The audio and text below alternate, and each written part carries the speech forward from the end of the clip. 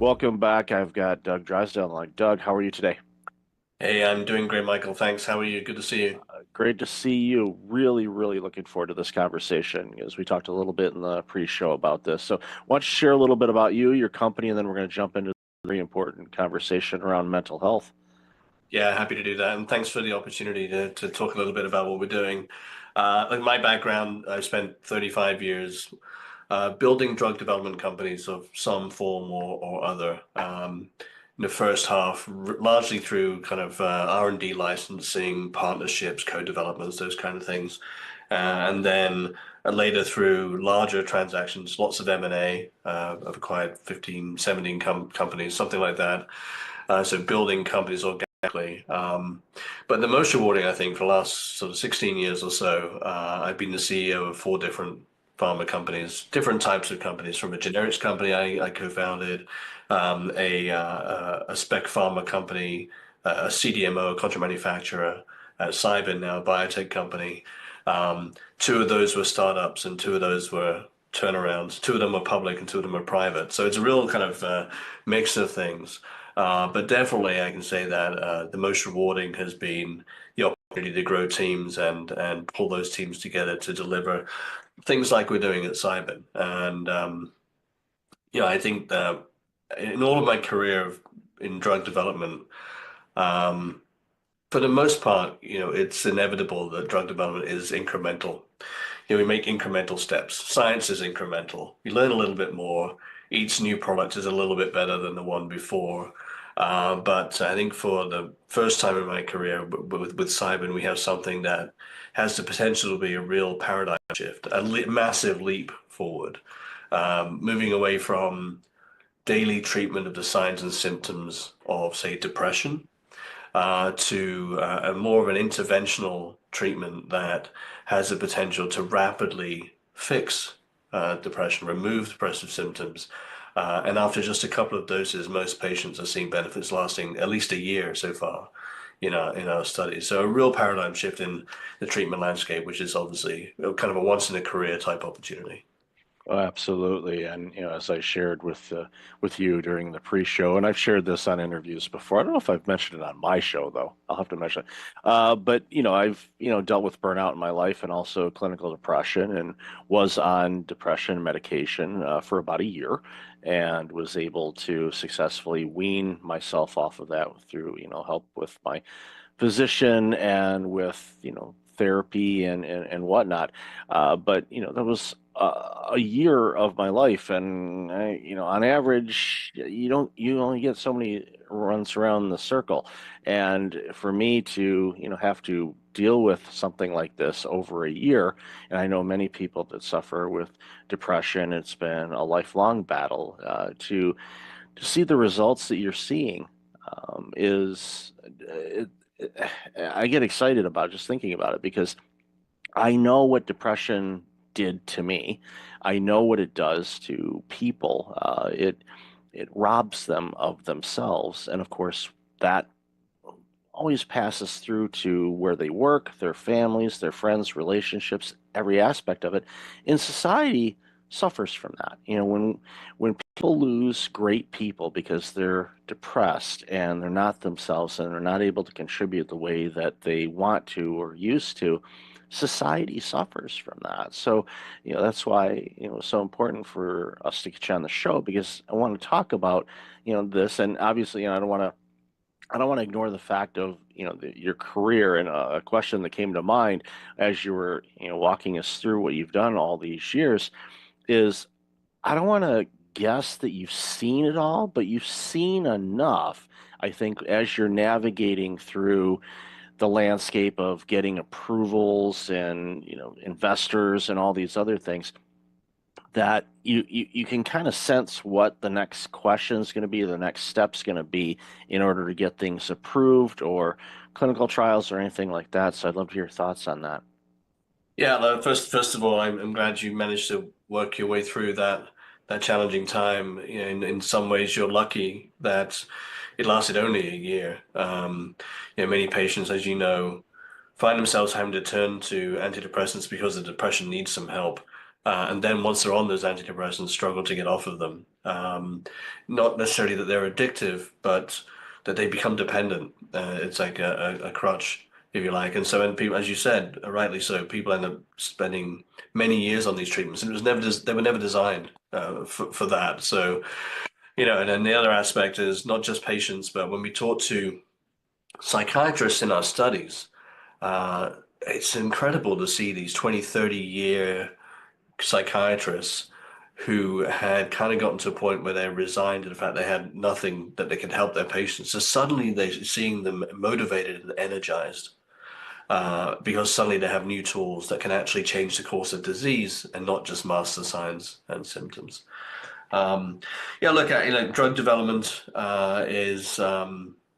drug development is challenging. Drug development is complex, more complex than most retail investors appreciate. Clinical trials are complex. Our first phase 3 study, 40 sites in a dozen countries, and that brings a huge amount of complexity, as you can imagine. And all of that goes on behind the scenes, and the public just sees the outcomes of it. So we're very fortunate to have a really strong team that has developed 60 plus INDs with FDA, many mental health treatments. The team's had something like 37 exits between them. So that means, I think that's a good sign. It shows that they're able to create value for themselves and for investors. But more than anything, this is a cause that really motivates people. So I think pretty much everyone on the team is here because of a personal motivation, a friend, a family, a loved one that has dealt with one of these challenges. So there's that personal motivation, but we're also quite competitive people. It's interesting to me, always interesting to me, that drug development seems like it's glacial and really slow, but actually it's kind of like swan management. Smooth on the surface and paddling like hell underneath. And we're frantically working around the clock to keep things on track. And it's a very competitive group, kind of like a competitive sports team, each contributing their all and also each supporting each other. So we're very fortunate to have the group, and I think the collective insight helps us anticipate what's coming next. As you rightly say, that's the critical in any kind of business, is anticipating what could happen next on the positive side and the negative, and then planning for the next milestones. How do you move the company forward with each of the next steps? Well, it's important. And as you were talking to, I started thinking about, all of the regulatory things. Of course, you've got the FDA. That's just talking about the U.S. This is a global product, so you've got all the different variances on that. And even in the states, you've got 50 different states, and there's licensing and testing and all these other things. It's a situation. It's like we're just trying to create a treatment, but you end up spending more time on the administrative side of things. To your point, that the modern investor doesn't necessarily understand that. It's like, you're making this new drug or medicine to solve a problem. Okay, they just have visions of labs and scientists. Like, no, well, the mountains and mountains of paperwork to submit that have to be reviewed, working with legal and navigating all of that and translation. And it's a big monster.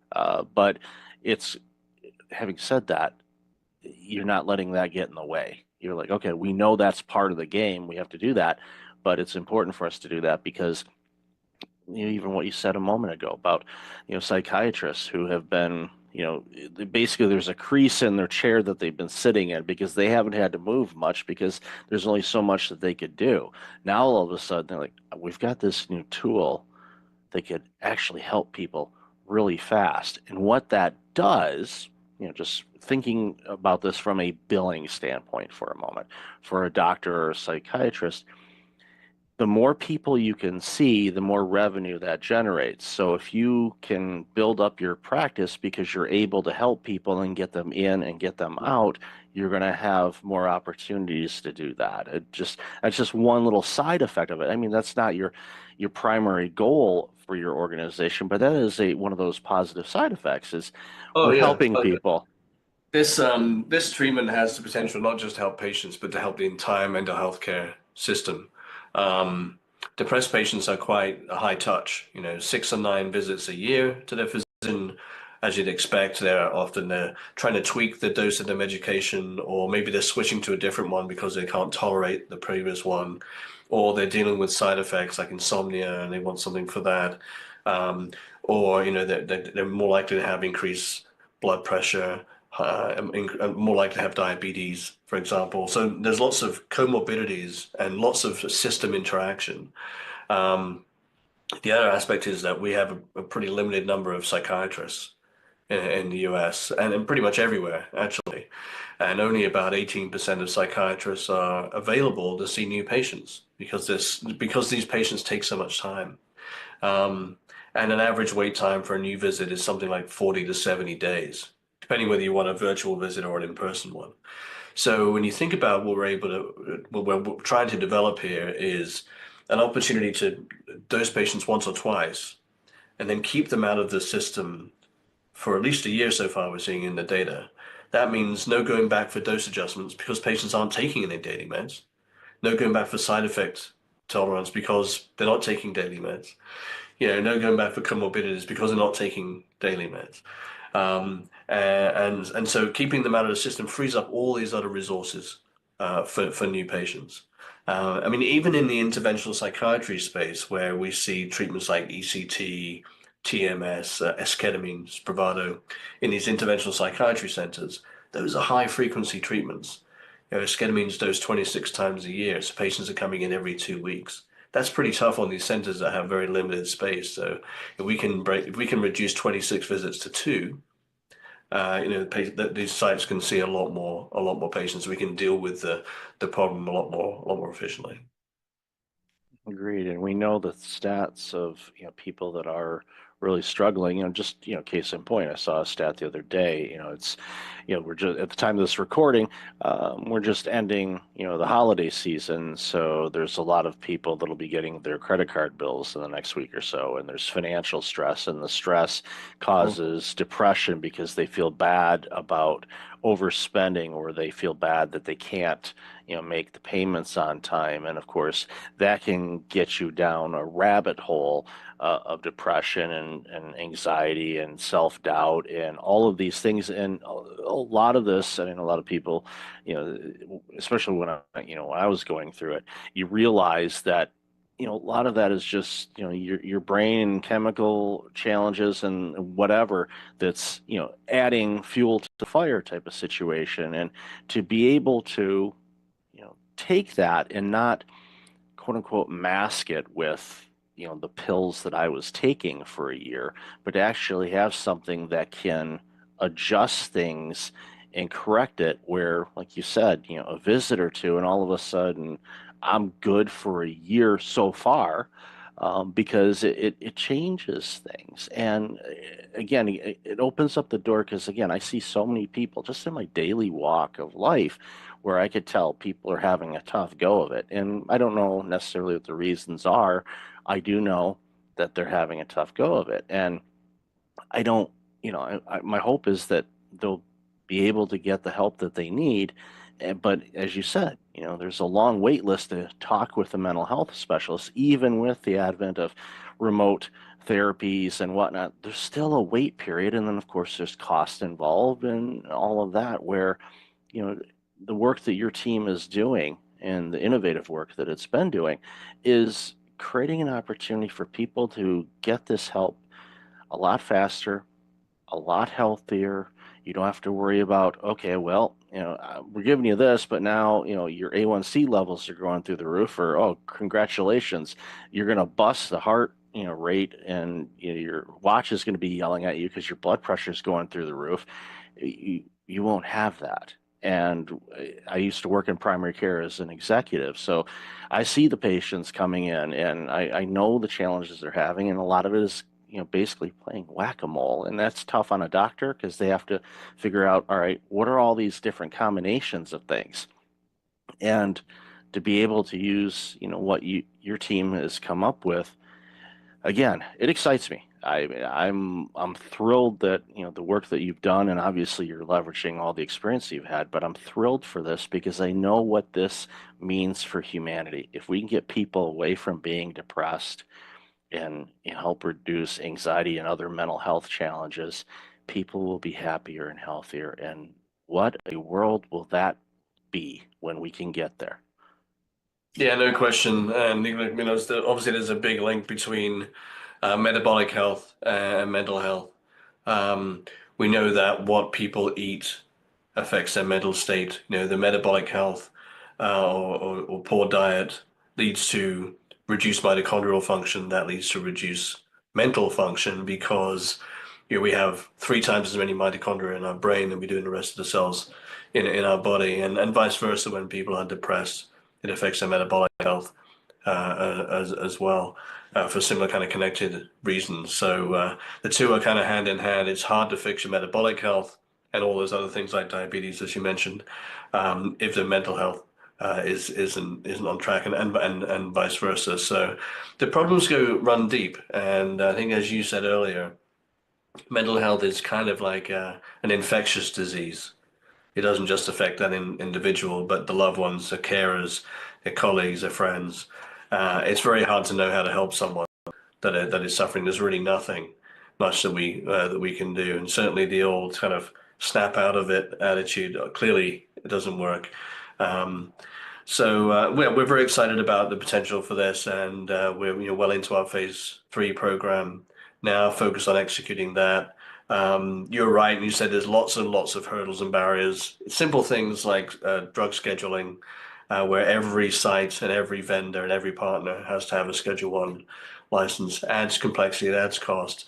But we have a team of professionals, and we've been dealing with that for the last 4 or 5 years now, and we're just powering on through. Yeah, that kind of leads into a question I was going to ask to towards wrap up is, you know, and I already kind of know the answer to this, but what's the long-term vision on this? From your standpoint, obviously I think this will spawn additional research in other areas as well. But what's the long-term strategy for the organization to navigate? And again, it helps when you have an all-star team that's done it before. It, Yeah. it, it, it it's not a case where nothing surprises you. It's like, okay, we know how to deal with this, and they do it. And I love seeing organizations that are made up that way because it strengthens the opportunity to quote unquote get things right. So, love to hear your long-term strategy.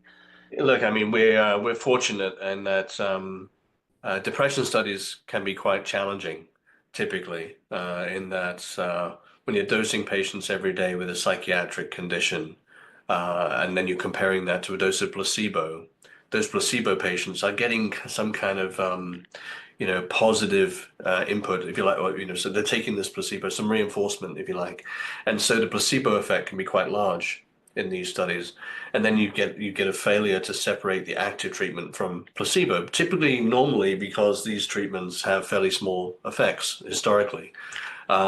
We've got two things working in our favor here. One is we're seeing much, much larger effects, 8 to 10 times larger than with traditional standard of care, and we're not dosing every day in studies, nor with placebo. So the separation risk is gone. We've seen just tremendous results in phase 2, 70+% remission rate, sorry, at 12 months, 100% response rate at 12 months after 2 doses. So going into phase 3, we've removed a lot of the risk. So now it's all about execution. When we think about the long term, this is just the beginning of a platform. So we know that these treatments very likely will be successful in depression, anxiety disorders. There's plenty of anecdotal and academic evidence to show that there are many other conditions that these could be helpful for as well. Bipolar disorder, OCD, postpartum depression, cluster headache, migraine, neuropathic pain, substance use, opioid use, alcohol use. I mean, these are conditions that collectively affect in the US alone maybe a couple of 100 million people. So we're not talking about niche applications here. We're talking about mainstream applications on the scale of, the GLP-1s, Wegovy, etc. Ultimately, once we look a few years down the road. So our hope is to focus on this phase 3 approval in depression, and then leverage off of that experience and the impact we can have on the depressed patient community, and leverage that to help many more people with a lot of other conditions. and really try to change the mindset to move away from daily chronic dosing of pills every day to something that's more interventional. You mentioned whack-a-mole. I think it's exactly right. It doesn't matter what condition you're treating, if it's depression or a cardiovascular disease or whatever. As soon as patients start getting polypharmacy, multiple pills, then it's about, okay, well, this one's causing this side effect, this one's interacting with this one's causing another side effect, and you're adding in more treatments to deal with the treatments that are trying to attack the underlying condition. So, one major benefit of all this is maybe let's break the cycle of relying on a pill every day. Patients have to come in and do a bit of work and have a couple of visits and take these treatments, but 2 visits could perhaps last patients for an entire year, free from all those medications. So I mean that's the vision, to create a platform, and we're very very excited about the opportunity to help not just depressed patients but all those other groups I mentioned as well. Yeah, I look forward to people throwing away their pill dispensers because they don't Mhm. need them anymore. So I applaud your work and celebrate it, and I'm looking forward to, seeing all the great things that comes from all of this. So, Doug, love this conversation. Where can people find out more about you and all this amazing work you're doing? Yeah, look, thanks for having me on, Michael. Enjoyed the conversation. You can always find us at cybin.com. That's cybin.com. And if you happen to be an investor, we're also traded on the New York Stock Exchange at CYBN as the ticker symbol. And I'll definitely have all that information in the show notes. So, Doug, thank you and your entire team for your part in helping people get better. I applaud you and I really appreciate your time today. Great. Thanks, Michael.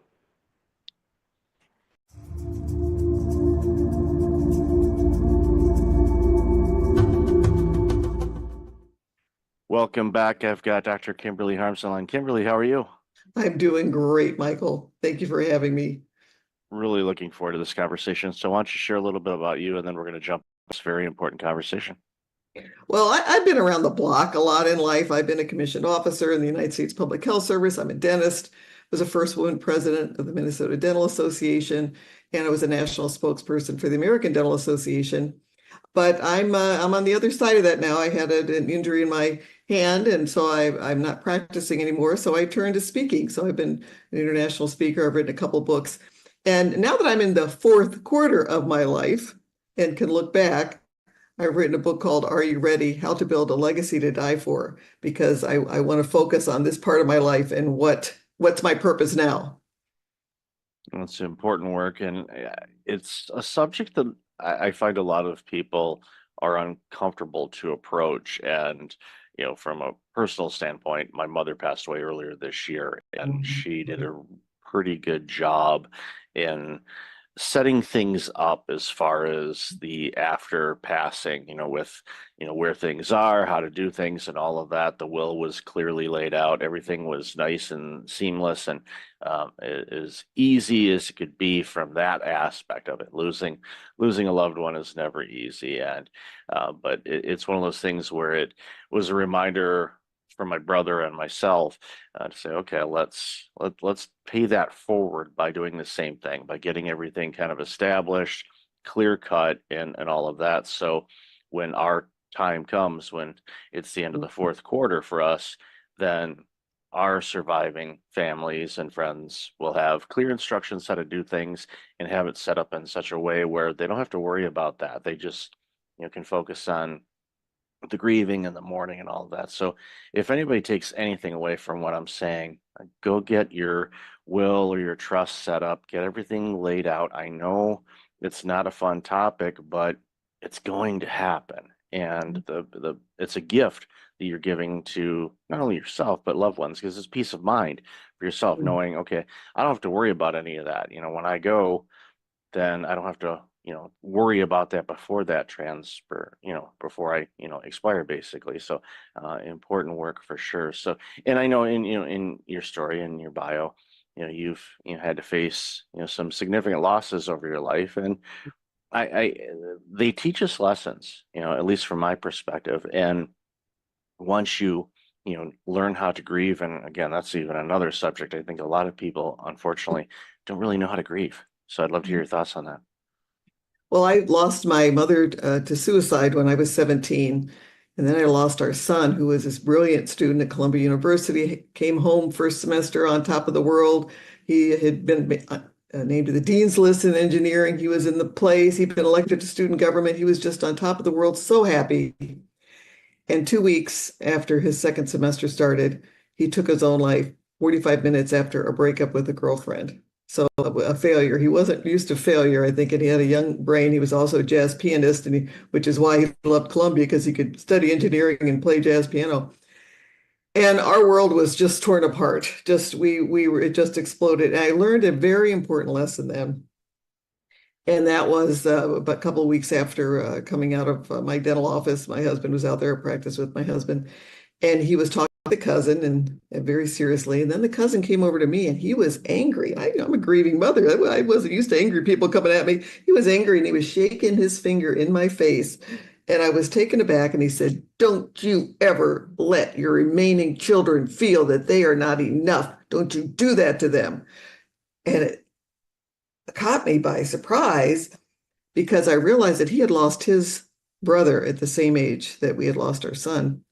And he felt that he lost his parents at the same time. He felt that the parents could no longer pay attention to their living children because they were so consumed with grief over the dead one. And I was headed in the same direction. It was such a, I didn't think I'd ever get out of that pit, and so it forced me with that confrontation to realize that my grief affects everyone around me, and especially my family. And it was at that moment that I just decided to fight and kick and scream and crawl my way out of that pit to find happiness in life again. And I could breathe the fresh air now. I live my life full of joy at this point. Took time. It was not easy. It took years to get out. Never is easy, but it's certainly worth it. And that's what I'd like to send to your leaders and your listeners, that your grief as a leader even affects everybody around you. And it's so much better for you and for everybody else to fight tooth and nail to get out of that grief pit, because it takes a fight. If you don't fight, you're just going to stay down there. So don't give up. Keep fighting. Yeah, it's an important lesson too, because leaders lead, and those that are being led by the leader, we're looking to you as the leader. We're looking to you for guidance and to tell us everything's going to be okay and protect us. There's, so many different things that are on the plate of a leader, and some are better than others in certain aspects of it. No one is by far perfect, but there are some that, even when they're going through a personal challenge, such as the loss of a loved one, or end of a marriage, or you name it, it's one of those things where it's like, okay, I'm not ignoring that, but my people need me to be the best version of me. And how I do that, and again, it's not easy.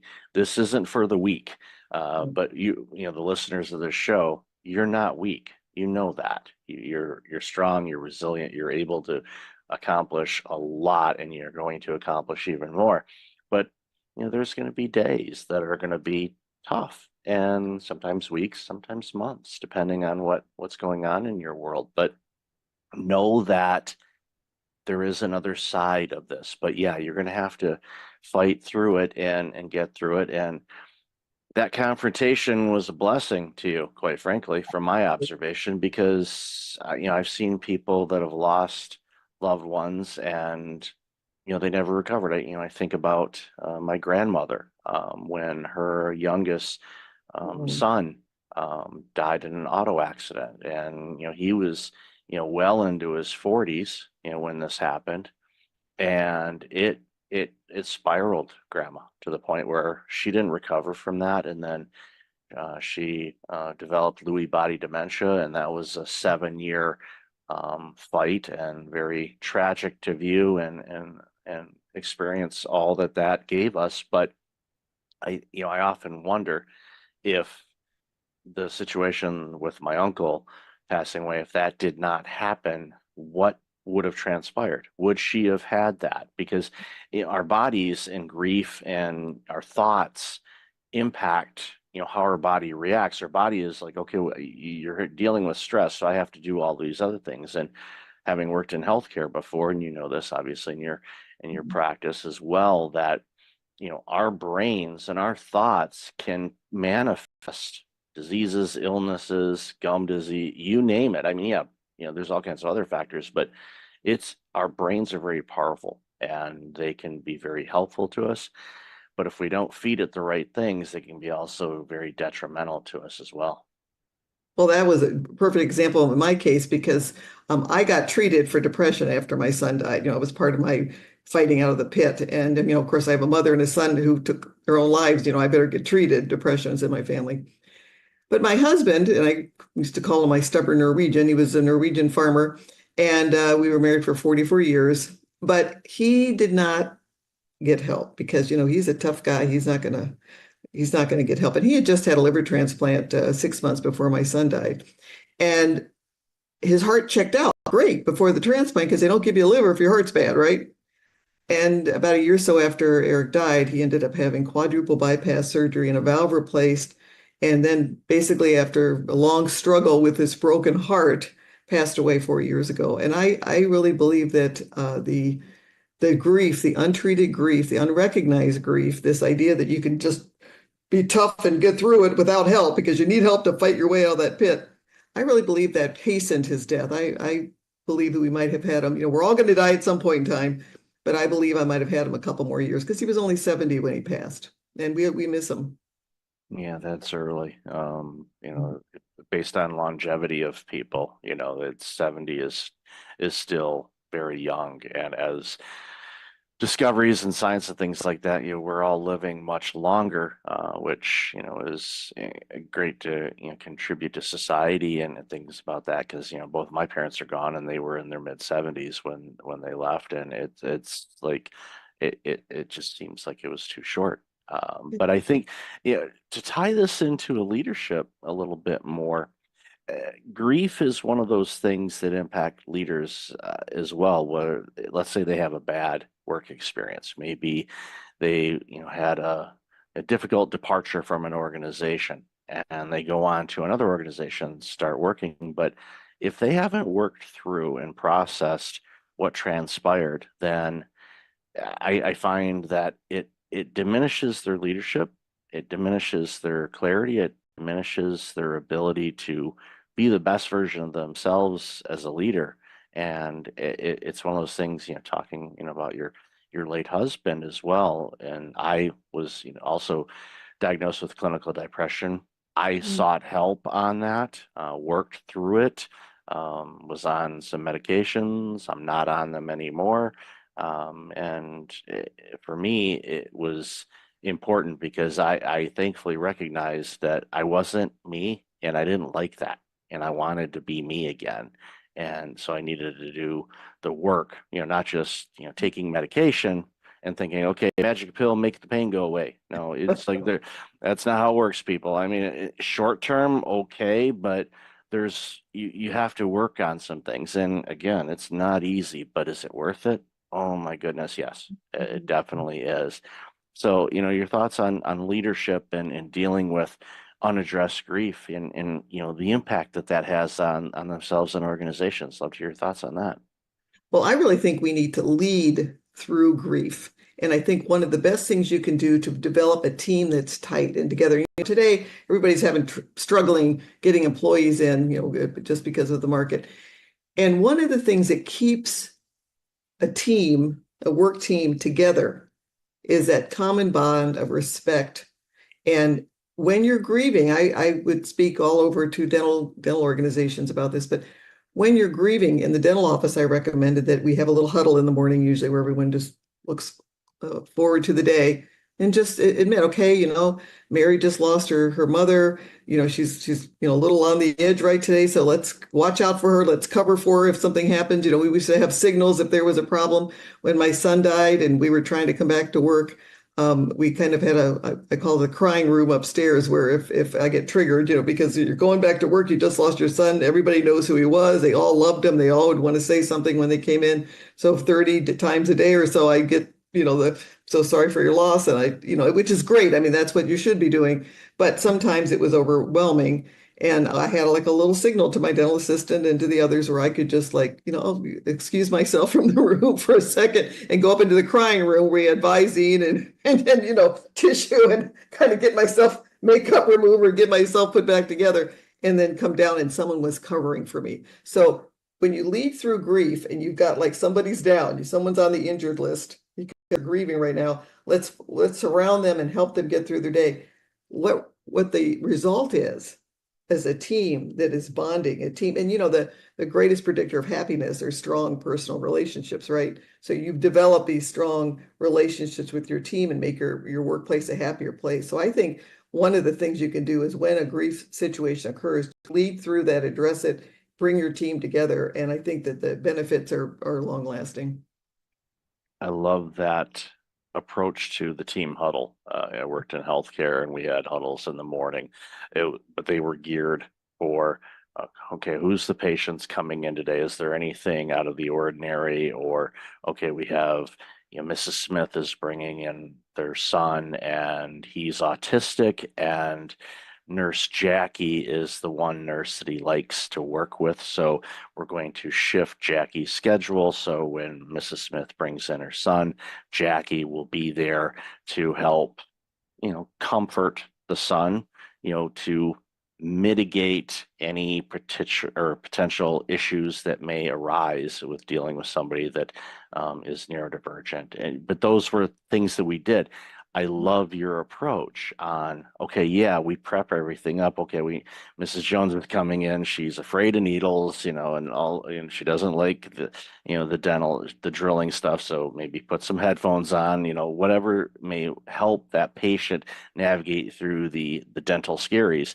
Don't be afraid of the dentist, people, by the way, just a side note, but I get why people have fear on it, but I've used dentists all my life. I'm not afraid of them. My mom actually worked for a dentist before I was born, so I'm kind of in the DNA.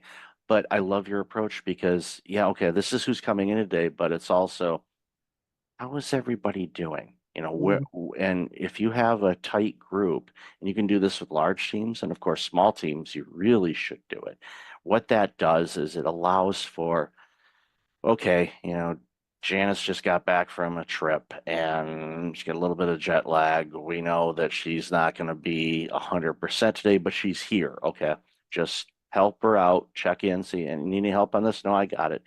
Knowing that you have backup Yes. it actually helps you overcome some of those hurdles. Like, okay, I'm not feeling great, but you know what? My team, loves me and has my back and can step in if I need the help. It gives you that little extra 10% as a person to go, nope, I don't need it, but I am so thankful that you offered it. I appreciate that, because there may be a time where you do need it. You need that crying room or comfort, or someone to pinch hit for you when, something comes up or your child's sick at school. Okay, I'll come in and help out with that.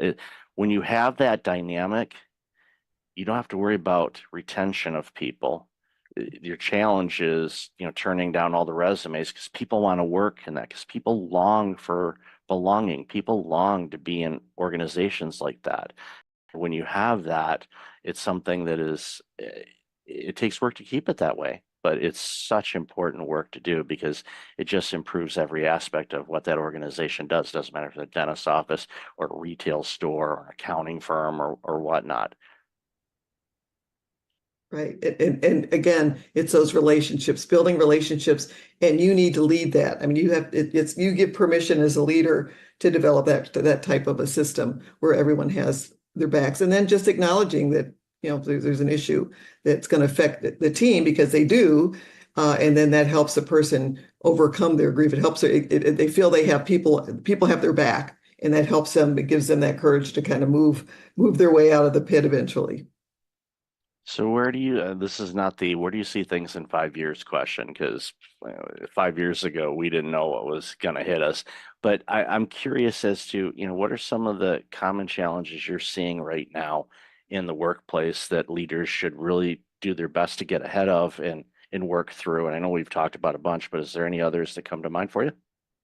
Well, I think the most important one is to make your team feel valued to give them opportunities to work through grief, and building trust. Absolutely, you have to build trust. If you lose trust with your employees, you're going to lose your employees. And I think that working on the emotional issues, I'm as dentists, we typically are not we're very clinical people. We like we work in millimeters. We aren't typically as a group people that focus on emotions. And what for any organization, when you work and you handle the emotional issues and take care of any emotional emergencies, and when you see people in your office that maybe aren't getting along, kind of intervene there and help them get along. And when you do that, what you find is by developing an emotionally safe place where people feel valued, people feel protected, you increase loyalty of the customers because they feel it. They want to come. If people are afraid to go to the dentist, but they loved our office because they'd come in and people are laughing and joking and helping each other out. You build loyalty of your customers. You build retention for your team members.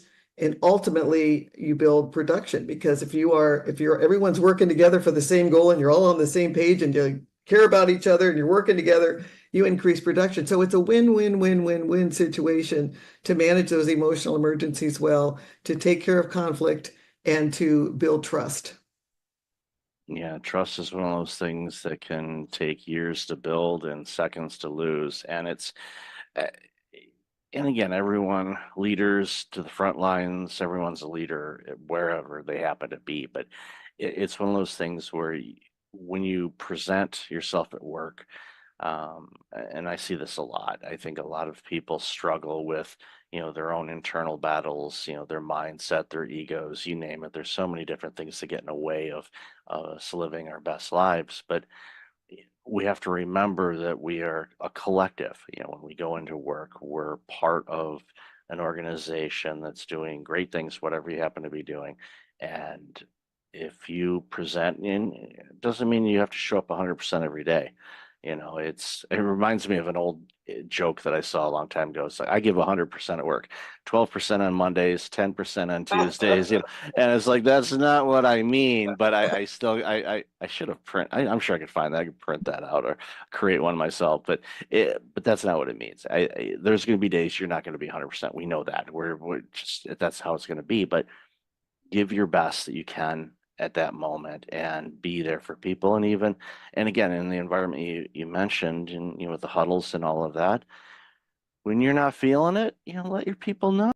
And I think that, quite frankly, it shows a little bit of courage and bravery on the individual, but it also shows that the organization is providing a psychologically safe environment for people to say, you know what, I'm just out of it today, and I apologize in advance. And then you just say, okay, what can I do to help? And then those people know, okay, I'm having a bad day, but tomorrow's going to be better. And knowing that you don't have the Sunday scaries, as people call it, or you don't have the, oh, I don't want to go to work kind of thing. Okay, yeah, none of us do. Okay, and some days we just don't want to work. Other days we're like, I cannot wait for tomorrow, because I love working where I work. I love these people. Can't wait to see them. I'm excited to share what I experienced when I went to whatever event on the weekend. It's like, there's going to be so many people that are going to love to do this. Everyone's going to do it. You're chomping at the bit to share it, because that's going to bring them joy and happiness. And when we get to do that in an environment, then it doesn't become work anymore. It becomes playtime for all of us. And those environments are around, they exist. And it's important for all of us to do whatever we can to contribute to those. Absolutely. And again, the most important thing you can do to make that workplace a happy one is to give everyone that feeling that you are a team, you have their back, you're working together, you care about them. Yeah, if you do that, the magic really happens. So, Kimberly, I've loved this conversation. Where can people find out more about you and all this amazing work you're doing? Well, my book is called Are You Ready? How to Build a Legacy to Die For. And you can find more information on my website, drkimberlyharms.com. And I'll definitely have that in the show notes. So thank you, Doctor, for your time today. Really appreciate you, and I love the work you're doing. And I've loved our conversation today. Well, thank you very much. This has been a pleasure.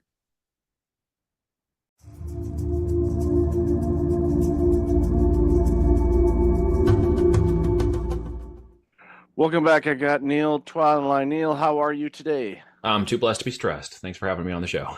There you go. That's the best way to approach life, no matter if it's full, it's just a challenge to grow and be Yeah. better. So I just look at it that way. And believe me, my life has been a whole lot better since I changed my mindset around It's that. all around the mindset, right? I only tell my kids, and we constantly repeat in our house, it's not that you have to do these things, it's you get to do these things. Therefore, you take a different perception of mindset and authority and accountability over doing them. Yeah, I first heard that and read that, and it was in a John Gordon book. I get Mm. to, that just stuck with me. And like, all right, I'm using that from now on. You And get to believe do me, it. It's all about changing. Yeah, into exa- control and mechanisms of things you can and can't do, and taking ownership over versus being victimized and having a victimized mindset. Misery loves company, as they say. And it's really easy to fall into the negatives. We just have to remain into the positive as well. absolutely. So, why don't you share a little bit about you and the work Yeah. that you do? Yeah, just in simple terms, 30 seconds here. I've been in business, building offline and online companies for the last 17 years. I left a corporate gig at IBM, kind of reached the pinnacle of that in 2007 and said, I'm out. Burned the boats, not the bridges. So I had relationships and things that led to business later on, which is great. Built a management consulting company that led into a lead generation and online marketing company that led into the physical product world of building private label brands. That led me into Amazon, where we launched and made our first 7 figures in 2014 and one of our first brands. Gone on to launch 5, 7 other brands roughly. We've got another 8 that we're partnered on in control, and have about 200 clients that now work in the aspiring entrepreneurs. I want to get going. I want to spend a year working with you one-on-one, to those who are building companies that want to grow and scale profitability to X, exit out and multiples of X. And we are also in the acquisition space now. So we're acquiring companies with 1.5 to 3.5 million EBITDA and up to 15 million in revenues. Kind of a sweet spot before we get into the high end of the PE groups. And we're acquiring hopefully 15 this year. We got 3 on deck right now. First one closes in 2 weeks. And that's a long time in the process to get there. And that's kind of where we're moving now. That's awesome. It sounds like you spend a lot of time in the playground. That's A lot of time in the playground, always questioning what's possible, pushing the goals, pushing the urgency into things, always asking, can we do better, and testing farther and faster, and jumping off the cliff and building a parachute on the way down, as they say. There you go. And the beautiful thing is, when you had your success, it speaks volumes to you. And because a lot of people say, well, if I get this, then I'm going to exit out, and Yeah. then they sit. And what happens is they rot, they decline. I can't retire. I never will. Yeah, I'm not a complete. I can sit on the beach for a week and then I get anxious, and I'm like, okay, I got to do something now. That's about as far as I can go. Yeah, it's because you're a creative. You're an artist, and a lot of times people in business say, "No, no, I'm not an artist." No, you're creative. You're creating opportunities. You're looking for different things. Yeah. You're examining things, and growing business. And we know that Amazon in 2014 versus Amazon in 2025 are different organizations. Very different. You've got to be a pro seller, pro business. You have to treat it like a real business now. The side hustle, hobby businesses, arbitration businesses, wholesale businesses, those are all falling out of the market. At the end of the day, if you don't build something with tangible assets, private label, equity, intellectual property, etc., you're building vaporware. You're building a job. You're building something nobody wants to buy. And as somebody who's buying things, I don't want to buy any of those. And nobody I know who's buying doesn't want to buy those either. We don't want to buy somebody's job or somebody's side hustle. We're buying real businesses with tangible assets. So you must consider that possibility. It doesn't take 17 years to do it anymore. I mean, what we can do now in 2 to 3 years is incredible, with systems of AI and software and the virility of traffic and markets. And now there's Shopify and TikTok and all these other markets we can move into, and retail as well. And so creating a holistic e-commerce brand is really what I'm talking about at the end of the day. Yeah, and it's just, understanding e-commerce. And I remember, just to date myself here a bit, my first online purchase was actually through a service called Prodigy that Sears was running. And I forgot who I don't remember who they partnered with, but it wasn't just them. Yeah, AOL, I think, if I'm not mistaken. Yeah, Sears, the original Amazon. And we did mail order catalog, and then I literally bought something online, and it was delivered to my house. I'm like, well, this is pretty cool. And now it's just it's not. It's still cool, but we don't even think about it anymore. Now it's to the point where it's like we're looking at the app. It's like, okay, it's one stop away. Okay, I'm gonna go outside and grab it. Just that has changed in the last 16 months extremely fast, because most people aren't aware that mobile purchases succeeded desktop purchases for the first time in history last year, December 2024. So it's only been just recently that mobile is a component now of our everyday life, and it opened up the ability for people to spend anywhere they are. They don't have to slow down, go find a laptop, find a thing. They don't have to order a catalog and wait. They literally literally just click, click, click on their mobile phone. So the speed at which this business is moving, its growth, its double-digit trajectory every year of growth has made it one of the largest industries in the world, and Amazon one of the largest marketplaces in America. Yeah, it's they have pretty much the logo A to Z. That's pretty much it. I joke. I live in a condo building, and we have a concierge slash security, and our packages go there. Right. And I order quite a bit from that company, and Many people do. yeah, and the head of security says, "Are you trying to order A through Z?" And I see that. I see those packages are stacked up and the memes going around. It's like, all those Amazon boxes. We get, I don't know, 2 to 3 deliveries a week at our house from Amazon. Most people do to some degree. They just don't stop and think, hey, could I sell those products? Could that be me? Could I be delivering those products? They just think more consumer. And if you're here today, hopefully you're thinking more business than consumer. Yeah, even the White House orders it, because I saw a video this morning that Speaker Johnson videoed of Vice President Vance going into the Oval Office for the first time. I don't know if you saw that or not, but as they were walking down a hallway, there was this table on the side, and there was a tool bag and an Amazon box sitting on the table. And it's like, it's like somebody ordered some LED lights for the house and something. I was gonna say, it's like, yeah, exactly. So the White House orders from there too. So but again, we both remember a time where that didn't exist. Oh no, absolutely. I remember when they ordered the first pizza online and all this stuff. And I've gone back to the internet when we were doing green screen inbox terminals once upon a time and building the first boxes in the computer lab at the school. And something you said earlier really struck me, because I went to college on a full ride music scholarship. So business to me is like music and creativity. It's like Chopin or listening to Miles Davis and jazz. It has creativity and fluctuations. There's not really hard and fast rules. There's guidelines. There's if you've got creativity in your nature and you enjoy technology to some degree and you don't mind working on computers, then e-commerce for you could be an amazing opportunity. It took me out of that whole world and refocused and changed the way I thought about business and business online. And as I watched it grow, I just kept thinking, I got to get a piece of this somehow, somewhere, someday. But it was so soon in my walk that nobody was teaching it. No academia, no credits, no nothing. You had to literally do it yourself or go to the corporations that were spending money. And so I ended up in the corporate world, into Sprint and doing programming first, teaching myself how to program. And then when I got good enough at it, we jumped into a full-time corporate gig when they launched the PCS division and was on some of the first mobile phone launches when the mobile phones came out. And that was a fascinating time. I got badged as a 5,000th badge in the new division, and there was 80,000 employees when I left 5 years later, which sent me to IBM. That was the next pinnacle, and I got in there and was working in IBM for almost 5 years on technology, AI, systems, knowledge management, mobile, and all kinds of other stuff. And, I kind of reached that pinnacle in 2007. I was like, now what? Like, this is evolving. I want to keep going, and I don't want to keep going in the corporate world. And that's when I decided to pivot out and fire the man and keep going. And I'm really glad I did.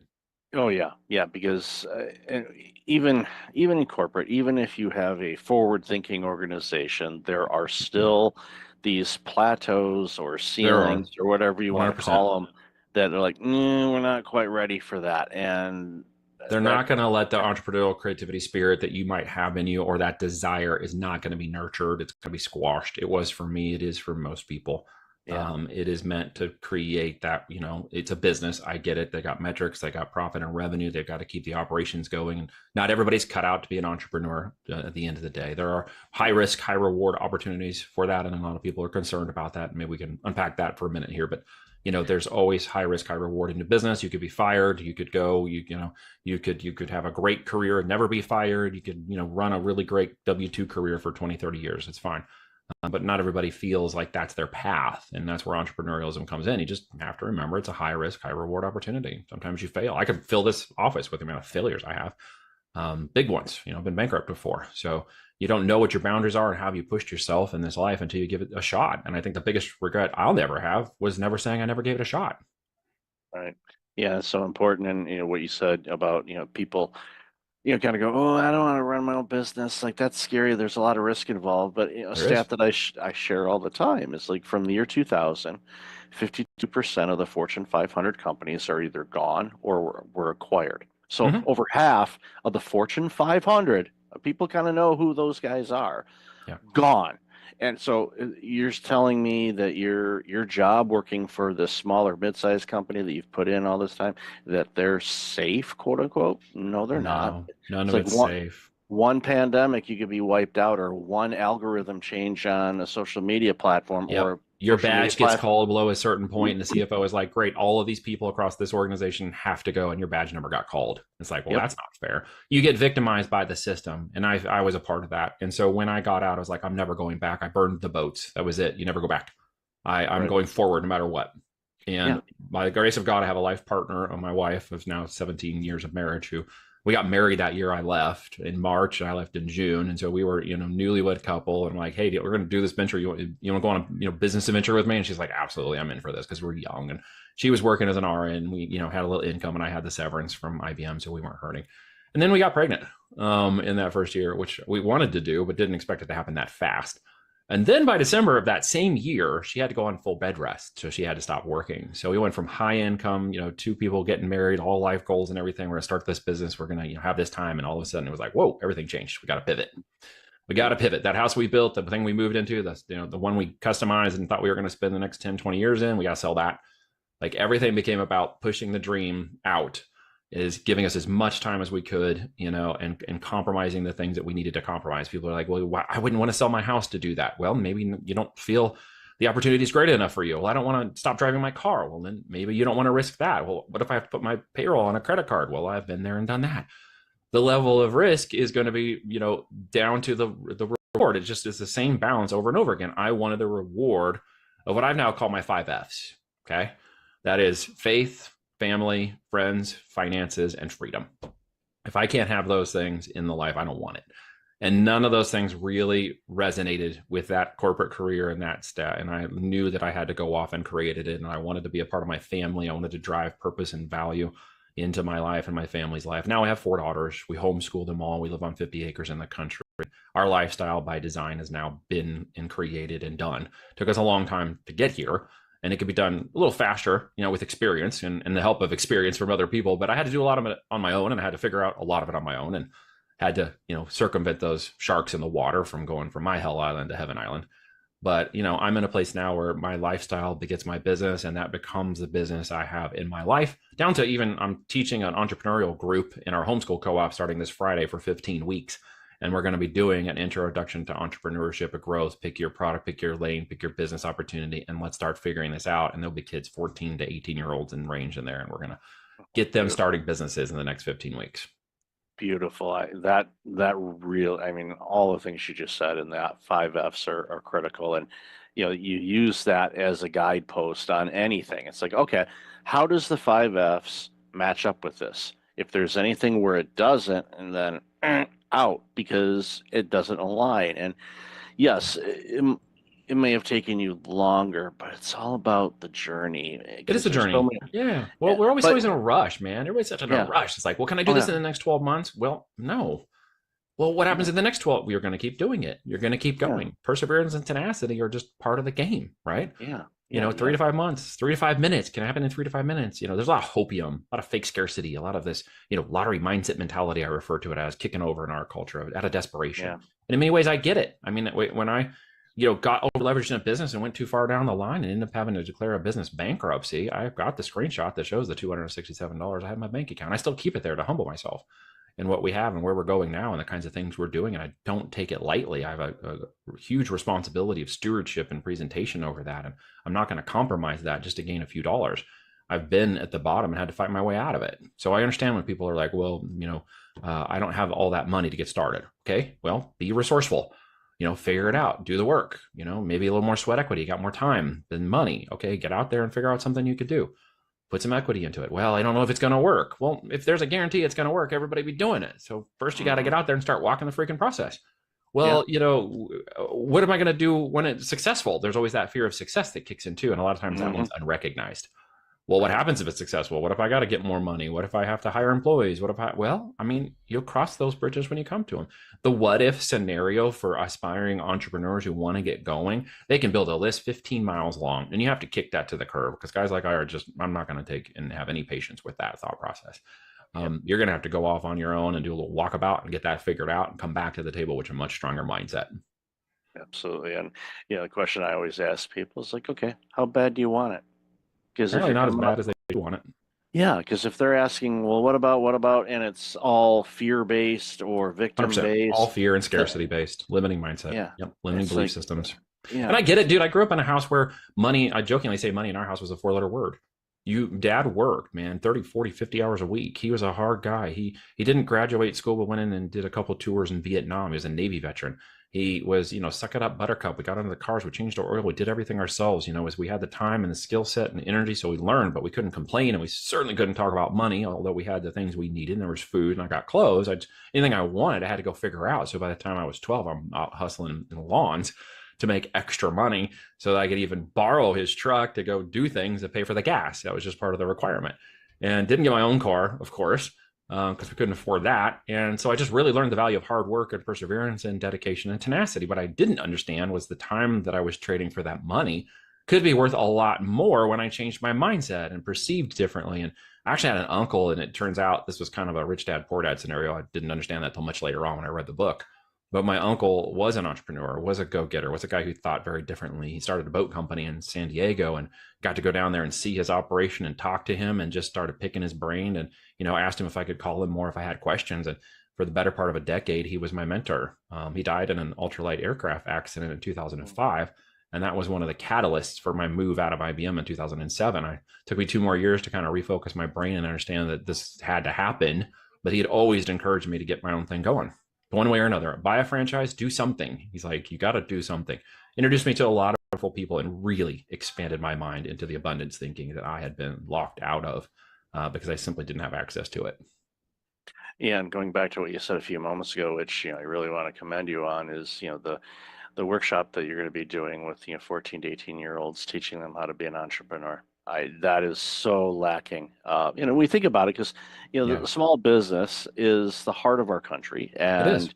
and people, I vaguely remember some things in school, in high school anyway. I went to business college, so I was taught business, so that you got it there. But teaching that age where they're still able to learn and retain things a lot easier sparks ideas, because they always ask what you want to do when you grow up, and you're like 14 and you're like, it's going to change, right? Yeah. It's going to pivot. It's okay. Oh, yeah. Like I'm not running a lawn business. Yeah.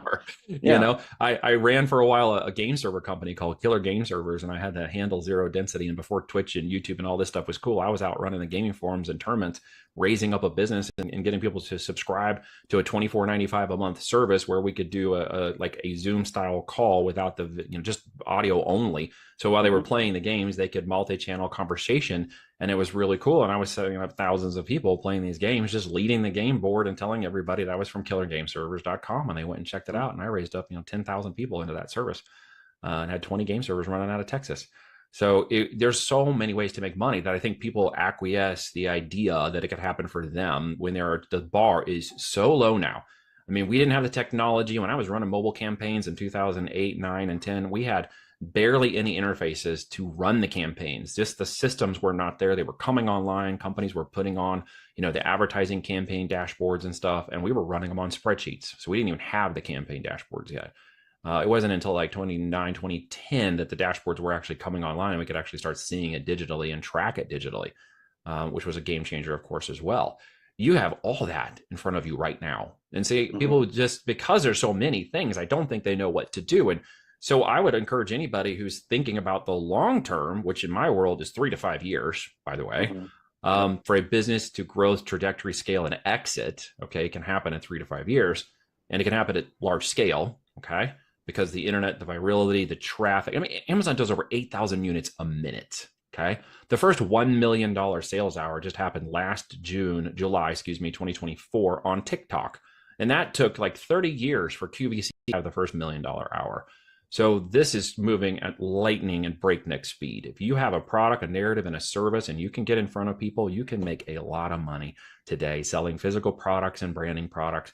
Owning the IP and the intellectual property creates the assets necessary for someone like me to look at that company and say, okay, I'm willing to pay this much for that company. I'm willing to see the value of that company for the last 12 months, and I see where we can change it and modify it and enhance it and grow it through our connection. So within 2 or 3 years, we can raise it up to another exit. And by the way, here's your check, here's your offer, here's your opportunity. Let's go do it together.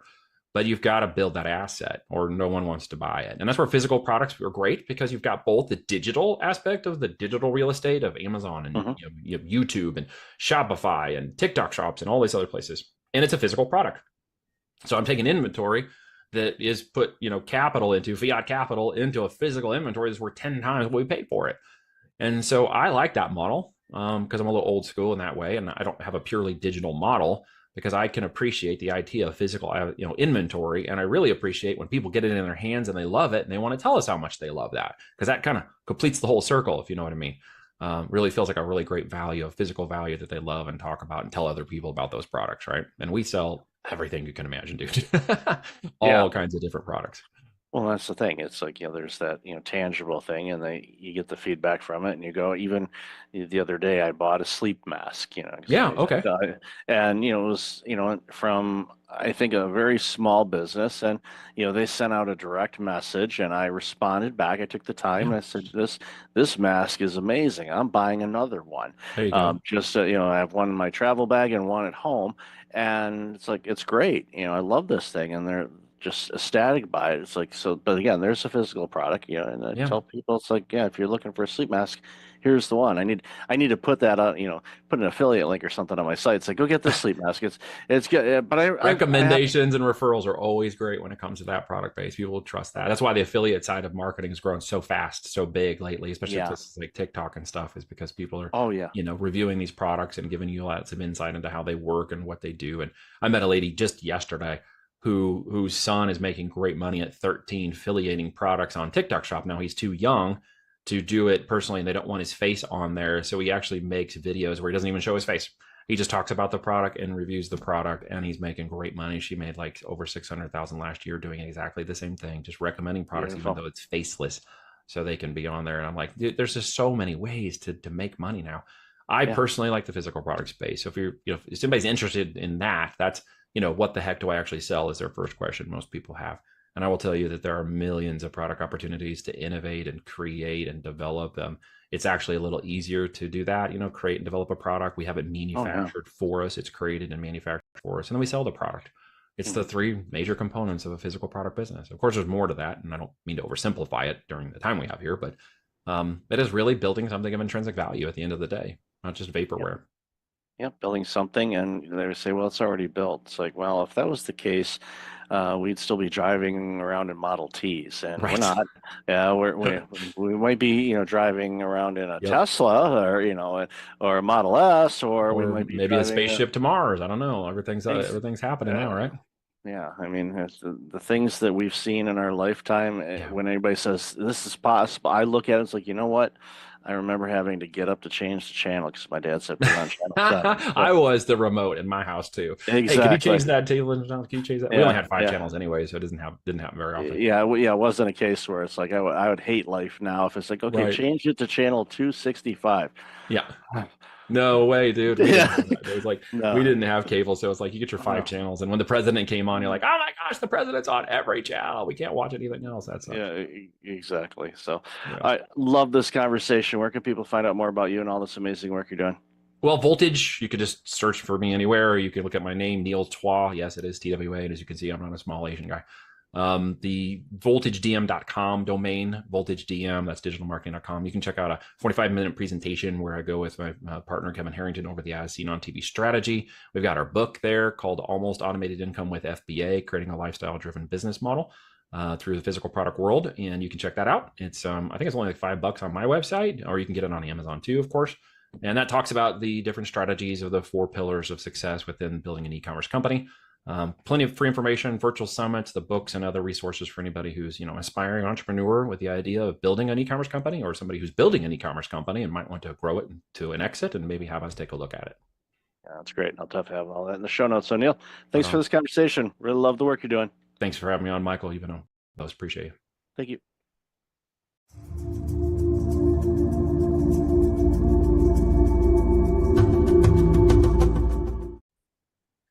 Welcome back. I've got Clifford Stephan online. Clifford, how are you? Great. How about yourself? Thanks so much I'm for having doing, me. oh, my pleasure. Really good topic that we're going to talk about today. Important one too. So why don't you share a little bit about you and then we'll jump into the conversation. Sure. Yeah. So I am 51-year-old male, grew up in the Bay Area, and I've had a human resources compensation consulting firm designing employee and executive pay plans for pre-IPO tech and private companies in the Bay Area for the last 20 years. And got a degree in nutritional science, pretty active in sports, kind of a health nut.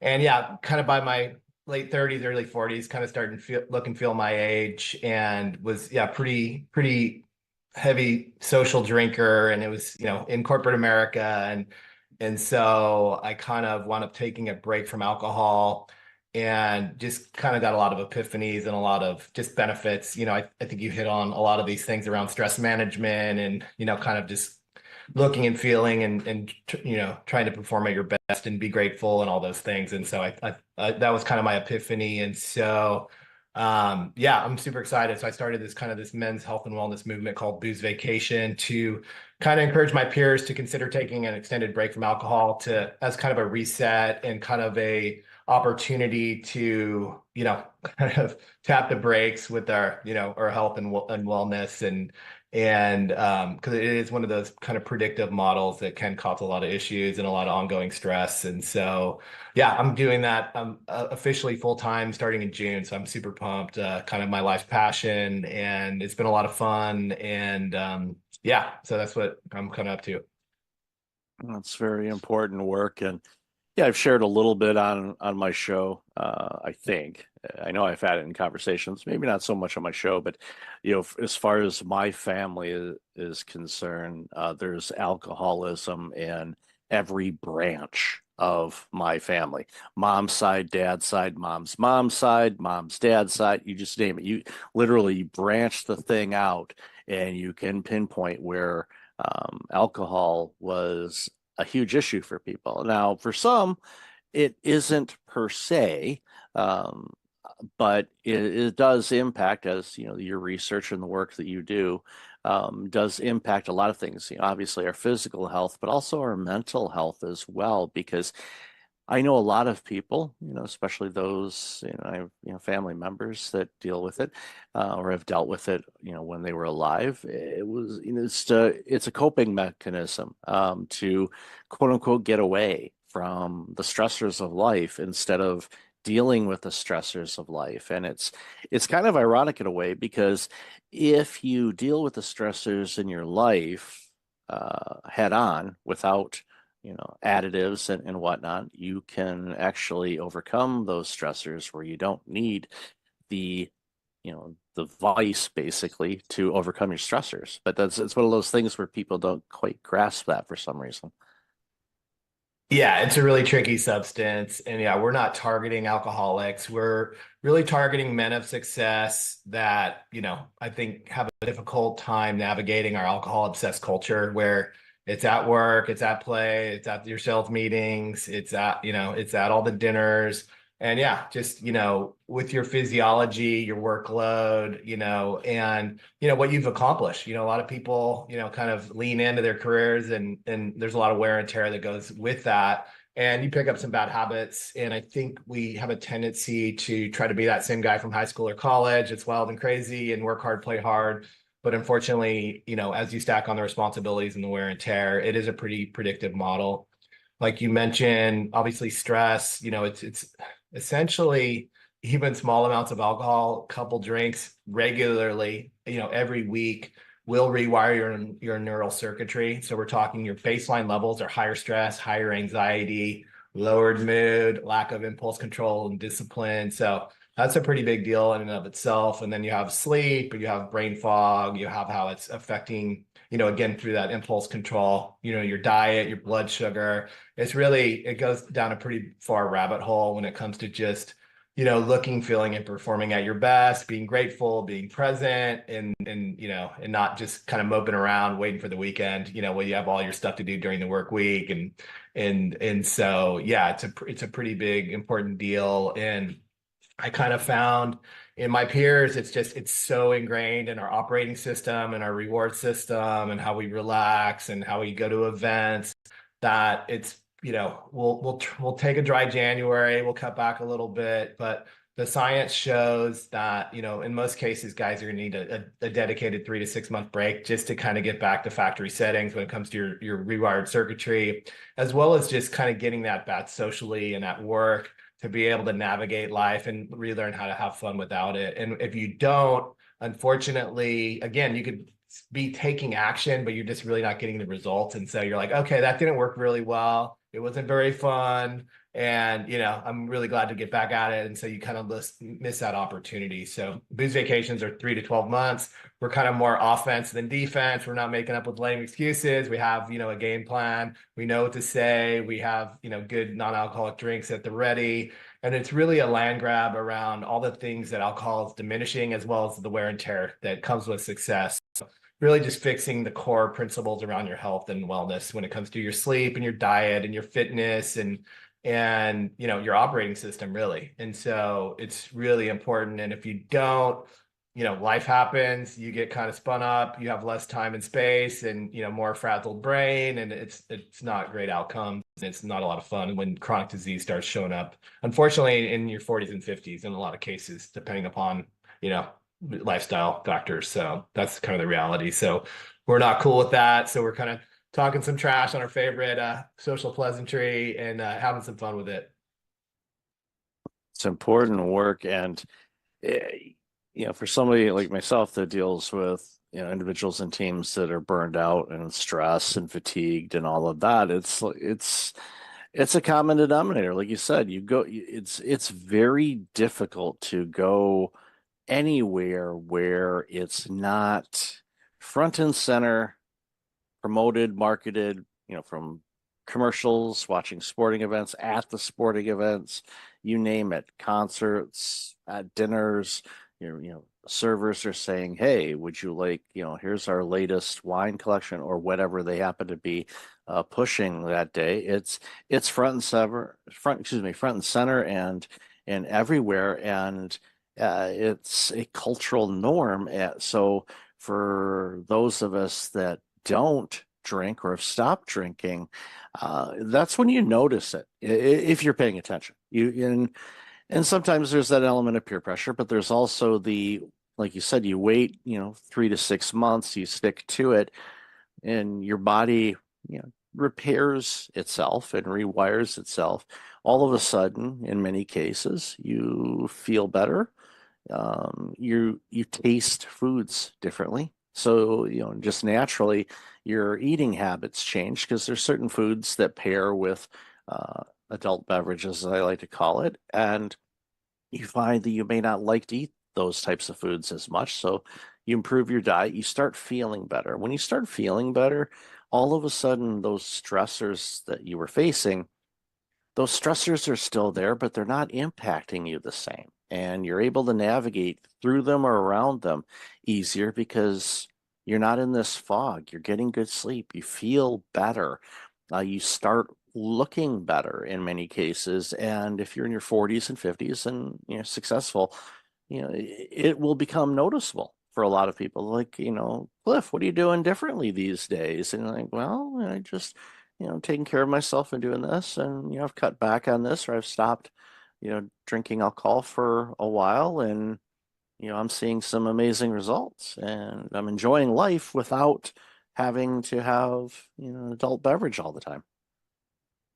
Yeah, and that's exactly it. And again, we're not targeting alcoholics. It's a purposeful break to essentially get you up to 100%. A lot of these guys are dragging ass. They're at 50, 60%. They take a month off, they get to 70%. Oh, I feel great. I'm ready to have another drink. And so they don't really ever get that momentum. They don't they're not able to address all these issues that honestly are overwhelming, because again, you could work out, you could eat a kale salad, but with regular alcohol use, you're just down regulating so many different systems that you're pissing up wind with your physiology. And so we want to ultimately, it's not about pointing fingers or pushing sobriety, but it's really about getting guys to 100%, seeing what it's like, and really giving them a choice, because it seems like the current system is like, what's your favorite brand? You want beer or wine? But it's not like you don't get that choice to really get out of that, social construct. Because again, I'm not drinking tonight. That's kind of an awkward conversation. When you're doing these short breaks, they're defensive, you're on your heels, and they're not very effective, and you're not getting back to 100%. And so there's really no way out. And it sounds kind of dire, but again, just the typical male, like, I don't know about your peer groups, but I mean, go to a football game, go to a corporate event, go to a cookout. It's not like, we're having a couple drinks every hour. Some of those drinks have multiple servings of alcohol in them, and it's 6, 8 drinks, and like that's gonna really do a number on your work week. You're gonna be less productive. You're gonna be sleeping. You're gonna miss workouts. You're gonna have more aches and pains and strains and stomach issues. And after that crappy week, you're gonna be looking for another drink, And so it's kind of, you just get stuck in a lot of these negative feedback loops that I don't think people are aware of. Again, how deep that rabbit hole goes when you're just messing up so many different systems. It's super common to see, a lot of CPAP machines and snoring appliances.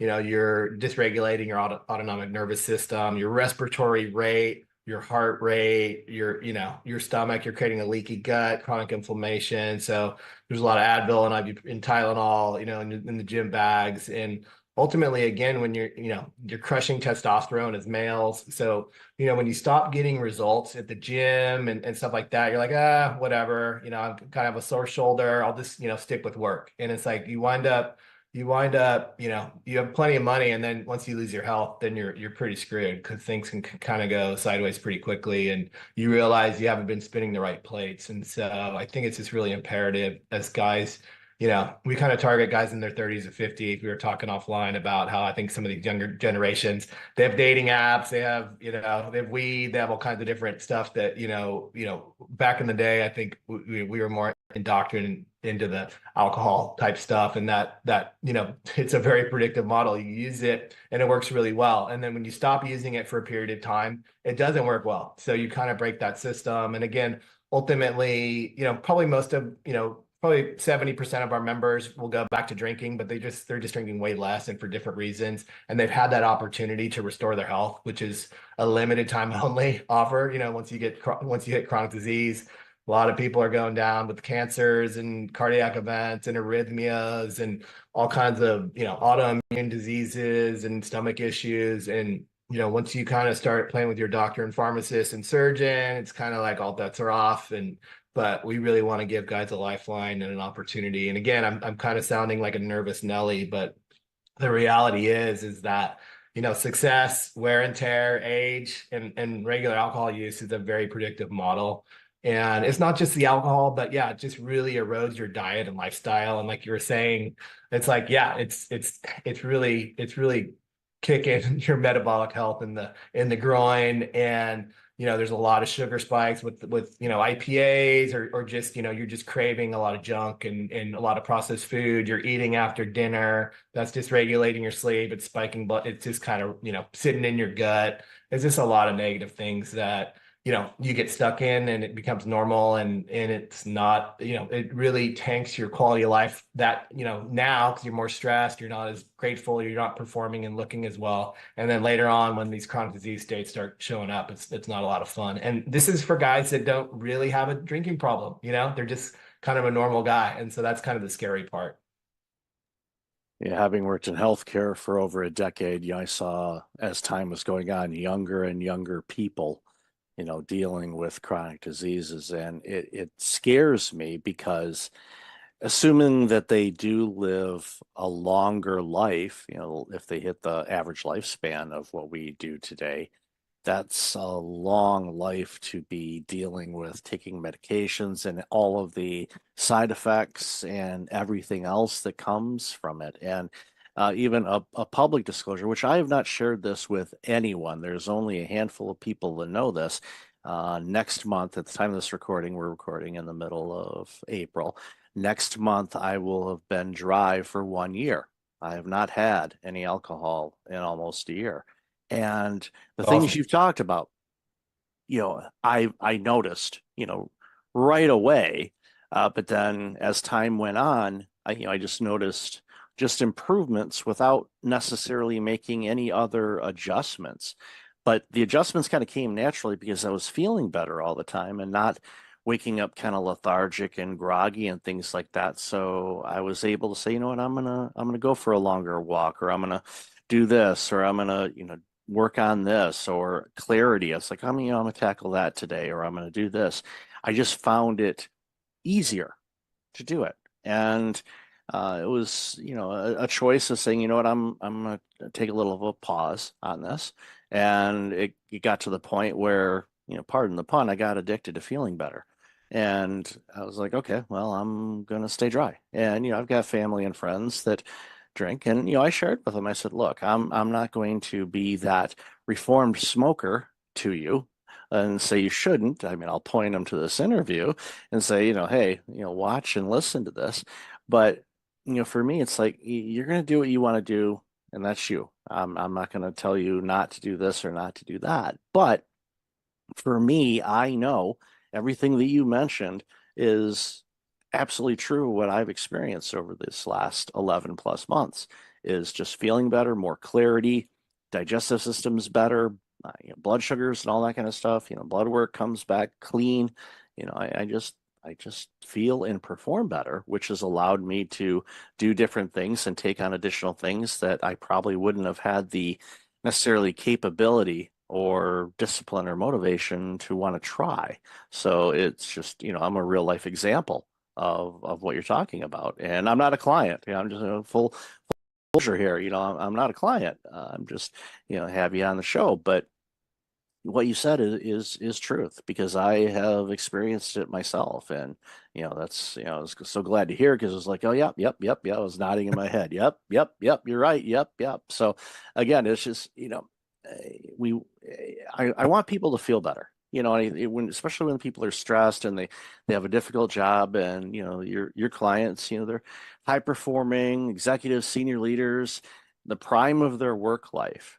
Well, if that window is short, we think it's long, but it's not. It's really short. So it's a great opportunity for people to crush it and do really well to set themselves up for the rest of their lives. And just like any athlete or anybody that's doing a performance, you want to be your best so you can be the best. And of course, the rewards come from that. So just, making an adjustment like this, yes, I know it might be challenging for some people, but you're not alone. There's people that can support you. And obviously your team and the resources that your team provides will help people with that. Yeah, and let me talk a little bit more about Booze Vacation and your experience. And I think that's awesome. And that's what kind of pissed me off, is that no one's talking about it, no one's trying it, no one's seeing their peers do it, and really connecting the dots. I think us guys are kind of monkey see, monkey do. And when you do it, like you did it, that's fantastic, that's awesome. But you're still kind of in this defensive. It's still very socially, kind of taboo, which is silly, because we're not 20 anymore. And so that's really why I created Booze Vacation. And a guy doesn't have to sign up for our program to, take a break from alcohol. But, we do have a lot of, cool free tools and resources just to kind of help guys, kind of navigate that. And that's why I created Booze Vacation. I wanted to make it kind of fun and aspirational. And, you kind of say Booze Vacation and they'll be like, oh, that sounds like fun. And then you're like, oh, it's this. They'll be like, oh, I don't like that. And then you're like, well, why don't you like that? Oh, so it's just kind of a way to kind of, kind of trigger the conversation. But for me, it made my buddies laugh, and it kind of got me off their back. And so, but I think it's just really important that guys share that experience, because the reality is there's a million guys that could use it. And there's a lot of pent up demand for this type of need, not for alcoholics that don't want to go to AA, but like, what the hell, is everyone else supposed to do? And every guy is trying to have more testosterone, try to build muscle, trying to sleep better, trying to have better relationships, have better sex, better performance, be more grateful, have better digestion and health. It's like all this stuff, like, again, I don't care what you're doing, what protocols you're doing, because I did it. That was me. Like, I drank for 30 years. I had a degree in nutritional science. I had the time, money, and resources to do it. And guess what? Like, I had to throw in the towel. I had a CPAP machine. I had bad blood work. I looked and felt like crap. And so I finally threw in the towel, and all these interventions worked great. They were just out of sequence. And so I think it's just really important that, so that's kind of why I created, Booze Vacation. So it's not, you're not making any lifetime declarations. You're just like, hey, I'm on vacation right now. And, maybe I'll have a drink later, but right now I'm on vacation and I'm loving it. And it's really kind of, it's kind of, playing offense. Hey, I lost some weight. I'm looking great, and it's not like people can't tell that, and I think, again, in our society, I think people just think that parties are about the alcohol. No, they're about the people. And when you're looking and feeling better and, and you're more at ease and you're less anxious, you could actually learn how to have fun without it. And so it's just kind of a foreign concept. And I think a lot of my peers just are, kind of shut down on it. But the reality is it's not a dumb idea. Everybody's trying, everybody should do it. It's a limited time offer only. And like you mentioned, it's more tools in your tool belt. You know how to do it. You have a longer shelf life, a longer runway. You might, say, hey, I still want to drink, or, I might, kind of mix and match and do other things, but it's giving you that option that you don't currently have. And no self-respecting man is going to want the big bag of predictive problems that they're signing up for with regular alcohol use, whether it's a CPAP machine, whether it's erectile dysfunction, it's rusting and clogging your cardiovascular system. I could go on and on what it does, but again, there's so many direct and indirect effects to all your organs and functions and systems in your body that it's just a matter of if, not, when, not if. And so that's kind of what we're up against. And so that's why it's so important to us. And yeah, we have a ton of free tools and resources, and then we're going to have like more of a mastermind group and more kind of paid stuff. But at the end of the day, anybody can do it. You're not an alcoholic. But I think the critical piece, one tip I'll tell people is the most critical piece is like, don't try to cut back. Don't take this 1 month stuff. That's defensive. It's not going to work. It's not going to get you to 100%. You really need to, the hardest part about taking a break is not the taking a break. It's the deciding to take a break, and then just make sure you take it, get 3-6 months, and ideally even longer. And it is kind of dose dependent. If you've been drinking for, 20 plus years, 3 months probably isn't long enough, but just start with more of a dedicated break to give yourself that runway and that opportunity to really heal, and then take that extra time, money, and energy like you did to work on all these other things. And so that's where it's at. So it's not about sitting around, moping around, waiting for the clock, but it's really about getting after it and using all that extra time, money, and energy to really, stack as many wins as possible. So you're going to want to keep them, and that's going to change how you drink long term, no matter how you choose.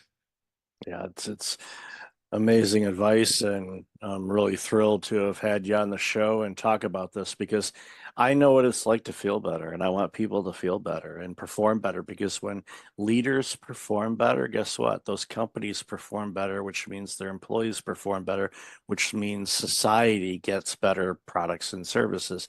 So I'm selfish in this. It makes things better for all of us. So it's a win-win for everybody. So Clifford, I've loved this conversation. Where can people find out more about you and all this amazing work you're doing? Yeah, check us out at boozevacation.com. We got a bunch of tools and resources for free, and a bunch of other stuff, a community that we're working on. So yeah, totally appreciate it and agree.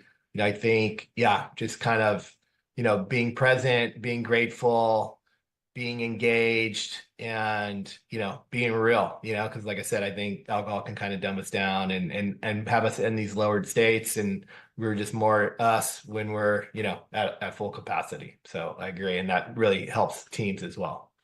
Agreed. And I'll have all that information in the show notes. So Clifford, then again, thank you so much for your time and this very, very important conversation. Appreciate it. Hey, thank you so much. Take care.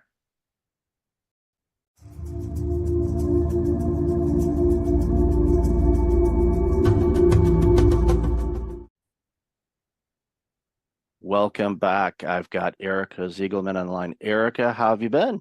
Hi, I've been all right. I'm so glad to be here. Thanks for having me, Mike. Been looking forward to this conversation for quite a bit. So, we interacted on I forget what platform it was, but Club.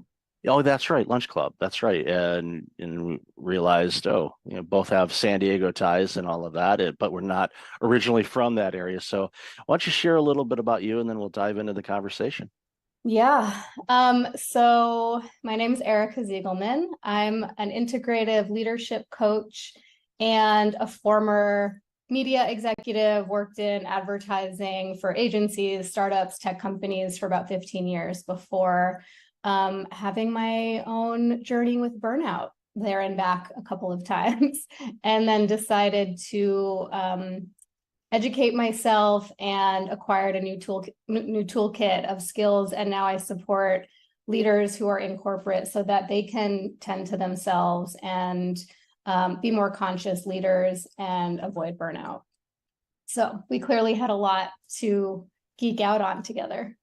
Oh, absolutely. And one of the things that always comes to mind too, when I think about people that are working in the corporate space that are dealing with burnout and all of that, there's many of us that have left corporate, quote unquote, and went on our own or doing something else, maybe a nonprofit or who knows. But the key thing to remember is we can't have everybody leave corporate because of burnout, because then there won't be any corporate. Exactly. So we have to approach this from a different vantage point, with the goal, of course, is to make those important people in every layer of the corporate entities healthy and productive, and actually reaping the benefits of their work and enjoying what they do again. And there's a lot of people that do, and it's not we don't want to paint this picture where 100% of people are burned out. We're not there yet, and I certainly hope we never do get there. But depending on the industry and depending on the role, the numbers are higher than other areas, and it's alarming because you know what burnout tastes like. I know what it tastes like. It's not fun. I don't like seeing people go through it. I don't want them to go through it. I know you don't either. So it's that's why it's so important for the work that we're doing, is to show people there's a way out of this, and you can still stay in the type of role that you're in right now. Maybe not at that company, maybe you will stay at that company, hard to say, but at least you got to have the tools and figure out why you're burning out, what you're doing, what are the external factors that are contributing to it, and sort through it that way, and ultimately hopefully end up being wiser and healthier and just a better employee and a better person after doing all the work. Yeah, couldn't agree more. And I think with my personal experience and my journey, I had to go through my own personal healing and like really acknowledging what was happening. It took someone else to tell me like these feelings that you're having and this pure fatigue and exhaustion, all these things are symptoms of burnout. And I didn't even realize. So it was like my own aha moment and then my own journey. And then at this time, I was still in corporate, managing client services function at a very large tech company. And I realized I had an opportunity from within to shift how I was showing up and to give permission and model for my team, how to work and take care of myself in a different way that was more sustainable. And I started to notice the ripple effect of that. And ultimately, I decided to remove myself from the corporate environment, but I reach back in now from, with an outside perspective to help educate and uplift and transform those leaders so that they can have a ripple effect. And that's really where I see the impact. When we start with the leaders, they are modeling it for the generations, the rising leaders that will follow them. And we can have that be a toxic model, or we can have it be a healthy, sustainable model. We just need to teach them and guide them how. And that's the key thing, is just teaching them, because the way that they learned was probably a combination of the leaders or executives that they've worked with in the past, and they kind of borrowed some habits, some good, some maybe not so good, and that's just how they do it, and they can't approach things in a different way. And having somebody like yourself that has obviously the corporate background, they'll listen to you because you've been in the trenches. You know what it's like, and you can say, yeah, there's this and this, and here's a different way to approach it. And if you do this, then you will get better performance out of yourself, and you'll get better performance out of your team because they're mimicking you. And that's the thing that a lot of executives don't really notice, is that their team is behaving the way that their executive is. So if they're working 18-hour days, sending emails, 11 p.m. on a Saturday night and doing all this work, your employees are thinking, well, that's what's expected of me. And many executives would say, if you ask them, do you expect your employees to work at Saturday night at 11 o'clock on a non-urgent matter? And they'd say no. So, well, you're sending them emails, and Right. they think that you need to respond that. Now, they're out, they might be at the club or out to dinner or a concert or something like that. And all of a sudden they get this Slack message of need to update this presentation. And all of a sudden that's the only thing that's on that employee's mind right now. To be completely removed from wherever they're at. And it's like, I always tell people, it's as hard as it is, like, just put your phone on do not disturb. I know it does have an off button. I found that on my iBinky not too long ago. I'm like, this thing turns off? Wow, I didn't know that. I knew it'd die if it ran out of battery, but you could actually choose to shut this thing off. Wow. That must have been a new feature. I don't remember that before, but I'm kidding. But most people won't. Exactly. And the percentage of time, depends on the industry and the field that you're in. If you're in healthcare, this might be very different than you work in media, but it's very rarely a true emergency, right? A true business emergency that needs to be attended to in that minute. But like you said, it hijacks your attention.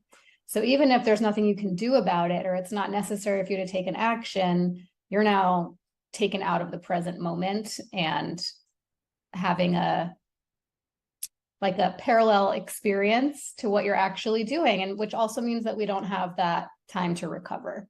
So I think staying in that constant state of vigilance and like always waiting for that next Slack to come in or email to come in, or urgent request from your boss or your client, like keeps us in this elevated, activated state with adrenaline and cortisol constantly running.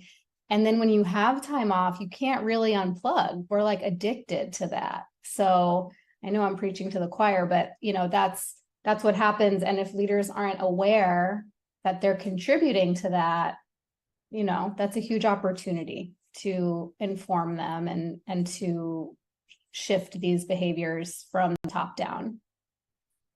Yeah, I'll give you an example of that.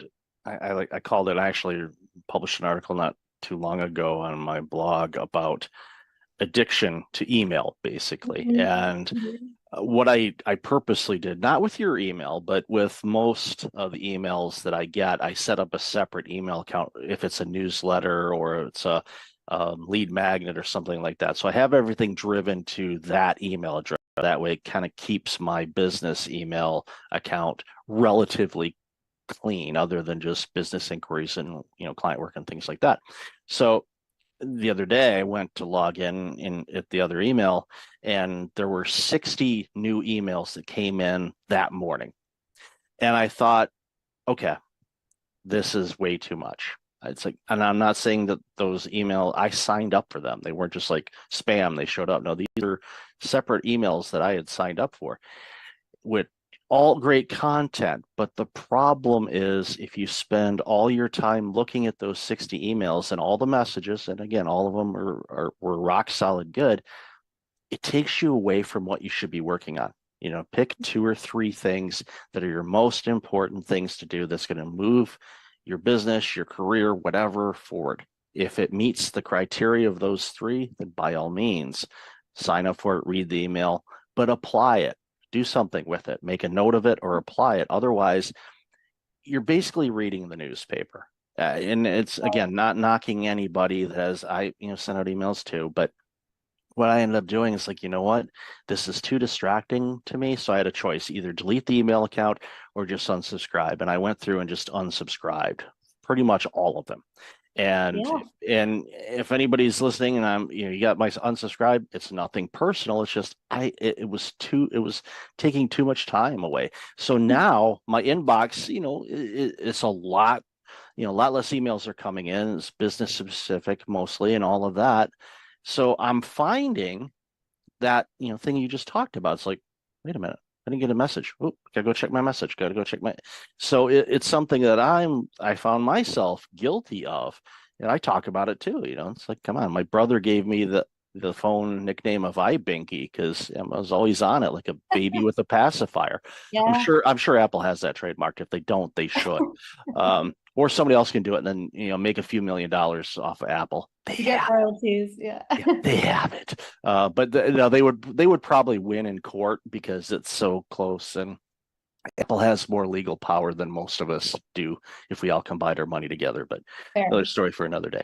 But ultimately, it just boils down to having boundaries around when you consume things and when you don't, and everybody's different when it comes to that. And I'm not about to say you should only check your emails at this, and this time. No, everybody's different, but I think we're both in agreement on, and we talked about this a little bit in the pre-show, where you have to really have boundaries on what kind of information you're consuming and how much of it, especially during times like we face right now with what's going on in the world and with the situation in the Ukraine, and of course, the recent developments and in Israel, in the Middle East, and all the players, and we are in a very combustive state right now, in my opinion, and I'm very, very concerned about what could come of all of this, because it's one rocket or one bomb away from a full-blown across the planet kind of thing. And I don't want to even use the words, but there's been 2 of them in our history, and it wouldn't shock me to see a 3rd one. I just certainly hope I don't see it in my lifetime or for generations or quite frankly ever. But it's a very frightening situation that we're facing in a lot of pockets of this world. And we talked about it again in the pre-show on how heavy it is for us and for people around the globe, and and even all sides of it. I'm not going to isolate one group versus another. It's heavy for everybody, and I really just it's hard on us, and it's hard on everybody, and I really wish it wasn't that way, because it doesn't need to be that way, but it is. And I'd love to hear your thoughts on that. Yeah, I mean, even as you're just shifted to that topic, I noticed my heart rate increase, because it is such an activating time that we're in. And there are so many global events and so many things that are overstimulating, that, whether it's visuals of horrific violence or climate disaster, like all of these things that like we're seeing happen in real time. And we talked about this in the pre-show too. I think the difference now is that with social media and just being globally connected, we see everything happening in real time. And it's so much for our systems to take in. And when we're already carrying chronic stress from our work and from our family obligations and financial stress and all of these things just piled on, it's so imperative that we are defining our own boundaries with how much we're willing to take in, and then how we are proactively giving ourselves space to rest and recover. And really, like let us down regulate our nervous system response, because staying in this constantly activated state is a surefire, like fast track to burnout. And so I'm, noticing for myself what those boundaries need to be. And I was talking about just taking social media off my phone, because the thing with social media is I might go because I want to like soothe myself with like a kitten video, but you don't get to choose what you're served. So you might see something that you do not want to see, and you're kind of bombarded by that image. And before you even have a chance to scroll past it, like it's too late. You've already seen it and you can't unsee it. So yeah, I think this is a really important time for us to be turning inward and regulating, for ourselves, but also co-regulating with the people around us. with our animals, with pets, that's another great way to calm the nervous system, but just like finding those tools and practices that help us stay grounded when we're constantly being reactivated. Yeah, and you make a great point, compared to, previous times of war and strife where, the information would come to us through news channels, cable news or broadcast news and whatnot. And you, of course, working in the media, you're well aware of this. There's a review of what we can put on the air and what we can't. And, sometimes they'll say, there's a warning, this is pretty graphic, but there's certain things that they will not put on.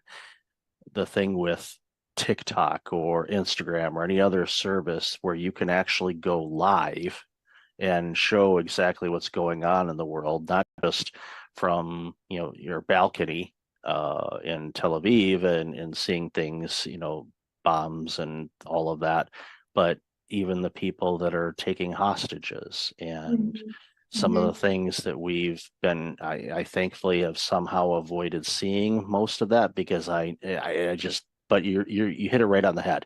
You launch Instagram, you want to see some cat videos or the memes of the cat driving, leaving work. One of my favorites was, can't find a parking spot at work. I'm going home. They have enough people. I just found that so hysterically funny, and just this white cat driving a car. It's comical, and we need that type of silly humor in these really heavy times. But unfortunately, you launch it, it's kind of like a social media roulette. You're like, what am I going to get here? And it could be something, again, depending on who you follow, and it gets to the point where it's like, okay, do I unfollow everything? But you have to understand, the algorithms on these things, they will feed you content that you may have liked or looked at before. So even though you may not be following, let's say, a news agency, it's like, you've liked something from a similar organization before. Would you like to see this? And you're like, no, I don't want to see that right now. And there's a lot of work that needs to be done around that from the social media standpoint. I am not one for censorship. But there has to be some humanity and we're not going to show graphic things that are going to be harming to the psyche of people that could consume it. I mean, you could traumatize somebody from that's what it is. It's vicarious traumatization, where we are being traumatized by seeing these visuals and hearing stories, especially when it's like, I'm considering almost like non-consensual when it happens in social media. And I realize it's my choice to open an app, but we can be traumatized. We are being traumatized by seeing this and hearing the sounds and the stories. And I'm not advocating for putting our heads in the sand either and not being informed, because I think it's really important to be educated and to understand the situations that are happening. Just from a political perspective, we are like all connected, a humanitarian perspective more than anything, but to do it in a way where like it's at a time where we choose, where we feel resourced to do it, where it's not, going to just like take you out of your day when it's just a lot. It's been very, to me, it's been very kind of all consuming this week. So trying to figure this, how to walk this line for myself. Yeah. And it's one size doesn't fit all. It's what I do myself when times are challenging or down, or dealing with a bit of depression or anxiety or anything like that, is it just like, okay, let's get back to the basics. Let's whatever kind of brings you more of a relaxed or happy state. Could be meditation, could be listening to just different sounds, brown noise, your favorite music, going going for a drive and going back to your favorite coffee shop that is nearby. If you live across country, that's going to be a long drive, but you can find something local. Apparently there's coffee and tea shops in San Diego. I've heard a rumor. I don't bother with the frequent cards because I'd have to have like 2 wallets just for all of those things. So it's just not, it's like, that's okay. I'll let somebody else get a discount. But whatever you do, and this goes obviously for you and everybody listening and watching, is just, figure out what those things are in life that you love doing that kind of brings you into a singular space where you're not thinking about work. You're not thinking about what's going on, overseas or in your own backyard or whatever. Just, get to, find that whatever it is. And sometimes it could be a physical object that you touch to remind yourself, okay, it's going to be okay. I mean, right now we're in the midst of a storm, I forgot who said it. It was, I think Churchill, if you're going through hell, keep going. A lot of people have said that, don't stop, just keep going, through it, get through the storm and you'll be fine. In situations like what we're seeing right now, there's so many of us that feel powerless, but I think I want to flip the switch on that and saying, if you take care of yourself and you protect your energy and you protect your well-being and you get to a happy, loving state of yourself, making sure that you truly love yourself and you're taking care of yourself the best that you can, that emits an energy that people recognize, and hopefully they will pick up on it and they will do the same thing. So we can get to more of a harmonious state, because we are one planet. Yes, there's these borders that were man-made, and a variety of other factors involved. I don't want to simplify things. It's complex, especially, since, some of these battles and things like that have been going on for a very, very long time. And it's to the point where I often say, do they even remember what they're fighting about? It's, again, that's a simplification of the dynamics of everything that's going on over in Israel and Palestine, the Gaza Strip, and all of that. But it shouldn't require harming people. It should. Let's talk about it. Let's figure out, because come on, people shouldn't be dying about this, but they are. And it's tough. But again, going back to, what we talked about originally, these type of things, can cause prolonged stress, which prolonged stress turns into burnout. So you have to be really careful about this. And I love what you said, don't put your head in the sand, but you have to have some regulation and some boundaries around what you consume and how much you consume. I think back to my parents, they, my dad passed a few years ago, but they'd put on the news, at 3 o'clock, 4 o'clock, and that thing would run until 7 o'clock. So they were constantly getting gaslit with all the negativity that's going on in the world. Didn't matter which flavor of the news they were watching. It's got, unfortunately, there's a lot of negative things that the news agencies highlight because that's what gets ratings, unfortunately. Yeah, fear. Yeah, it's a lot of fear. And I mean, rightly justified right now, but I wanted to just go back to something that you said about like finding those resourcing activities, meditation or being out in nature or taking a walk or talking to a friend. I think it's really important that we identify where these sources of safety are that really calm our systems, that help us come back to a sense of connection to ourselves, but also, I think most importantly, to other people. It's really important that we're checking in with each other, with our friends, our family, our loved ones, our colleagues, because everyone's experiencing this time in a different way, but it's pretty hard to not be affected by it. And so I think, just being really mindful of like, we're having our own personal experiences, but the people around us are as well. And so we have an opportunity to, as we've been talking about, like set an example of how to stay connected and how to stay present and how to take care of ourselves and each other. And that can look differently for everyone, but it's really whatever makes you feel safe and calm and connected, I would say, are like really the three main things. And that applies to working in corporate as well. Yes. Yeah. We talked about a lot of, real life, real heavy stuff here, but it's kind of going back to what I said a moment ago. It's like sometimes you just go back to the basics, start at okay, let's start clean slate.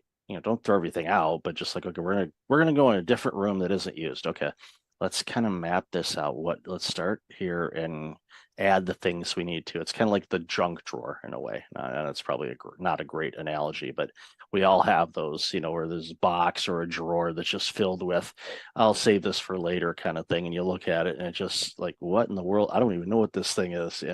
But eventually it's good to kind of clear that out, start with a fresh slate, and you find things, I've been looking for that, or I don't need that anymore. And then a week later you realize, oh yeah, you did. But you can order it online anymore. Life is easier now when it comes to things like that. Yeah, well, they'll sell you that little handle for your bread maker. What's that? We don't need this. Oops, yeah. Guess we can't make bread now. But at the end of the day, it's just a reminder for all of us we have to take care of ourselves before we can take care of anybody else. And when we do that, and we find, and it takes time, because especially when, and this, when people are burned out, they've kind of forgotten how to take care of themselves. And getting back to the basics of like, okay, what does taking care of yourself look like? Describe that and give them the permission to do that again. Let's just start one little step at a time. And when you do that, and it becomes a habit, and it's, it sticks around, then you start seeing other areas of your life improve. And then from there, all of a sudden you're like, wow, you know what? Yeah, the stress from work is still there, but it's not impacting me the same way anymore. And I'm clearer now on what I need to do and what I don't. And it turns around leaders, which turns around teams, which turns around groups and companies. And it's so simple to do, but it's really hard for people to do. And I think that's where we come in and we say, look, you can do this. You just got to approach it, a little bit differently than you have in the past. And you'll see big returns just by getting real crystal clear on what you want to do and what you don't. Exactly. So well said. I think, I've found that often the people who experience burnout are the ones who consider themselves to be helpers and to have really big hearts and to want to make sure that everyone else is taken care of, right? So as a leader, you put your team first, you put the business first, you put your clients first, and then you put your family and your friends first. And but before you know it, we have finite time, energy, and resources, and we ourselves are at the bottom of the list, and then we run out of juice to serve anybody else. So yeah, this isn't about like us doing anything wrong, but it's about turning some of that love and care and tending towards ourselves first, so that we can then continue to serve, right? To do it in a sustainable way, and continue to take care of our people. You identify as a reformed people pleaser. Yeah, same. There's a book, you're probably familiar with it. If not, definitely pick it up. It's called Disease to Please. It was by Harriet Breaker. It came out in 2000, I believe. And every couple years, it's my holiday present to myself to read that book again.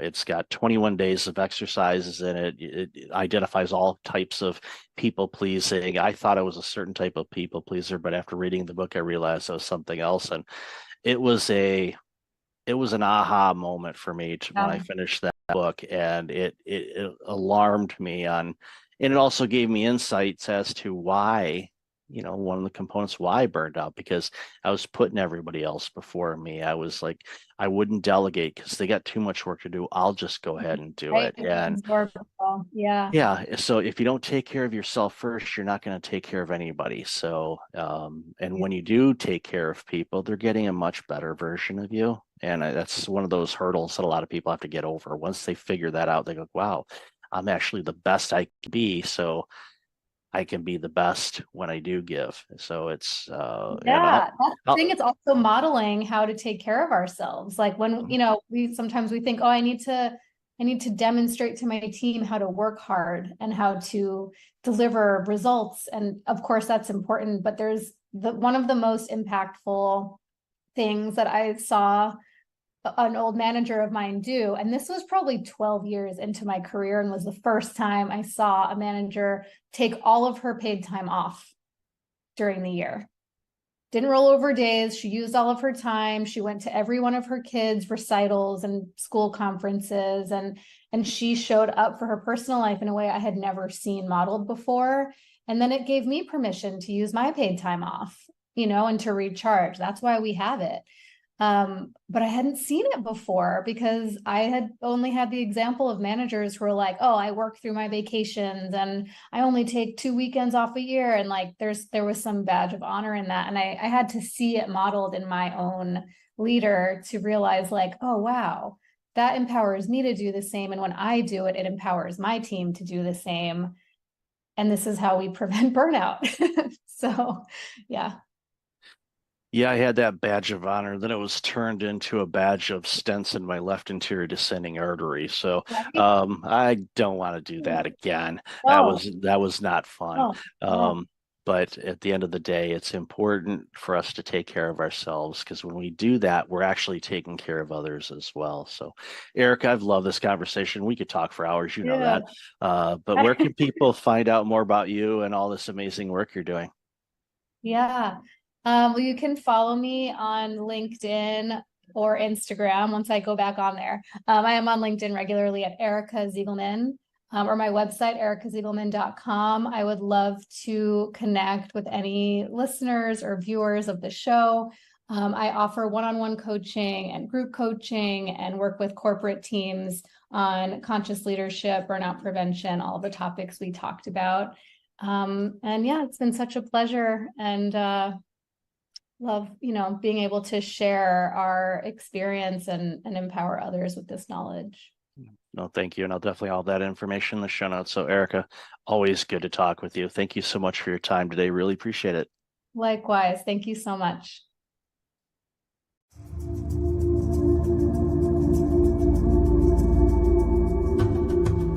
Welcome back. I've got Rachel Gogos online. Rachel, how are you? I am doing great. How are you, Michael? I am awesome. Been looking forward to this conversation for a while, so I'm looking to dive into the work you do and jump into the conversation. Absolutely. Let's do it. All right, so share a little bit about you. So I am the founder and owner of a brand agency. We, for the last decade or so, have specialized in personal branding. We also work with a lot of business brands, and we do a lot of the tactical things behind the scenes that help one build their online presence. I came to starting this agency through a very winding path in my life that included stints in government and nonprofit organizations like the United Nations, and also in journalism at the Wall Street Journal. So I feel blessed to be able to use all my skills in what I do today. Heard of those organizations. I am a subscriber to one of them anyway. I don't know if the UN has any type of publication. I'm sure they do. Yeah, Some they type have a of lot. of course they have a pretty good vantage point of what's going on in the world. So, Mhm. but yeah, in the Wall Street Journal, of course, we know what they do. But it's important. I always love talking with people, because no one has a direct path to what they are Mhm. doing now. Everything was from twists and turns and opportunities and choices, sometimes moving forward, sometimes maybe taking a step or two back. And it's one of those things, and even in my career, what I've done over my life, I look at the tools that I picked up along the way, and some of them were when I worked in accounting, some of them were in IT, some of them nonprofit, Mhm. some of them consulting, some of them doing audits.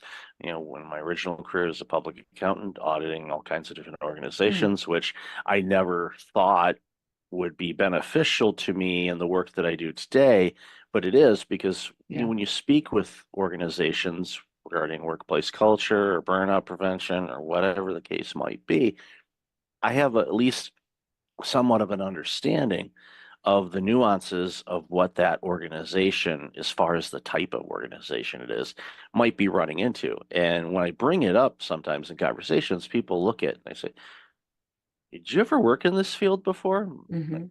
No. Well, how do you know that? Well, I'm an auditor, or originally was an auditor. So you ask questions. You Yeah. want to understand how organizations work. And I think one of the things when it comes down to personal branding Mhm. and building your presence online and even offline.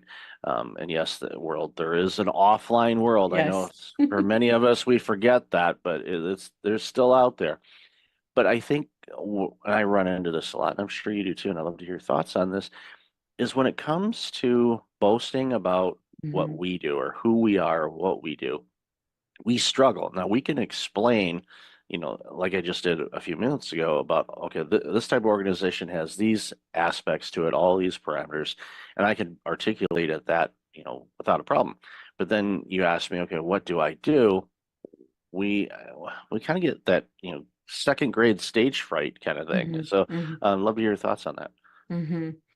So think the question, what do you do? Often, really, for people, they answer why they do what they do versus the what they do. I mean, I think the immediate reaction is I'm a pharmaceutical rep or whatever the thing is.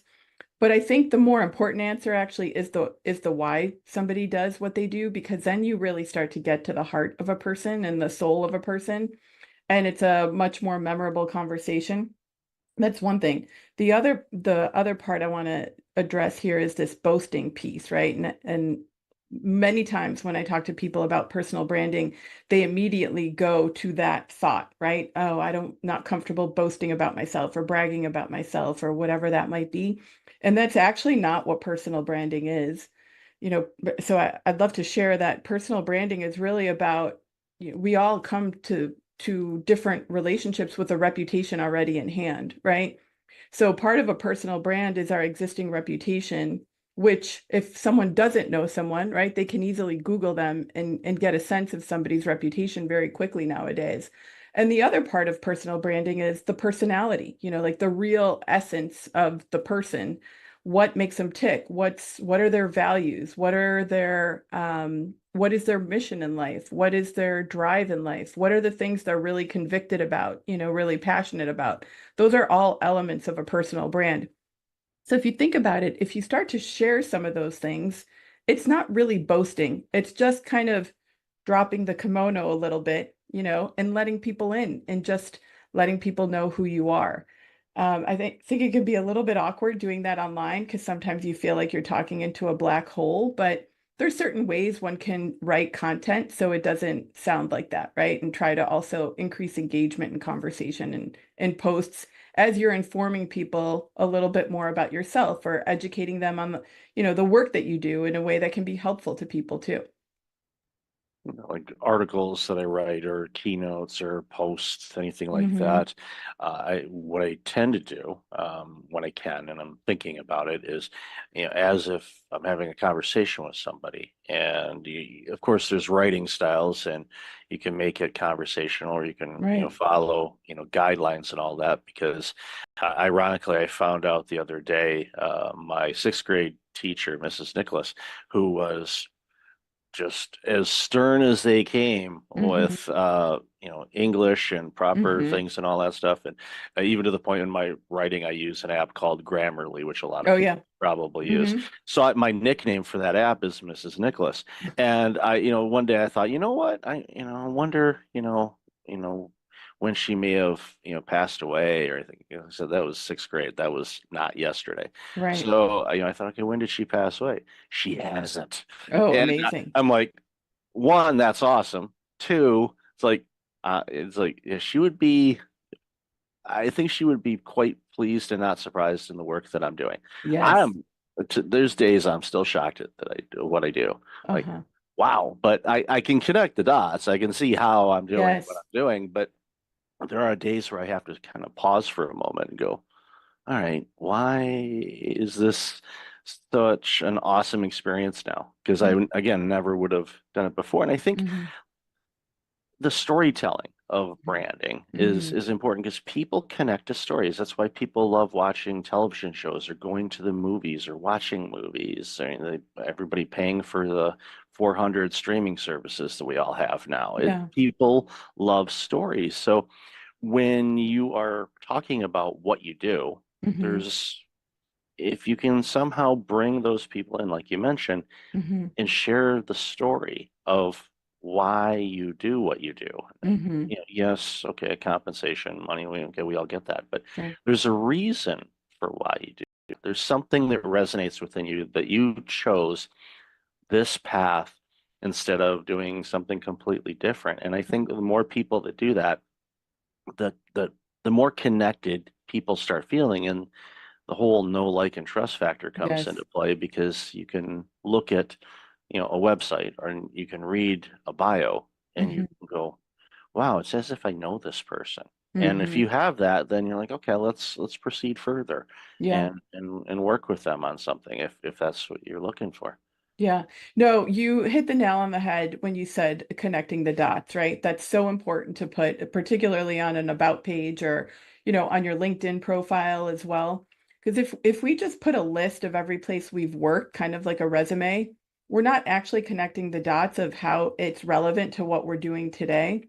So the more we can do that, and again, weave in part of the story, which is what people remember, and weave in those interesting points that are differentiators for you, whether personal or professional. Again, like those little things are memorable, but there also could be great connection points to someone who is looking for an accountant, let's say. But you also mentioned that you love to bake bread, right? Someone else might have that passion. It's certainly going to stand out because you don't really think about that when you're looking for a numbers guy, right, to help you with your business. So it's as you unravel the story, unveil the story, and connect the dots, just make sure, that you're also keeping a little bit of those personal elements in that also communicate your reputation and communicate your passions, right? In a way that make people say, I want to know a little bit more about this person. They sound intriguing to me, and clearly there's more to them. So, the more you can convey that online, I think the better. And I think video too, just to kind of take a little tangent into that, besides podcasting and putting audio content out there, even short video snippets, again, because it's like a fully dimensional connection, right? Versus somebody just reading static words. And it's always amazing to me what people resonate with and something that they read about another person online or see about another, right, within a video or something to that. So the more you can just, show up naturally and who you are, and the more you can, again, like help people connect the dots, because you also have about 3 seconds online to grab somebody's attention. The more you can do that right off the bat and make it easy for them to consume your content, the much more likely I think they are to, to reach out to further the connection. Yeah, they get to know you as, like you said, a person, Yes. and it's one of those things that the organization that published a few of my books, one of the things that they were hammering home was, confusion repels and clarity attracts. So Mhm. and their theme was basically on, okay, when you're posting things online, if you're Mhm. a business and you're promoting your business, you want it to be, business, so you're not confusing people. But I have to challenge that now because I think people feel more connected. That's why you see, the famous people, quote unquote famous Mhm. people, musicians and athletes and actors and, dignitaries and all of that. When they're on social media and they have such a huge following, is because there's a desire for Mhm. people that want to know more. Like, we can pick on Taylor Swift for a minute. Mhm. Yes, video snippets of her performing or things like that, but it could be something where she's, at a football game or she's doing something in the community or anything like Mhm. that. It gives a bigger insight because people want to connect with people. That's our natural instinct, is Yes. to Mhm. connect. And, during the pandemic, that, really hit a lot of people because Mhm. we were forced not to necessarily physically or get close to people. And it was, I know a lot of people are still dealing with that and the Mhm. aftermath of that. And it's going to be an interesting dynamic to watch over the next few decades to see what comes of that. Of Yeah. course, thankfully, with therapies and a variety of other things, there are ways to navigate around or through things. And my hope Mhm. is if people are still struggling with those types of things, that they seek some guidance and help on it because it's available, Yeah. thankfully. But at the end of the day, I think we have this connection. We want to connect with others. We don't want to Right. feel alone as an entrepreneur or a small business owner or a Mhm. dentist. We joked about this in the pre-show. Okay, everybody pause for a minute and go brush your teeth. Okay, there. Mhm. I put it in. Um, uh, Shout out to my dentist family here. But what we got to do, I think, when it comes to our branding and our website and our business is, yes, we have a product or service that we're marketing. Right. We get it. But the more human you can be, I think the more connected you will be, and the customers you get are going to be better customers for you because Absolutely. they're longing for that type of engagement. They don't want just a transaction. They No. want an experience. That's why when I go to a restaurant, I prefer local ran and owned restaurants than chains. Nothing against the chains, but Right. knowing the people, and if you go there frequently enough, they get to know you. And then for some reason, like, there's this one restaurant that my wife and I go to occasionally, and one of the waitresses there, she is on my backside every time we come in. She's like, Mhm. "You're not getting a menu today," and I'm like, "What? What are you doing?" And she picks on me like no tomorrow. But of course, my spouse loves that Mhm. amazingly. I roll with it. It's kind of fun, but you wouldn't necessarily get that if you just went into a chain restaurant. Even if you go there a lot, it's different. Yeah. So it's one of those things where, again, that connection piece is so important. I think a lot of people miss that when they're working on Yeah. their talks or their speeches or their branding or their marketing. Yeah. Yeah, and that's why it's so important to put things like the causes you care about, right? Or your convictions or your values out there because those are opportunities to connect more deeply with someone. And I read a stat, actually the study came out a couple years ago, but it's that 3/4 of Americans are actually more likely to trust someone with an established personal brand. And that same percentage is more likely to buy a service or a product from a personal brand that they know. And that applies to big companies too, right? When you have a sense of what that company or the founder of that company stands for, just like you were saying about supporting certain restaurants, right? Because they're local versus the chain. But we also do that when we're thinking about like major purchases. If we know that a company is supporting, I don't know, say a local shelter or whatever else it might be, right? We're more likely to support them. So, um, again, the more we can help people connect with us and just really truly show up as ourselves, I think the more likely we also are to grow our businesses, and convert people, as I like to say, from browsers to buyers. You bring up a good point, and I think again, it's something that just came to me right now.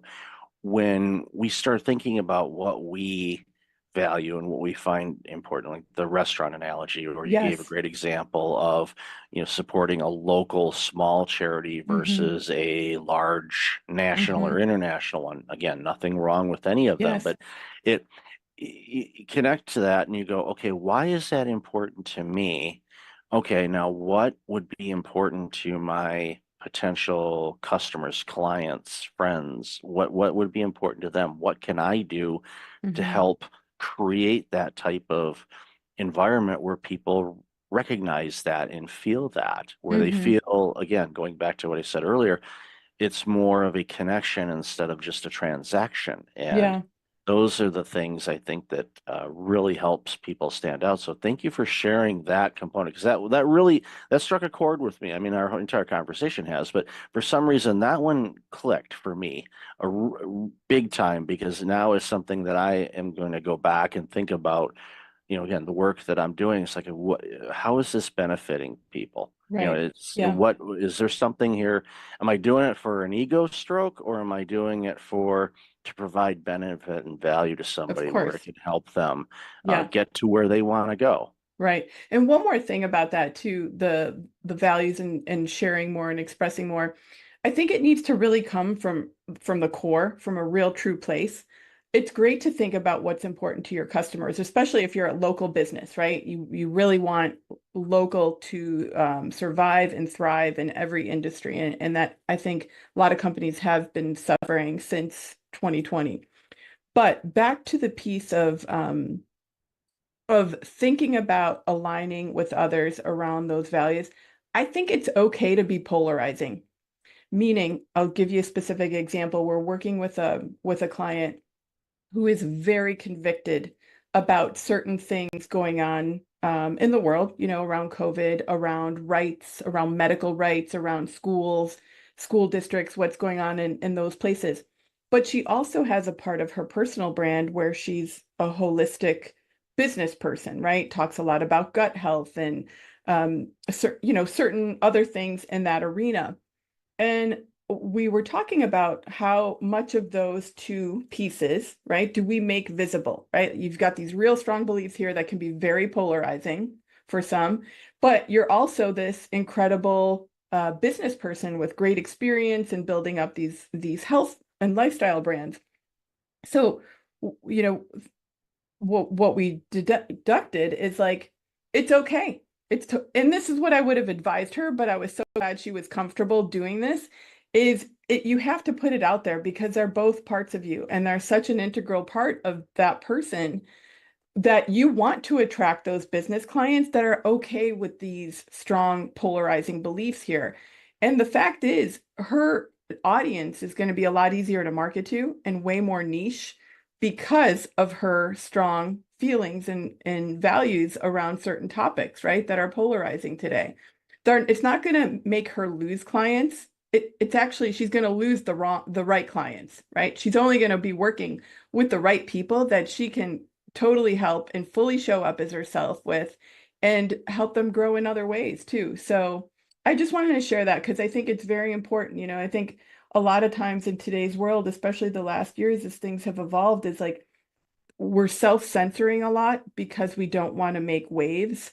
And I'm not ever saying make waves for waves' sake. I'm just saying find ways to really put your values out there and your the causes that you're passionate about in a way that is true to who you are and really helps attract your ideal clients.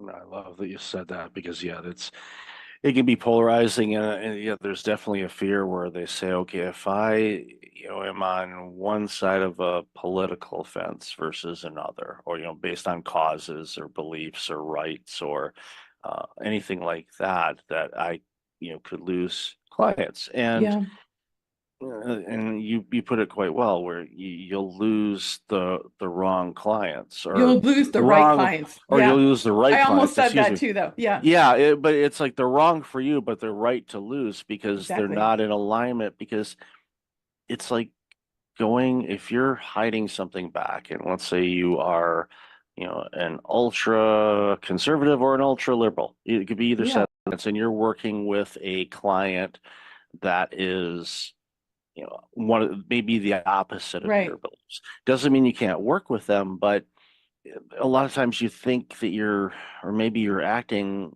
on eggshells and you're afraid to say something or mention something because it can easily come up in conversations, even if you try to say, we keep this, politics Hmm. free. We don't, come on. It's like, it's real. There's real, differing opinions on a lot of things, but I like to tell people there's a lot more in common than there are differences between all of us. So focus on the Agree. commonalities Agree. and we're good at. And then yes, we have different opinions on things, and some of them we're really passionate about. Your client, I'm sure, is quite passionate about Yeah. a lot of things, where there's some other things where you think, well, they would be really passionate and they're like, Hmm. meh, I'm Right. good. I'm good with either. And it, but again, that goes back to what we've talked about is Hmm. it's, pardon the pun here, but it's wearing a mask. You want to Hmm. be you.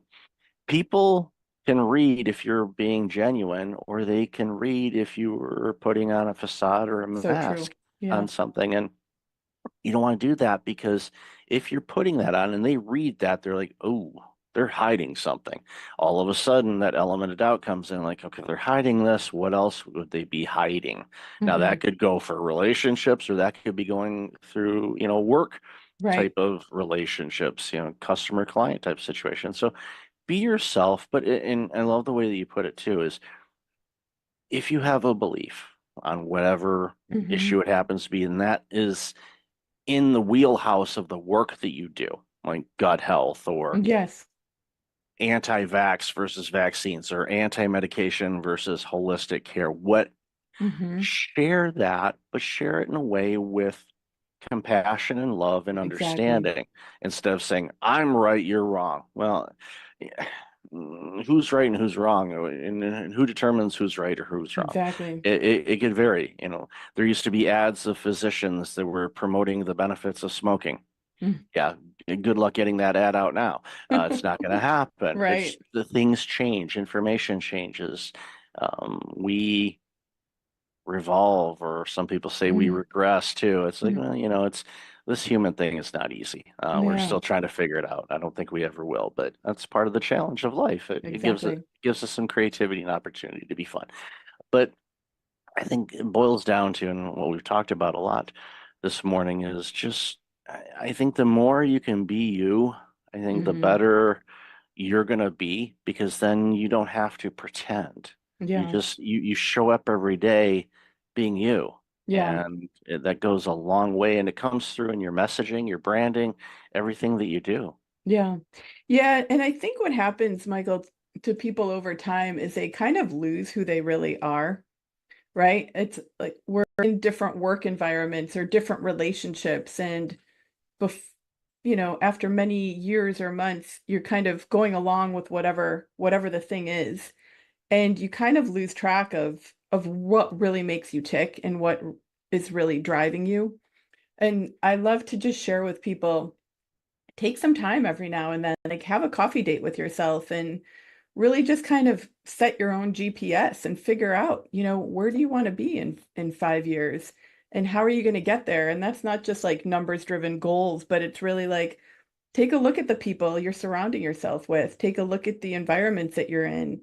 Where do you want to make changes? And I think the more proactive and thoughtful and intentional we could be about the life that we're living, the easier it is for us to build our personal brand because we're just taking a little time every now and again, reconnect with who we truly are.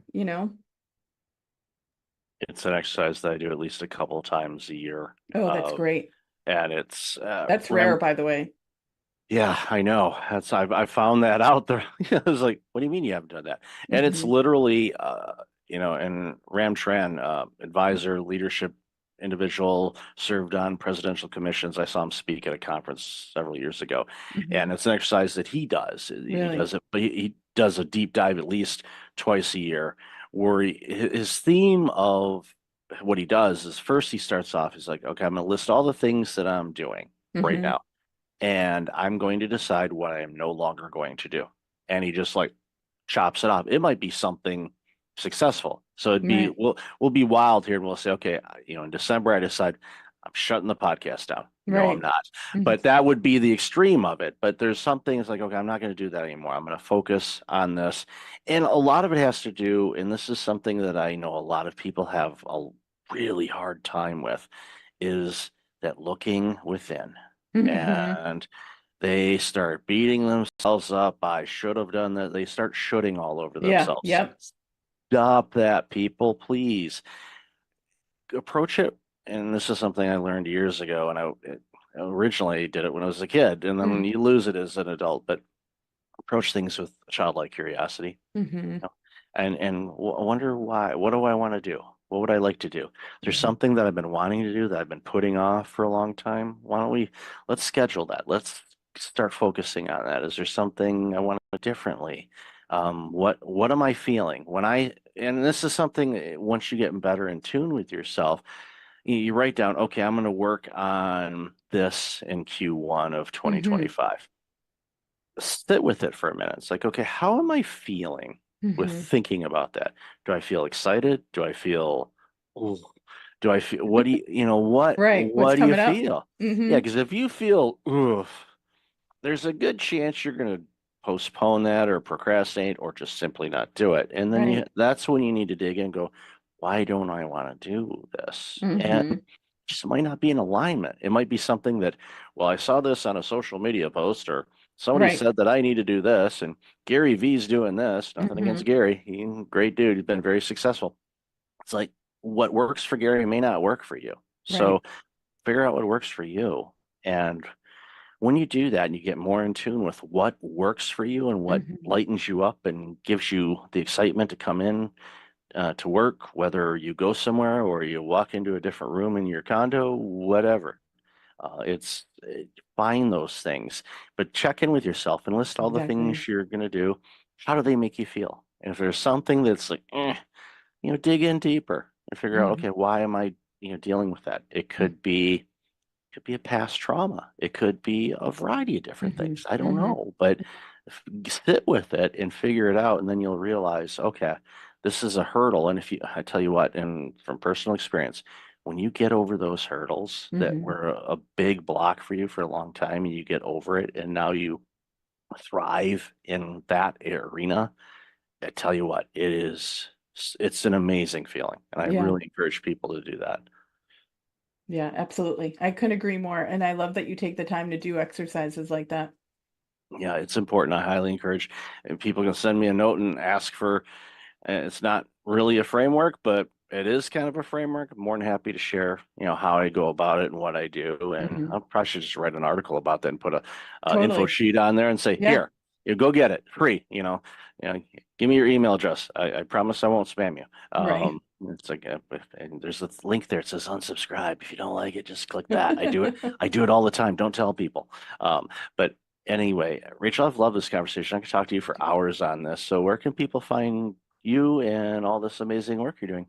Well, the best place is either on our website, which is thebrandid.com. We've got a form on there on the contact page that comes right to me and a couple of my teammates. And I'm also pretty active on Facebook and LinkedIn, just under my first and last name, Rachel Gogos.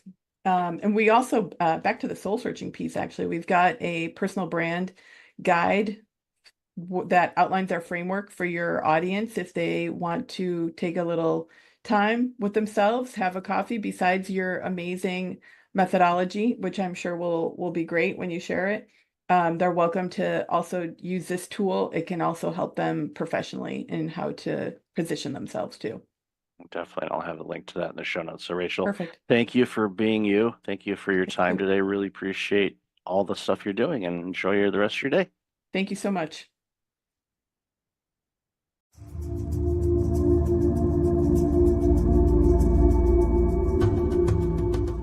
Welcome back. I've got Felina Hermans on the line. Felina, how are you? I'm good. How are you? I am awesome. I've been looking forward to this conversation for quite a bit because the work you do is very, very important for our future. So, why don't you share a little bit about you and the work you do, and then we'll jump into the conversation. Yeah, so my name is Feline Hermans. I have two jobs. Half of my job is being a university professor, where I research how to teach programming to kids. That's like my main area of expertise. And the other half of my job is that I'm actually a school teacher myself. So I teach grade 7, which is 12 and 13-year-olds. And I try to teach them a little bit of programming every week. So I have practical experience, and also my academic work concerns that age group. And those two worlds ebb and flow quite a bit, Yes. where you're like, okay, you probably have to remember, okay, where am I? Okay, now I got to do this. But it's so important, as we talked a bit in the pre-show. It's so important to help our future, which is our students and our children, learn skills that are going to be not only in demand but in need for the coming decades. And the work that you're doing, especially with teaching our younger human beings, coding and programming and all of that is so critically important. So, what got you interested in this line?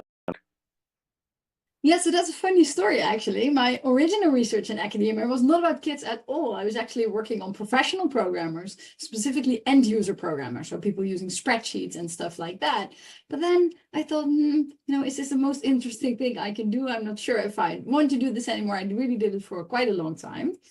And I wasn't sure in general if academia was the place where I wanted to be. So I started this part-time gig as a school teacher, teaching the same age group, just because I thought this is something I can do with my programming skills as well, which is going to be helpful for society.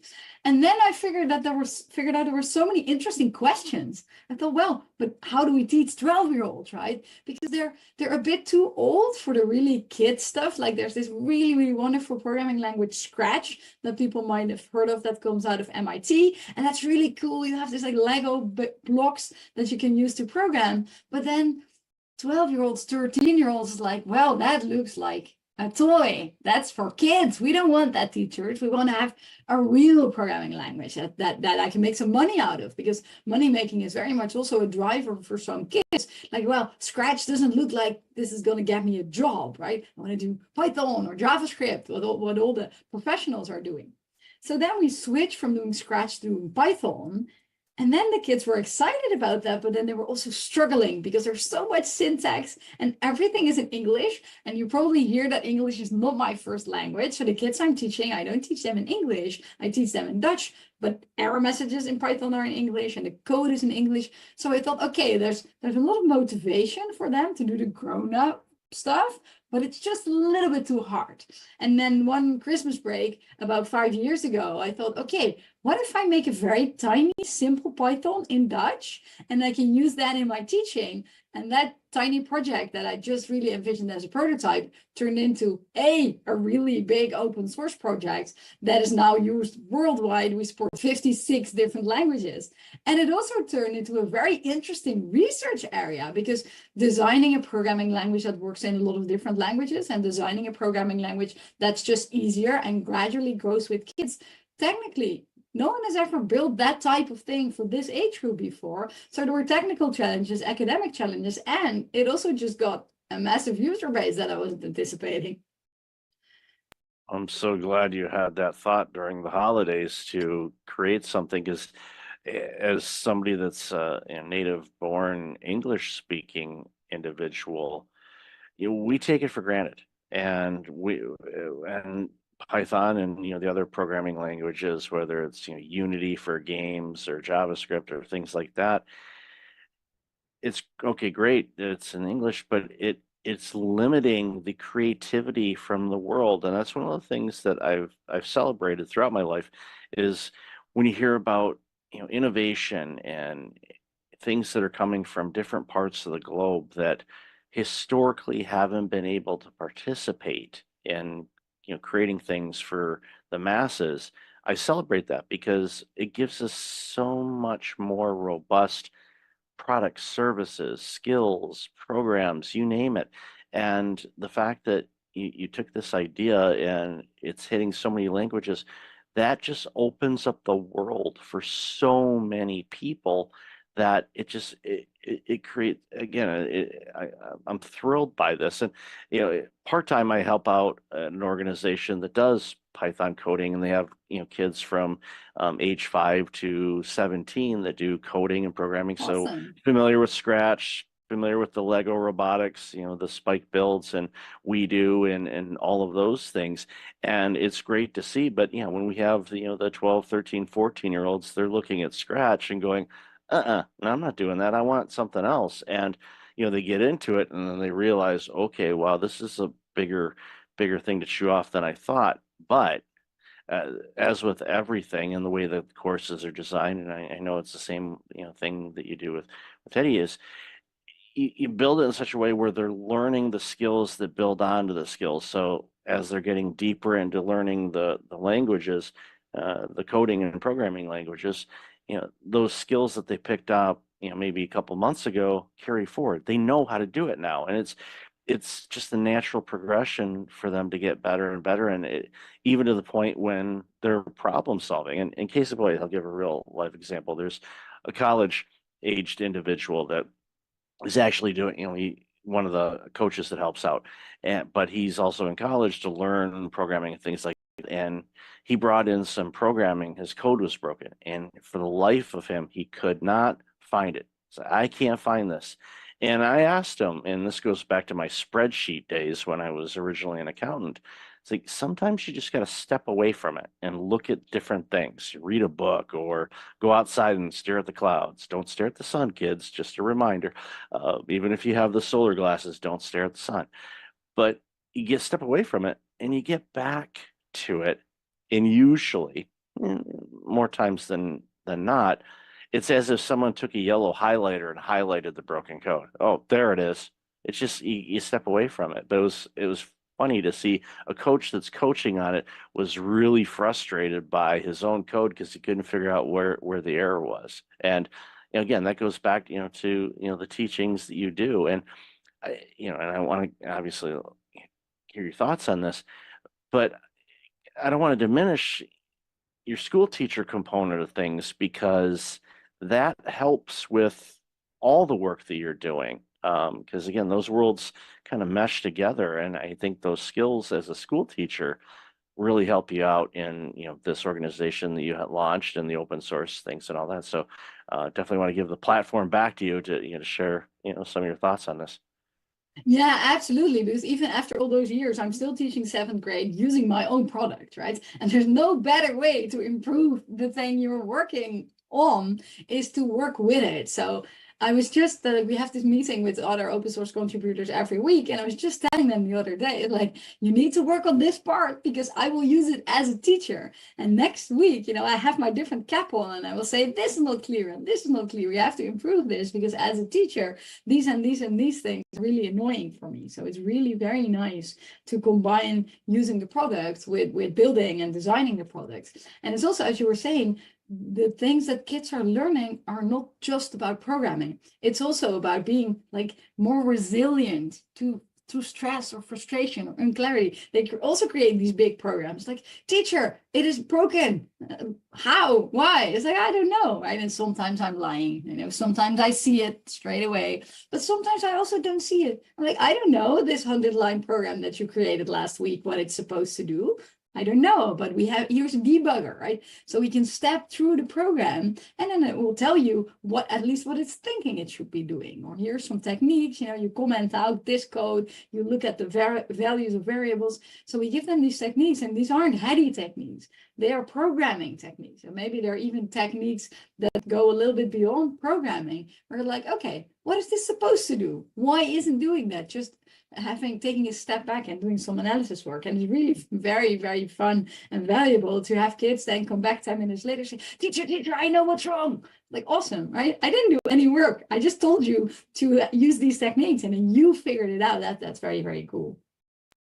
It's giving them life skills. And I love that you mentioned that. It's giving them some resilience, some perseverance, the problem solving. It's not, here it is handed to you on an iPad, all works, everything's functioning properly. No, and as in life, there's challenges that we face, there's problems we encounter and difficult situations, and figuring it out and using the skills and the knowledge and the tools that are available, using a debug tool. It's one of those things where, and I don't know if you do this or not, but I'm guessing you probably do. It's like, okay, before you run the debug tool, just take a glance and see. But using the tool there is definitely helpful. And my hope, and I'm guessing most of the students do this, is once they discover the error in the code that they made, then it's a learning opportunity to go, okay, now I know not to do that for that. And usually they don't repeat that error. I mean, there's always the one, and we always run into this. I remember working in a software company years and years ago, and there was a software developer, and no matter what, every time they had a code that they used that broke something, and they continued to do it. It was you could set your clock to it because it was always going to happen, and they knew it was wrong, but just out of habit they just continue to do it, and we laugh at it and we know it's going to be there, and they fix it and all of that. And but ultimately, it's, again, coding is a life skill, and not just okay, on how to make money, which is obviously kind of how the system works, but it also helps you navigate through other non-coding situations in your life, problem solving, communication, analyzing things, taking a step back and reflecting on it. And when you do that, it's so foundational. And I think it's for students that are interested in doing this, I highly encourage them to do it. Years ago, it's okay, go into finance, go into this, go into legal if you want. But now it's like, no, I'm telling people, it's like, no, go, learn code, learn how to code, learn how to program. You're going to be needed for a long time. Even if we have AI do everything, you still have to have somebody look at the AI or code the AI to be able to do the things. So it's not something that's going away anytime soon.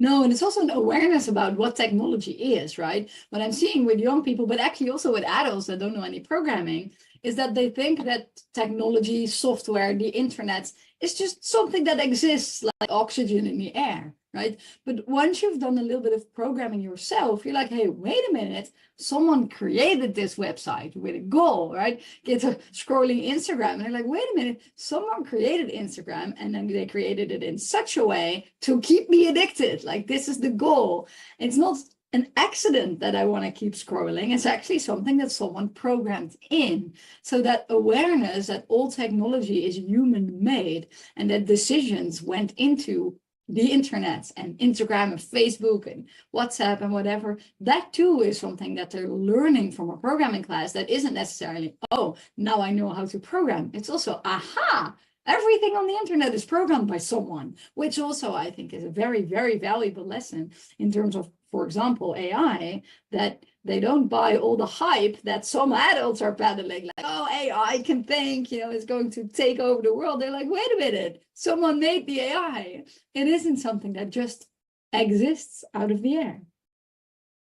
It's important to remember that. And some people say, are you afraid of AI taking over the world? It's like, well, if it can do my work without me having to do the work and I can relax, I'm okay with that, I guess. But as long as I continue to get to create, that's what's important. But Yeah. it's as with everything. And we remember when the internet first was launched to the public and all that. Oh, this is going to take care of this and eliminate these jobs. And no, it ended up creating a lot more jobs. And I think AI is going to do the same thing because it's going to open up some creativity for opportunities to do different things and free up people to create other things that they can't because especially in the administrative side of things, where it's like, okay, research or building up websites or things like that, but again, it boils down to this. It's like, yeah, if you give it a simple instruction, it's going to give you a simple output.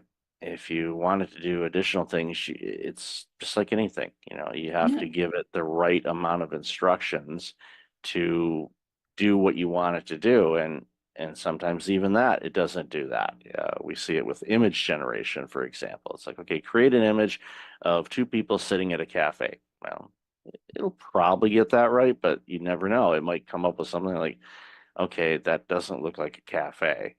It's and again, there's coding behind that. It's just not this mystical thing in the sky that goes, okay, we're just going to create an image. There was actually coding behind that. Exactly, yeah.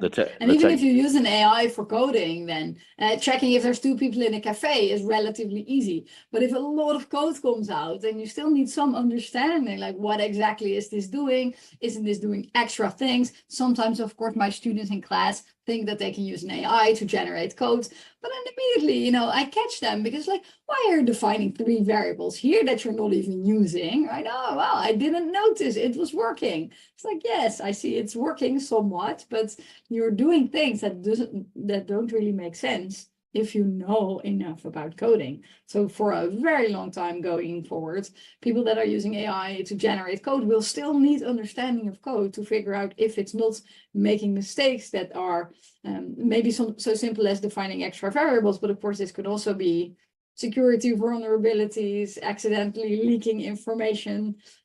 So you will still need this knowledge, even if you're using an AI for coding, to evaluate the code. I'll use this simple analogy. You have a fancy coffee machine at home where you put in a pod and you push a button and it makes you a cup of coffee. Okay, great. That's easy. But if that machine breaks and you have to make coffee, you're like, okay, how do I make coffee without a machine? Yeah. A lot of people like, I don't know how to do that. And it's like, well, I do because I've done it. And as long as you have coffee grounds and a way to filtrate it and Mhm. an H2O, you're good. Will it be as fancy as that pod?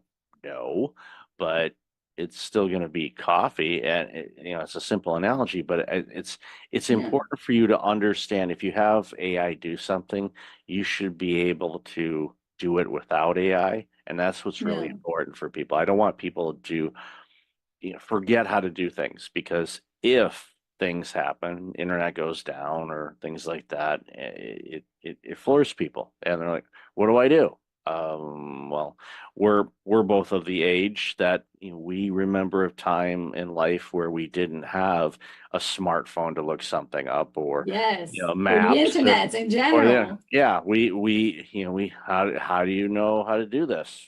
Like, we learned how to do it before technology made it simpler to do, but I still want to know how to do it in case the internet's out or anything else that happens. Ultimately, that's important. And it goes back to the coding. Yeah, you want to understand it. Yeah, oh, it does this, but why does it do that? Get to really understand the commands and the instructions you give, because then it's a life lesson as well, because things we say or things we write have an impact. It's going to have an output, and people or a system is going to respond to what you put in, whether it's relationships or code. It's so critically important. So again, yeah, I'm hammering this, and I know I'm preaching Mhm. to the choir here, but coding is so critically important for people to learn, because it's going to teach you life skills, not just coding skills. It's going to teach you life skills as well.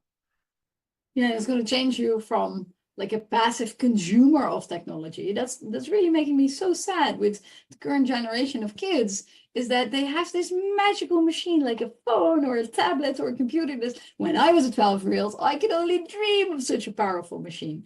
But then what do they use it for? Watching videos. Like, but you could be making videos, right? You could be making your own apps. Oh, there's not an app I like that does this. Hey, but wait a minute, you could do this. And then it's really sad that then this isn't a technology problem, or maybe a capitalism problem, or a Silicon Valley problem, that all the apps, or such big chunks of the apps that kids use, and adults too, are consuming apps. Whereas in the early days of the internet, that probably you also witnessed, and some other people as well, there was like this balance between creation and consuming. All those people had like little websites, GeoCity, or running their own website where they were creating, programming, writing about whatever weird hobbies they were having. There was a balance between consuming and creating. And now it's just almost all of it is consuming. And this is sad, I think, because I'm a creator. I like drawing, I like making clothes, and I just want kids also to be creators in the digital world, because almost all kids like drawing, right? And like crafts work, and like making, I don't know, a birdhouse. Kids really like making, and parents do making with kids. Is one of these things that we think makes us human. But then in the digital world, we don't do any of that. And this is one of my drivers actually for working on programming with kids, is just to turn them into creators in this digital world, even if it's just like a simple drawing. That we have this turtle feature, that's a feature used for drawing. Kids can make songs with music and use speech output, and I really like that, because I want them to create also in the digital world. Yeah, it's using the tools to be creative, and Yeah. with tools that are out there now, you can create music, you can create art, you can create television shows or movies, and Yeah. that's where it's like that's when you really okay, yeah, you're going to create something for people to consume, but you're creating something, and Yeah. you get from your own perspective and experiences and whatnot, and it's fun. I've dabbled around in a lot of it just to try different things. Like, okay, I'll create this, or I'm gonna do that. Okay, I'm gonna tweak that. It's fun. I use it in a way to create, and I agree with you. We are definitely are watching too much and not creating enough, Yeah. and that's limiting us, and it's creating and quite frankly, a social divide, I think, of people that are the creators are going to be the ones that are going to be at least have better access to things and the opportunities than those that are just on the sidelines consuming. So get off the Yeah. sidelines and start creating. Create And not stuff that just you. like the reward in terms of like having a job or having marketing skills, also just it is so rewarding to create something, even if you can't sell it, right? If you draw something beautiful, if you make your own like t-shirt or whatever, just making something. Like I think it's like making something in addition to physical exercise. And like the two easy ways to get happiness in life are making things and working out of your house. It's sort of easy. And then a lot of people know that sitting down is not so healthy and you need to exercise, you need to take walks, like this is good for physical and mental health. But the fact that just if you're sad, creating something will make you happy, and making something that lasts for a long time will give you really long-term happiness. That's not something we talk about so much, and maybe we should. Yeah, we should do it a lot more. And I'm using a standing desk right now because I don't Oh, like that's sitting. very good. I don't like sitting down. As much as I used to. Well, my original career was accounting, and we sat down all the time. So Yeah. that's like, no, stand up. Teacher, you're an educator. You're standing a lot. So Yes, I am. Yes. you picked the right career for that. So, Feline, I love this conversation. Where can people find out more about you, your organization, and all this amazing work you're doing? Yeah, if people want to check out Hedy, the easiest URL is www.hedy.org. If you're thinking of joining Hedy, either as a translator, a teacher, or a programmer, the easiest URL is hedy.org/join, where we have introductory material for those three groups, target audiences. And if people want to know more about me, my website is feline.com, FELIENNE.com, where you can follow my blog and stuff that I'm doing as well, my research. I'll definitely have that in the show notes. So, Felina, thank you so much for your time today. Really appreciate you, and congratulations on this very important work you're doing. Awesome. Thanks for having me.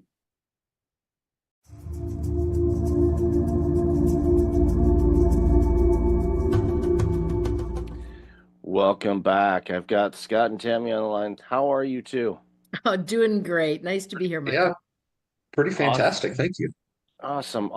Great to have you. Really looking forward to this conversation. So why don't you share a little bit about yourselves and the organization, and then we'll jump into this really important conversation. Scott, do you want to go first? You go first. All right. I'm Tammy Rogers. Age before beauty. Oh, thanks so much. I am the co-founder and co-CEO of a company called Become More Group. And what we really do is we help individuals, teams, and organizations start here and say, where do you want to go? How do you want to get there? And we work with them to kind of step in, become more in any way that really makes sense to them.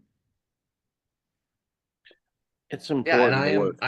Yeah, and I'm Scott Bergmeyer. I'm the other and most important CEO of Become More Group. Smart Alec. That's why it's awesome to go second. Yeah, it's always good to kind of lead into it. Actually, reminds me of something I saw a video the other day, and I forget the comedian's name, and I feel bad that I'm forgetting it, but he was talking about the late Norm Macdonald, and they were together on a show, and Norm was this guy's idol and all that stuff. They got to work together and all of that, and they were both going to be on Larry King Live, and before they went out, the other comedian was going to start first, and then Norm was going to finish up. So Norm's like, it'd be good. It's like, we go, and then you just go out there and you tell me how horrible of a person I am, and I'm the worst comedian ever, and I'm not funny, and just go on. So that's what that comedian did. He went on there and talked to Larry King and talked about, how horrible Norm was and all that stuff. So then Norm comes up secondly, and just him and Larry Larry says, well, tell me about this guy. And Norm goes, he's the greatest comedian, one of the greatest comedians and greatest people I've ever worked with. Because Norm told him he was going to be mean back to him, but he completely did the 180 on him, and he did that intentionally. So he's like, okay, I just railed Norm Macdonald, and he just said I'm the greatest ever. And it's like, oh, yeah. So it pays to go second for sure. Your company, Become More, and appropriately named, because one of the things that I want for people is I want them to be the best version of them, whether it's an individual or a company. There's always room for growth and improvement because life always throws us opportunities to become more and be better. And I from a society standpoint, we deserve better companies and better individuals We do. because and we see too often, companies just they don't do that. They kind of limp along or they coast or whatever or whatever type of descriptor you want to use. And it saddens me because we lose out on great stuff because companies are doing that, and there's a myriad of reasons why. So, love to hear your approach on that and how how you reach out to clients and how they find you. And I'm sure it's a combination thereof. But my hunch is if they're reaching out to you, they're either wanting to be better or they're doing it because they realize if they don't, they're going to go by the wayside. So, hand it over to you guys to share what you think about that. Yeah, Michael, I love this because part of what you're talking about is what we would call the status quo. We accept some level, which might be a good level or a mediocre level or a bad level. We accept that and we just kind of ease into it and just allow that to happen. And the reality is when we allow that to happen, even when we're doing great things, someone is going to pass you. And so if you're not always looking at how can we evolve, mature, move forward, at some point, even if you're currently making dust, you will be eating dust at some point. It's true. And the side of that, if you think about it, is people traditionally shift off of the status quo because they are inspired or because they're in dire trouble, right? Inspiration or desperation. And when you're desperate, there is this piece where it's like you'll do almost anything. And it's hard to work with an organization that is in that spot because time and fear are kind of knocking on the door and it gets louder and louder and louder and they're freaking out in that spot.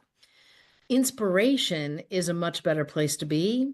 And yet many of us don't make those changes because we're inspired. Many of us make those changes until we can, we wait until we can hear that knock on the door. And that is, that's not, it's unfortunate in that particular space. So one of the things that we actually work with people on is we talk with them and say, all right, we can talk about pain. What's the stuff that's not working for your organization? But let's also talk about gain. What is it that you want to be? What is that? If you could dream for a little bit, what would that look like? And what would be the things that you would like to see and experience and the way that you would like to interact with customers and the way that your staff interacts with one another and the products that you would want to bring out or the production and how would that flow? And when we ask them about dreaming, and sometimes I can't use that word, it depends on the CEO and whether that word is comfortable for them or not. But when they can like vision out or dream into that future, that's a way that we get people to be inspired instead of waiting for that time period where something's knocking on the door and they have to do something. When the water's coming in, a lot of times, like, so, what do you think about this? All they're thinking about is that water, and they're not going to have the clarity to be able to dream or imagine a different future because all they see is the water rising, and they're like, okay, this is problematic. It's like, so you end up becoming a disaster recovery type of place, like those companies that come in after floods or fires and do a restoration, get you back to the state, and then it's like, okay, and I see this all the time. They're like, okay, you're recovered, and they're like, okay, we're good. No, you're not. You're back to where you were before that happened, and unless you do something, that's going to happen again. It's like if you have a foundation, your house that always leaks, and the rainstorms come in during rainy season and floods your basement out, and you dry it all up. It's like, okay, we're all good. No, you're not. You just cleaned up. It's the situation is still there. You're going to have to do the foundation work on that. And too often, like, nah, I'll deal with it later. And then later shows up, and well, guess what? They're grabbing the mop buckets again. And I see that time and time again because we're creatures of habit, and status quo, or comfort avenue, as I like to call it, is a very, very dangerous place to hang out in. You can visit it, maybe stop by, grab a cup of coffee, but don't camp out there because it'll pass you by. And, a stat that I'm sure you've heard of, and, I share from time to time too, is, from the year 2000, 52% of the Fortune 500 companies in the year 2000 are gone or were Right. acquired. So Yep. 500 of the most biggest companies on the planet, from a public traded standpoint anyway, are gone. So, and what happened to those? You could look at them and you could pretty much say, yep, they went this way because of this or this or this or this. But I would all but guarantee that every one of them was in status quo mode or was not as good as they could have been, and they could have prevented that. And I just think about, the impact of organization of those sizes leaving town or closing up shop or whatnot. But that could be small businesses too. Small business that has 40 employees, they close down in a local community. What does that do to the community? All of a sudden, those are 40 families that aren't going to your restaurants or buying from your local shops or things like that. And it just has a huge ripple effect. And again, a lot of it could be prevented if, they work with individuals like yourselves that can say, okay, what can we do to get better, grow, be a better version of ourselves? Because what works today, in all likelihood, is not going to work tomorrow as well as it could. So, and it's one of those things where, again, you see it all the time. I do too. It's like these companies are like, no, we're good. No, you're not. You're not. I'm sorry. I'm not. One of my favorite quotes is from the late Chuck Daly, former coach of the Detroit Pistons, Team USA, that won the gold medal way back when. And this was after the Pistons. I forget who they beat, but they beat them one game like 30 something points. It was an absolute blowout. And at the post game, Chuck's just mouthing off on all the missed plays the Pistons had and how they screwed this up and that up. And the reporter finally said, Chuck, you guys won by 30. You were up like 45 at one point. Why are you so pessimistic? And he said, a pessimist is an optimist with experience. And he knew that the players that were screwing up and missing plays, that could come back and bite them down the road. He didn't want to see it. And you guys see it all the time, in companies. It's like you're doing some things that's going to bite you down the road. We have something we incorporate in our organization, but it's something we bring to every other organization that we talk to as well. And it's called the growth questions. Yeah. So it's really looking at it and say, what worked? What didn't work? What are we going to go do differently? And the more frequent you're asking yourself those questions, the more you will grow. And Michael, as you were sharing, it made me think about, there is this, I have immediate pain, the water's coming in and I need to solve that. And I really can't think of anything else. Okay, I've now solved that and I'm moving on. That is a challenge. Like, I think we've all experienced that. Yep. The one that is the most interesting to me is, okay, I really don't have water coming in. And yeah, we're not perfect. We want to be better. However, man, it's a lot of work. And I can't take myself out of the day to day to actually think about what the future is going to hold and like set aside the buzz, the bees and bugs flying around, because it's not like I have dead carcasses. It's just the noise of the day. And watching leaders not take the time to slow down, think, start to look at the future, what could be. And it's this piece of, they get in this status quo or a rut. And My dad said one to me one time, the only difference between a rut and a grave is dimensions. And that has always stuck with me that, okay, if we're in this place and I'm just sucked into the day to day, how do I take myself out of that? How do I have the mental fortitude to slow down and think about, I need to be thinking out there as a leader and step out of the day to day? Because I'm constantly being sucked in the day to day. How do we become more? How do we grow our team? How do we satisfy our customers or achieve our mission or whatever it is that we're trying to accomplish? And a mistake that we sometimes make when we dream is that we try to find the one big right answer. I'm going to go out there and I'm going to try to hit this big home run. And actually, breaking the status quo is more incremental than it is making one big bet. And so it is this thing that says you don't have to say, I'm going to go and put all my apples in one basket. I am going to say in this spot, hey, I'm looking, I want to be more. I think we can grow. I think there's an opportunity. Let's go do these little tests. Let's try some stuff. And as we try some stuff, by the way, trying stuff actually brings energy into an organization. People get excited, and especially when it's like, we have to do this perfect. That's the one big home run versus let's just try it and see what happens. And so we try, we see what happens, we learn. And that's when those growth questions really come in, right? What's working? What's not working? What could we do? Let's go try those things. Let's see. And then let's make the next decision. It's not so scary then, and it pushes us out of being in that rut or that grave because we're trying some small incremental things that we can manage, and we can, in that space, we're not betting the farm on it. And let the information from that help us make better and better bets as we move forward. It's like the improve by 1% kind of Right. mentality. It's just a little increment. A lot of people go 1%. Oh, that's easy. No. Maybe.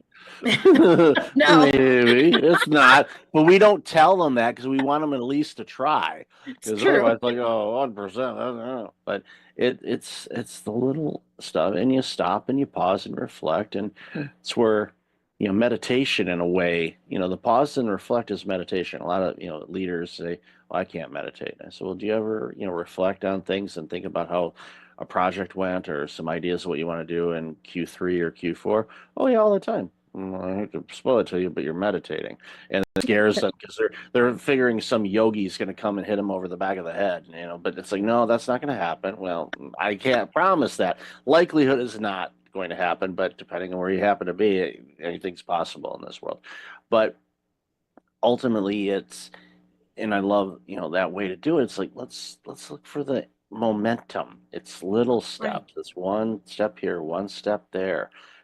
Using the baseball analogy, it's like you have a really successful inning. Yeah, you could be hitting a bunch of home runs. That's fine, but base hit after base hit after base hit, it's like body jabs. It just wears them down, and then the pitcher ends up leaving one right over the middle of the plate, and then it's about 520 feet out in right field, and it's like, oh, okay, now we've had a 7-run inning here, and you've just beaten them down. But it's just those little incremental things that add up, and it's pausing and reflecting too. I worked for a company. It's alarming how many years ago it was. But it was one of the first companies ever. Well, it was 20. Oh my gosh. When was that? Yeah, 26 years ago. Yikes. That's yeah. Lifetime. You tell me about it. Yeah, there's like a lifetime, and that lifetime could have started having a family lifetime. That's how long ago it was. But it was, a company, Fortune 500 organization, and it was a division, and we were in asset management, and we went out and did asset management work for other Fortune 500 companies. And at the end of every project, we would have a project debrief meeting, which is not out of the norm, but we always brought in a handful of other project managers and team members from other projects to sit in on the meeting that had nothing to do with the project. They never opened up a single spreadsheet or look at a presentation slide. They had no knowledge about it other than when they walked in the room. And we'd go through and all of that, and those people that were outside would offer some insights and things that they did that helped streamline some things and lessons learned. So basically, it was like a team meeting where everybody kind of contributed. Well, what we ended up doing by doing that is, after implementing that new procedure, within about 6 months, we were able to increase the number of clients that we took on by 20%, and we didn't hire any additional advisors. Needless to say, and I'm not going to mention the company, but headquarters in Germany were really pleased about efficiency. Not that Germans are all about efficiency or anything like that. I know it might be a breaking news alert there. Didn't mean to shock people on that. But they were thrilled, and they're like, "What did you do?" They're trying to figure out, can we mimic this? And again, that was an example. Okay, there's Right. something we learned. Could that be applied in other arenas that we work on to find the ability to do more without overloading people and with the same amount of people?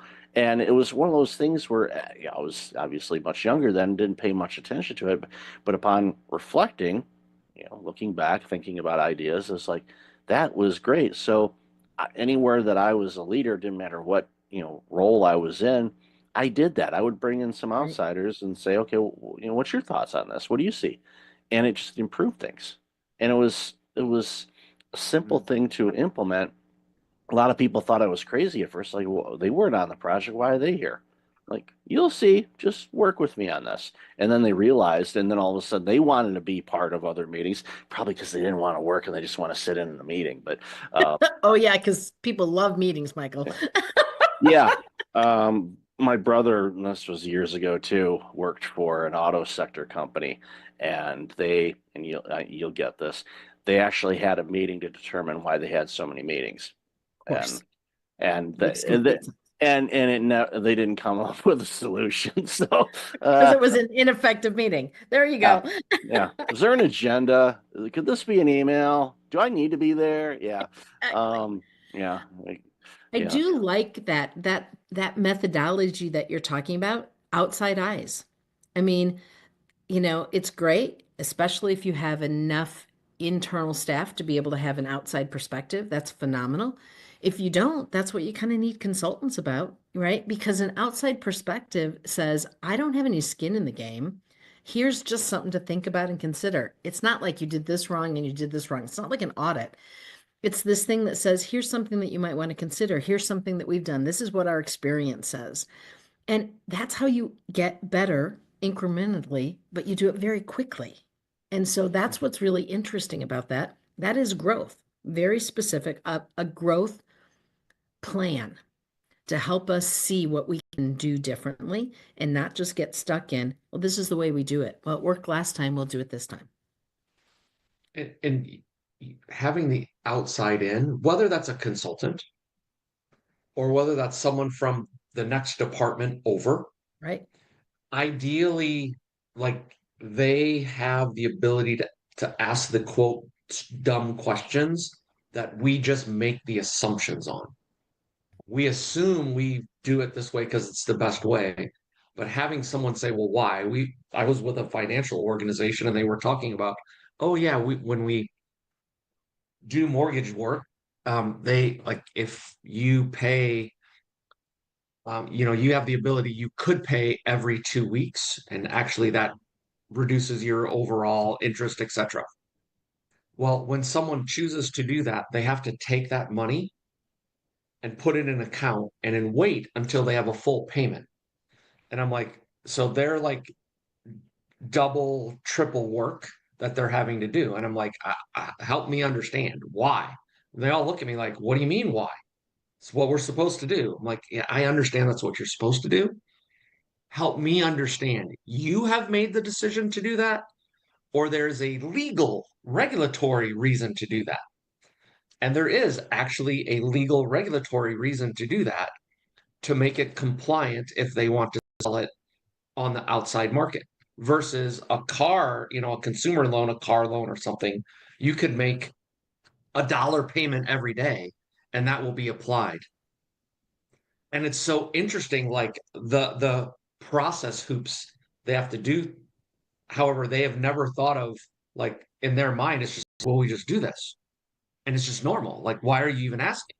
Well, because number one, I don't know, because it sounds really stupid. And Michael, you don't know about us, but we have an acronym that we use. It's SLL, stay stupid. Sorry, I did that totally wrong. It's SSL, stay stupid longer. And that place where you stay stupid longer and keep asking questions, seeking to understand, helps us to actually innovate. It helps us to make those incremental changes. It helps us be better. And that's one of the great skill sets of being a leader, not just a consultant. When you have staff, right? Don't give them the answer. Stay stupid longer and help them figure it out. It's kind of cool. Yeah, it's great. And I think too, and this is something that a lot of leaders, they struggle with initially. The great ones figure it out much sooner than I did, is, you know, your people in all likelihood are much smarter than you are when it comes to something that they're working on. So let them be that, and let them uh, show and give them the autonomy to be able to create and come up with some ideas, Yes. because they're seeing things that you're not, and vice versa. You see things as a leader, you're going to get exposed to things that your front lines may not be aware of. What you share, I mean, obviously share as much as you can so everybody can kind of be rowing in the same direction. But there's opportunities where it's like, okay, I'm not seeing this. What am I not seeing here? And especially if you're going through, it doesn't matter if you're going through a growth stage or a retraction stage. Like, what am I not seeing here? What help? What do you think? What's going on? And this is one of those things that's like, I know you talked about this with your spouse or your partner back home. I know this. What's their insight on that? And and don't worry, they're not here. I won't tell them you said anything. But what are they saying? And be frank. Use the profanity if you want to. I'm from Detroit. We've heard bad words before. Don't worry about it. So what do you need? And it again, it's more perspectives can, sometimes it can open up that particular sliver of an idea that can spawn off into something absolutely amazing, or turn the tide to make things even better for everybody involved. So before we wrap up, a question that came to mind while we were talking is, here we are in Q1 of 2025, and in the last few years, I'm sure have been, what's the word, interesting, I guess, for your clients, and because it's been interesting for all of us.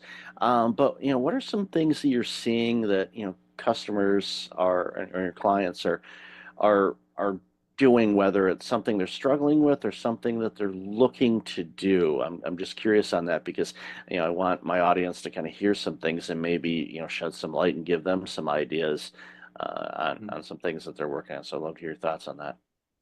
Yeah, I think we're seeing, if I think of a couple themes that are common, one is they're really looking at their organization and saying, are we designed correctly to achieve what we need to achieve?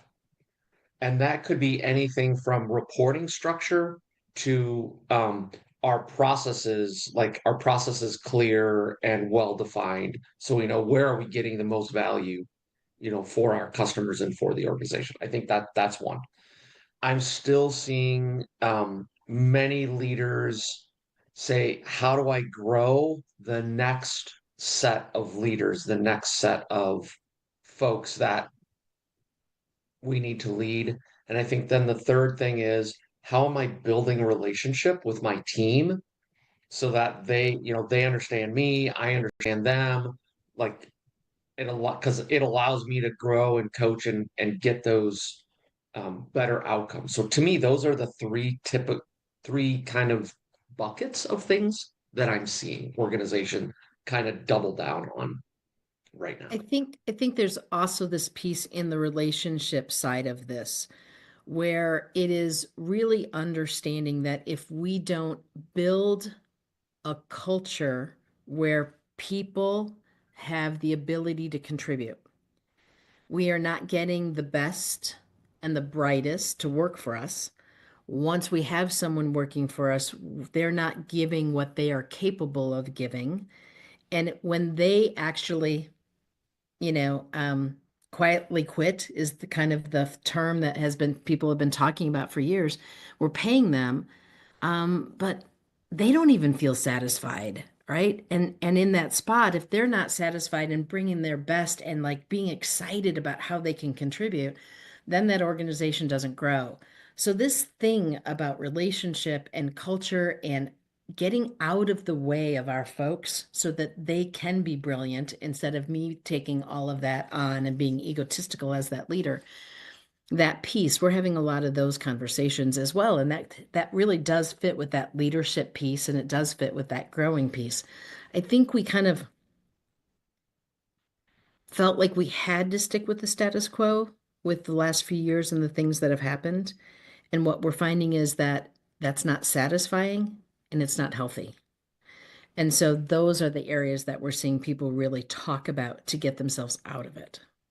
It gives me a lot of hope that those are the things that people are seeking guidance on, because it shows it at minimum an openness Right. to maybe be a little bit more vulnerable and learn a little bit more about the emotional side of things of work, and creating opportunities for people to be their best and be Right. creative. And we know there's multiple generations that are in the workforce now, and Gen Alpha is well on its way next. So you've got the baby boomers who are going to be here for the next 300 years. That's a joke. I'm Gen X, so that's a joke. I'm a boomer. I'm gonna be here Yeah, forever. you guys will not let go. Let go. No, I'm I'm kidding. sorry. I'm kidding. No, We'll let go when you all figure it out. Oh, in your face, Michael. Well played. Well played. Because we won't.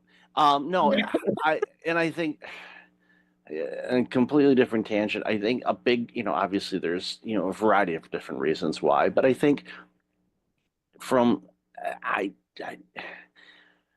baby boomers actually enjoy work. It's sickening, and it's true. I am a perfect example of that, Michael. They- Sorry. It's in many cases, you're an artist, but your paintbrush is not necessarily a paintbrush. You're an Right. artist, and I see that with every generation. Every generation is creative in their own way, and ideally is, and if Jonathan Shepard's listening to this, so shout out to him, because he does a lot of legal work and works with different generations on different things.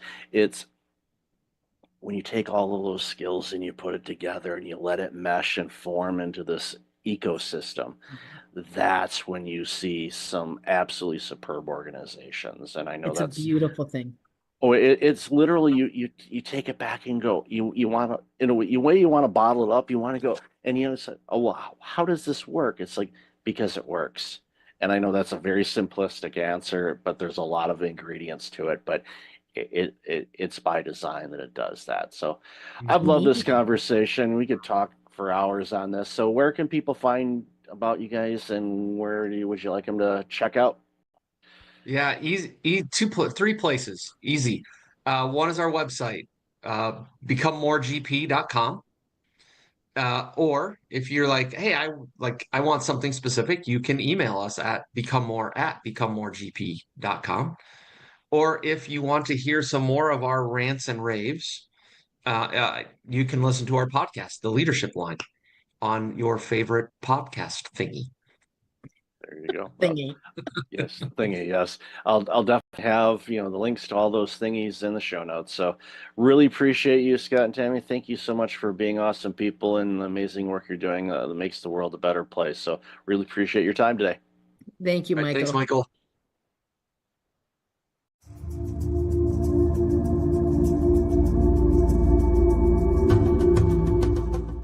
Welcome back. I've got Jonathan Shepard on the line. John, how are you? How are you? How's it going, Michael? I am awesome. Really looking forward to this conversation because, as we talked about a bit in the pre-show and our conversation we had earlier, this is some important work that you're doing, and it's bringing awareness to an issue that I think every organization is facing. So, why don't you share a little bit about you, and then we'll jump into this important conversation. Sure. I live in the recruiting space. I'm the president and CEO of J. Shepherd Associates, a full service attorney search firm in New York City. And I own a support staff company called Daybreak Staffing. And our perch is mid and large size law firms. Kind of built my entire career in that space. Started recruiting when I was 19 and had kind of seen a lot. But about 5 years ago, I started to notice that generationally, everybody was kind of pulling apart. And I've always recruited from the space of like, get the biggest, best group of people together. And what I kind of stumbled on was this conversation about the generationality of work. 4 generations working together for the first time in American business. And everybody has a different need set, as I refer to it. And everybody is generationally judgmental. You know, I joke with candidates like this pops up on screen and the cartoon bubble pops up and says old guy. But then you get to talking to me and you realize I have this generational lens to what I do. And you're like, where'd you come from? People your age don't talk like you. And I found it to be really, really interesting. So I started weaving it into my recruiting. And the more I did, I found that there was an appetite for it. I found that it was a message that was resonating. I contend if you have boomers with vision, Gen Xers with ability, or high revenue producing people, 42 to 58. If you have millennials with potential and Gen Zers with drive, then you have the best of all 4 generations. And no matter what business you're running, you owe it to yourself to get the best people in the right spots. So it's been a really interesting ride. And I'm having conversations with people closer to my age, right down to people just coming out of law school. And they all have something to add to the conversation. So when you and I connected, I was like, this is a great platform for me to talk about this with you, you know, you being in the corporate burnout space, you know, and trying to get people to kind of not get burnt out, or what to do and recover from getting burnt out. I think it really does tie in very much. Oh, I agree. And as we discussed before, you work in the law space, but this is applicable in every industry, and everyone having a voice and input based on their observations, because they're going to see things differently than other people. And it reminds me of a conversation I had several years ago with Maestro Roger Nierenberg, you know, who, you know, is conductor, conducted in New York and Philly and other places. And he's a leadership consultant now. And one of the things he does is he goes to organizations and he brings a small orchestra with him. And what he does is he sets up an orchestra pit wherever they happen to be. And then, of course, he goes up on the podium and they first start to practice, and they kind of sound like a second grade band at the beginning, you know, no rhythm whatsoever. And then they start harmonizing and everything sounds amazing. And they have the employees of the organization in management sitting in with the pit. So they're hearing that music. And then what he does is he brings up people either one by one or in small groups up to his podium, and he has the musicians play the same notes, the same music again. And everyone is absolutely blown away on how completely different it sounds from that vantage point. And he said, that's the thing. From my vantage point as a leader, or my vantage point as a baby boomer, or I'm a Gen X, or a millennial, or a Gen Z, or Gen Alpha is coming, we all see things differently. And the thing is to focus on that. What are you seeing from your perspective is an opportunity to see things in a different light, or maybe a different way, that could be completely a game changer for your organization as far as teamwork, interaction, your deliverables, you name it. Yeah, 100%. You know, you use the analogy of an orchestra. You know, the piece of music the orchestra is playing is the end game. It's finite. How you get to playing that music is infinite. And that's really the thing now in the work life of America. You know, people are redefining things like shifting expectations in the workplace. What does productivity look like? What does engagement look like? And all of those things. And they're all seen through a different lens. And what I've been trying to tell people is if you communicate effectively and you respect the opinions of everyone, their view of looking at the musical piece, then you're going to bring things to the table to make your business stronger. Just like the playing of the notes is one thing, but really the fulfillment of the piece of music is really the bigger thing. And that's what I'm finding now in corporate America. And, my perch again, it's the law firm space. So there is a hierarchy there in law firms between partners and associates. But at the end of the day, you can learn a lot from everyone.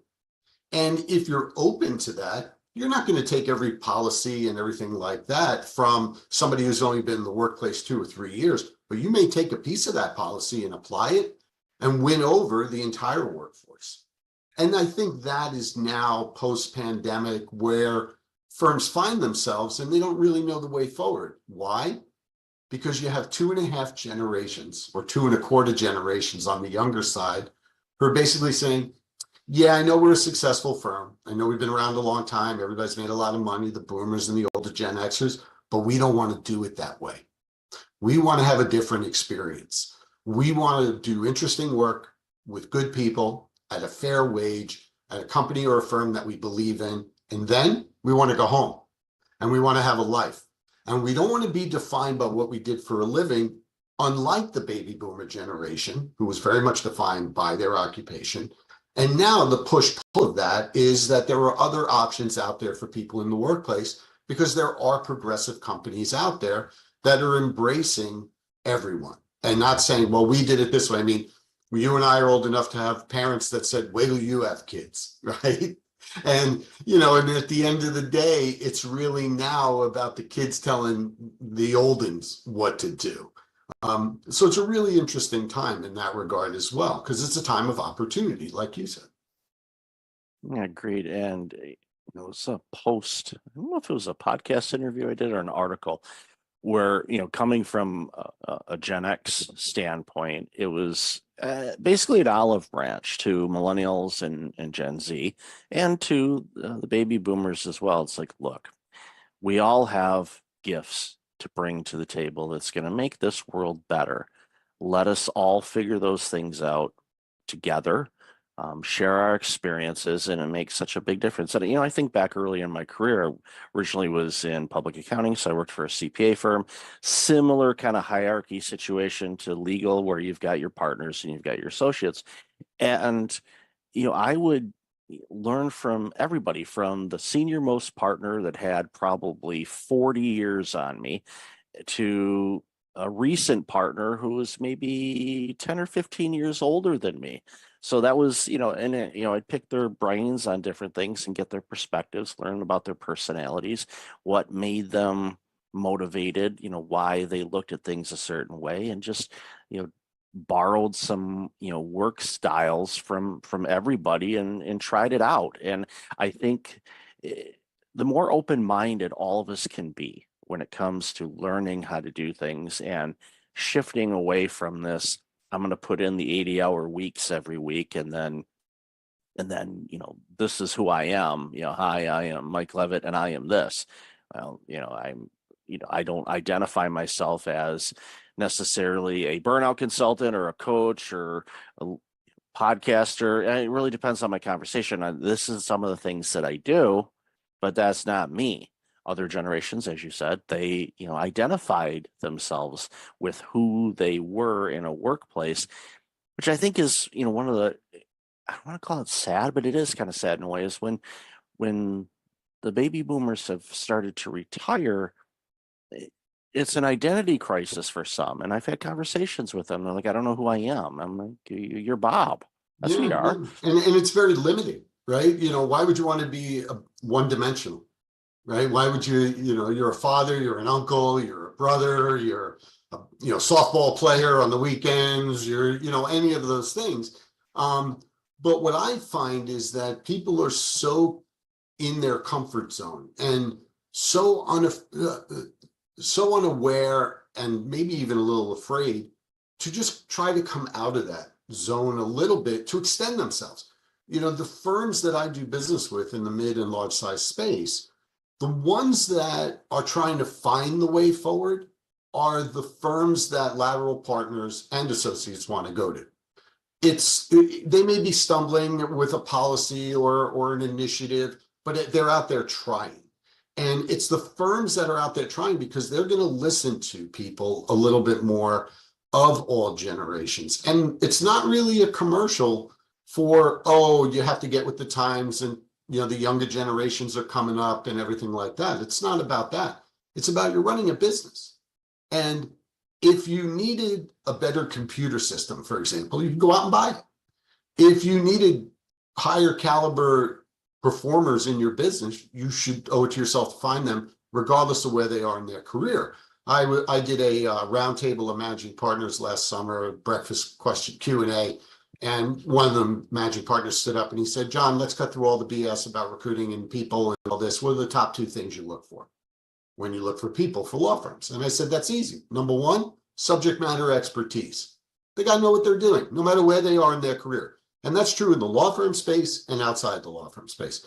Number 2, good human being. Because if they're good human beings with subject matter expertise, you're a smart guy, you're running a law firm, you should be able to use those people most effectively. And he said to me, you know, those are kind of words to live by, but hard to put into practice. And I thought that was interesting. Yeah, and I can see where you're from, and I think about, you know, my experiences in hiring when I worked in healthcare and hiring, you know, people that may, excluding clinicians, again, they have to be a subject matter expert. They have to have their licenses. They're going to be working with needles and medicine and things like that. You want them licensed, please. But as far as clerical administration side of things, you know, I looked for, are they trainable and coachable? Are they good with people? Are they a good person? Will they be able to withstand the variety of demands coming from a variety of different personalities? Factoring into that, one, you're going to have some grumpy physicians. They exist. You're also going to have some really grumpy patients, because typically when people are going to the doctor's office, they're not well. They're not feeling good. So they may not be putting their best foot forward when they're interacting with people because they just don't feel good. Yeah. So you have to be able to navigate through all of that, do your best not to take it personally, understand the big picture of all of it, and give the best customer service, quite frankly, as you can to all the stakeholders involved. Yeah. And I remember hiring, and I've shared this story before, I hired a receptionist for one of my clinics, and she didn't have any healthcare experience, but she worked for one of the major cell phone companies in their retail department. And the doctors, the board, everybody is asking me, are you out of your mind? They don't have any healthcare experience. And I said, neither did I when I started this organization, and now I'm running yours. So who's the idiot now? And you know, so basically they went, okay. I said, she's trainable. She's going to pick it up quick. Number 2, she's great with people. So long story short, she is now running a clinic herself, a healthcare clinic, when she started in a cell phone company, and now she's running a clinic. Why? Because we gave her the opportunity. We created the environment where she could thrive. She did. She took advantage of it and made it, you know, her career. Yeah. And that was an opportunity I gave because I saw the person. I'm like, you can train people on things, you know, that's not a problem. It's like, how are they with people in all these different aspects of things that get thrown at us on a daily basis? And it's a fine line to walk. You know, it is a fine line to walk. You know, and one of the biggest complaints I hear from younger workers across all industries is there's nobody there to coach and train me up. And, you know, you and I had the conversation when we spoke at first about my stepson is a mechanical engineering guy. He's 29. And he was working for his first job out of school. And he said, they just kind of threw me into a job that I'm not qualified for, you know, and I'm like managing a $2 million budget. And I asked him, like, is this correct? Like, you just need to show it to me once. And they were like, well, kind of figure it out. And I told them, I hear the same complaints from young attorneys whose law firms want them to come sit in the office 5 days a week, but the partners that they're reporting to aren't there. And more, as we've bled from the millennial generation to the Gen Z generation, younger people want to be in the office with mentors, with trainers, so they can have the opportunity that receptionist had, right? Maybe they're not all the way there in their education and experience so far, but if you can start with that and then get them to where you need them to be, then you're ahead of the game. Now, people that are clinicians or technicians, it's a different story. Just like in certain law firms, it's practice area expertise. But if some young associate comes along and has that practice area expertise, why wouldn't you want the one that wants to come in and get instruction from you, as opposed to the one that you think is sitting in their living room, in their sweatpants, thumbing their nose at you, and only working when they want, not when you want, if you're a partner in a law firm?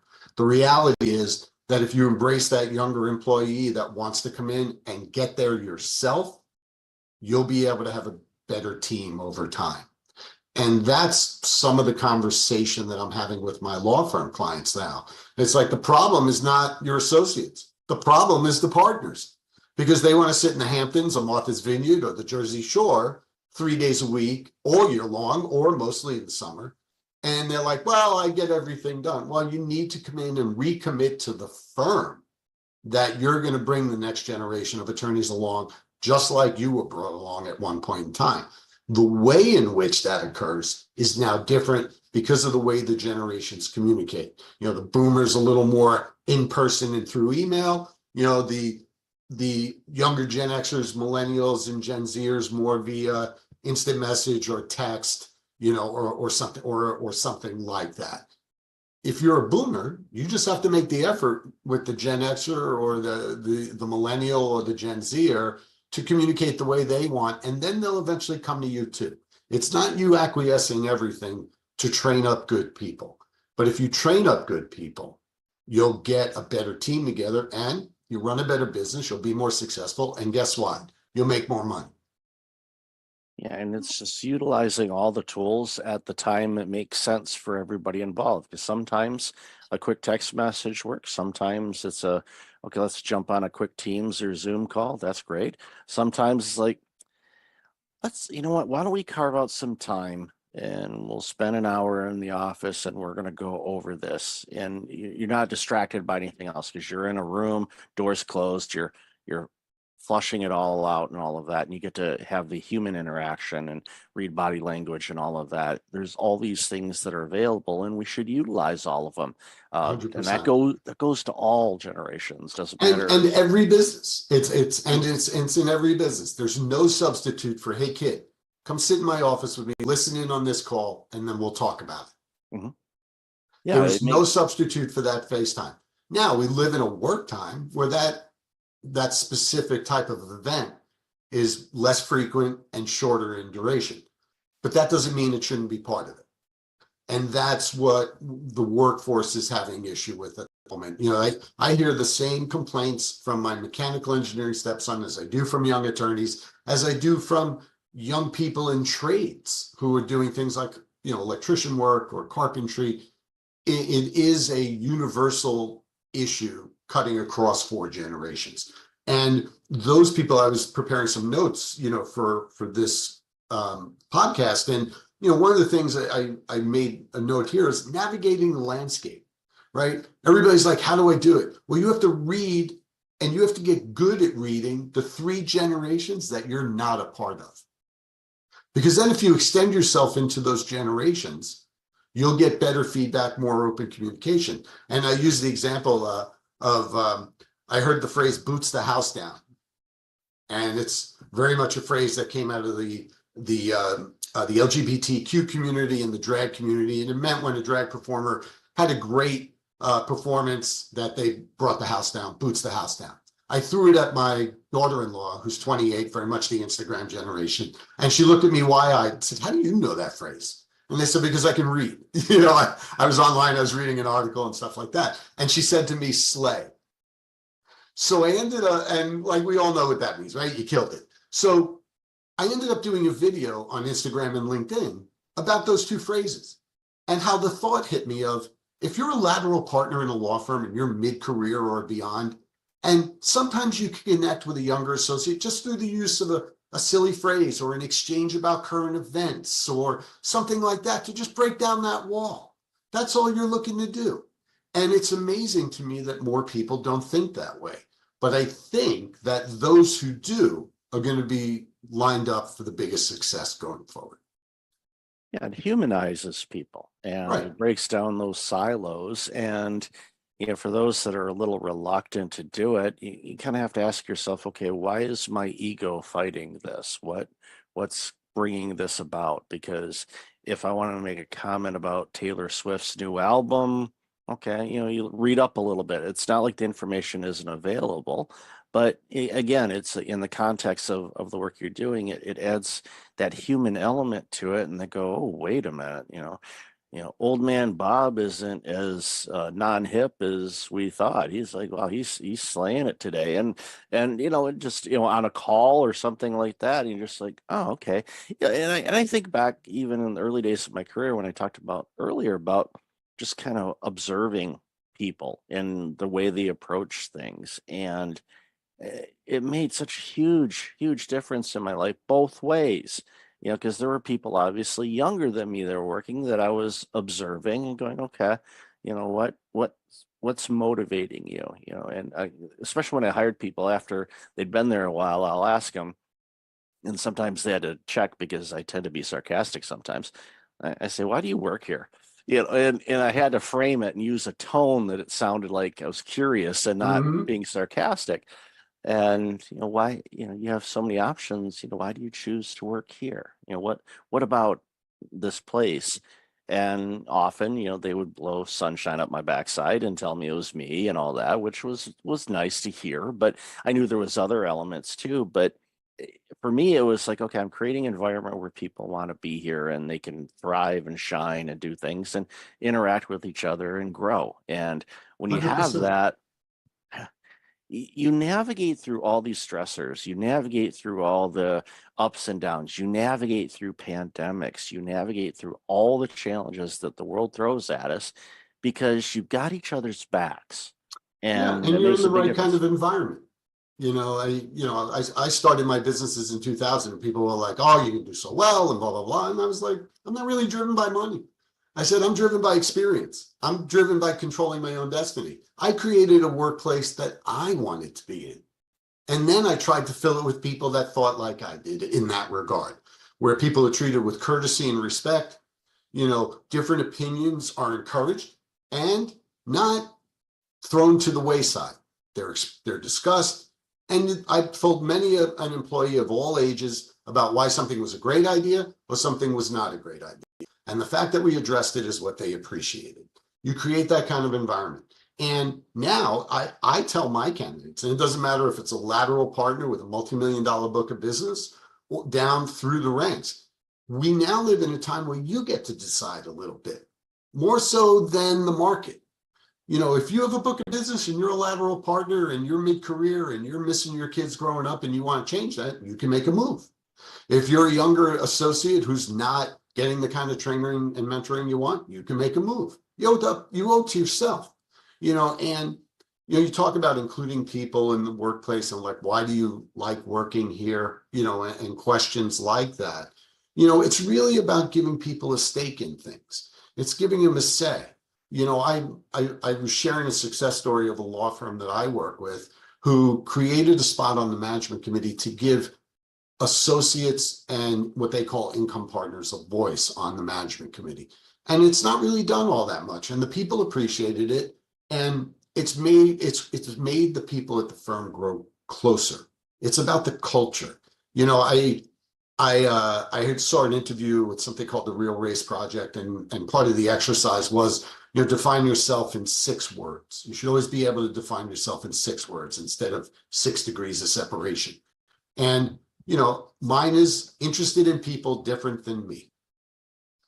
And you can't be ashamed of admitting who you are, to people whether they're the same as you or different than you. And I'm like, I lived in New York City my entire adult life. And when I would get in the back of a cab, I would ask the cab driver how to pronounce their first name. because it showed that I was interested in them. And they were generally somebody who was a different ethnic group than me. And all of a sudden, the pasty middle-aged white guy that got into the back of their cab made them feel good. And that's the type of stuff that in the workplace doesn't cost you any money if you're running a business. All it requires you to do is change your mind. And if you are bringing in people at all levels, if you're a senior partner that I'm working with and you're only interested in a money jump, it's probably not going to be a successful engagement. If you're a senior partner I'm working with that wants the right firm, doing the right work and making money, then I definitely can help you. And it's really interesting to see how people are now redefining themselves, redefining their lives. And, you know, for my purposes, it's an ongoing conversation. It requires two things, and it's very simple: communication and accountability. And that includes self-accountability. You know, I talk to younger people, I'm like, you spent all this money on law school, and you're sitting in your living room in your sweatpants, and you think you have it great, and you're making X dollars working in big law. But here's what's happening. You're being given the same work over and over. You're getting siloed. You're not really learning a lot. The person that's in the office that is at the elevator that the partner grabs is the person that's now ahead of you to go to clients. When those clients start talking with that individual, you become less and less valuable. On the flip side, if you're a partner with a book of business, you need to be in to lead, to service your clients, and to interact with others in the firm. And if you do those things, you'll make more money in the long run. You'll get easier engagement. And what I mean by easier engagement is your people getting to you in the time frame you want, communication and accountability, but it's got to also be self-accountability. I wanted to tell about the road ahead a little bit, you know, and I say this is an ongoing conversation. And a little funny anecdote happened to me a couple of months ago. My wife and I had our master bathroom redone, and the contractor had subcontractors, and one of them was the plumber, and the base of the toilet leaked when they finished the bathroom. So the plumber came back, and he's like, you know, I tell these kids, like, don't just put the silicone on the base. You have to take your finger and put it around to create the seal, and they don't listen, they don't listen, they don't listen. I'm like, how old are you? He goes, 28. I'm like, and you're complaining about the 19-year-old? And he goes, you betcha. And that, Michael, made me realize that the generational conversation with Gen Alpha coming, it's not changing. It's not going away. And the people that can navigate the conversation the best to run businesses, because that's what everybody's trying to do, are going to be the most profitable in the long run, are going to feel better in the long run about the businesses they've created, and their people are going to end up staying with them because they feel like they're a part of something. Yeah, the more things change, the more they stay the same. And it reminds me real quick of a story. A colleague of mine does some after school robotics coaching and you know, some coding types of stuff. And, you know, some of their students are, you know, either from first grade all the way up to 12th grade. And this little first grader, he was working with them on coding and designing a little, you know, computerized game kind of thing. And at the end of it, this little kid, you know, was leaving, and the coach was working with another student. So this 5-year-old pats the coach on the back a couple of times, says, "Good job today." And he leaves, and he's laughing about it because here's this little 5-year-old that just gave me this attaboy type of thing. He's like, he's 5, you know, how in the world is he doing that? It's like, yeah, he might be 5, but he's, you know, in his late 50s in real life or something. I'm not sure which. Make that kid the CEO. You got it. I looked, yeah, I heard that story. I said, okay. I said, all right, That's great. keep an eye on that one, because they're going to do amazing things in this world. And that's what it's all about, whether it's a law firm, accounting firm, education, whatever. Create that environment where everybody can thrive in the way that they define thriving, to serve your clientele, your customers, whomever. And it's when the magic happens. You light up. You're like, it's Sunday and you're dying to get in the office because you want to see that, you know, partner or that associate that you're mentoring because they crushed it last week, and you want to congratulate them in person for really stepping up, because people want to learn. You know, there Yeah. most people are coachable, and the self accountability. I'm glad you mentioned that. I think that's something that I see as absent, but there's reasons why it's absent. You know, the more accountable you are to yourself and what's your role in this game, the better you're going to be short term and long term. Yeah, I agree with you 100%. You know, that's a whole nother podcast, you know, that the accountability and self-accountability thing. And, you know, we talk about it through the lens, you know, of the generations. We talk about it running better businesses and everything like that. But these are human skills. These are skills that help you in every walk of life. You know, and I think that's the thing that's lost on a lot of people. You know, you say, you know, you crushed it last week, you know, you're fired up to go into the office on Monday. But we also live in the real world that you're not going to feel that way all the time. Right. And a lot of people talk to people like us and they're like, oh, you know, it's easy to be gung ho and rah, rah, and all that. That's not what this is about. What this is about is positioning yourself. And if you're running a business, positioning your business the best way possible, but being realistic about it. And wouldn't you rather go to work fired up more times than not? I mean, I would settle for that if I were in the corporate space. I think I said to you on our initial call. You know, I work for myself. I'm very much, you know, doing my thing and everything. And I always joke with people, my boss sucks. He just makes me work when other people don't, you know, but he also does approve my expenses, you know, and he does let me go do some fun things. But what he does is he lets me be me. And, you know, I'm fortunate that I work for myself, and not everybody lives in that world, especially if you're in corporate America, whether it's a law firm or another kind of business. We get that. But you could set yourself up to be as close to what you want. And that is occurring for the first time in 2 generations. It really is. People in the 50s really had the kind of opportunity that the generations coming up have now. Everybody from there to now, a lot of the boomer generation, and I hear it all the time, the boomers are hanging on too long. But the boomers who consider themselves, as I consider myself, and I'm sure you know, even though you're a little younger than me, you consider yourself this kind of person, is we're empowerers. We want to tell people, listen, you bring a lot to the table. And I do it with people that are way older than me down to way younger than me. And, you know, I've had more than one candidate at each end of the age range say, boy, you get me. And I said, I'm not trying to be you. Again, it's communication and accountability.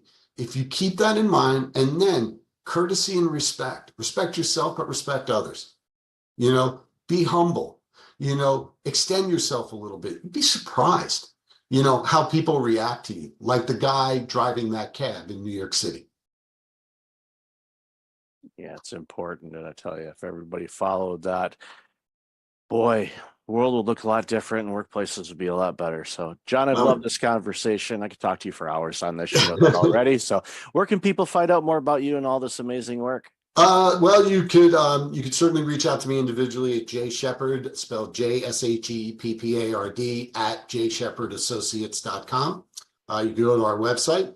You can find us on Instagram and on LinkedIn at Jay Shepard Associates. And you know, I really want to thank you for the opportunity to talk with you today, Mike.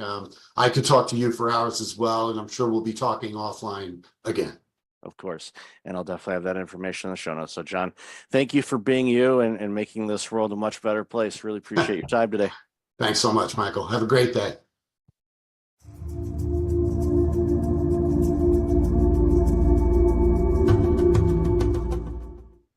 Welcome back. I've got Jim Fielding online. Jim, how are you today? I'm great. Thank you so much for having me.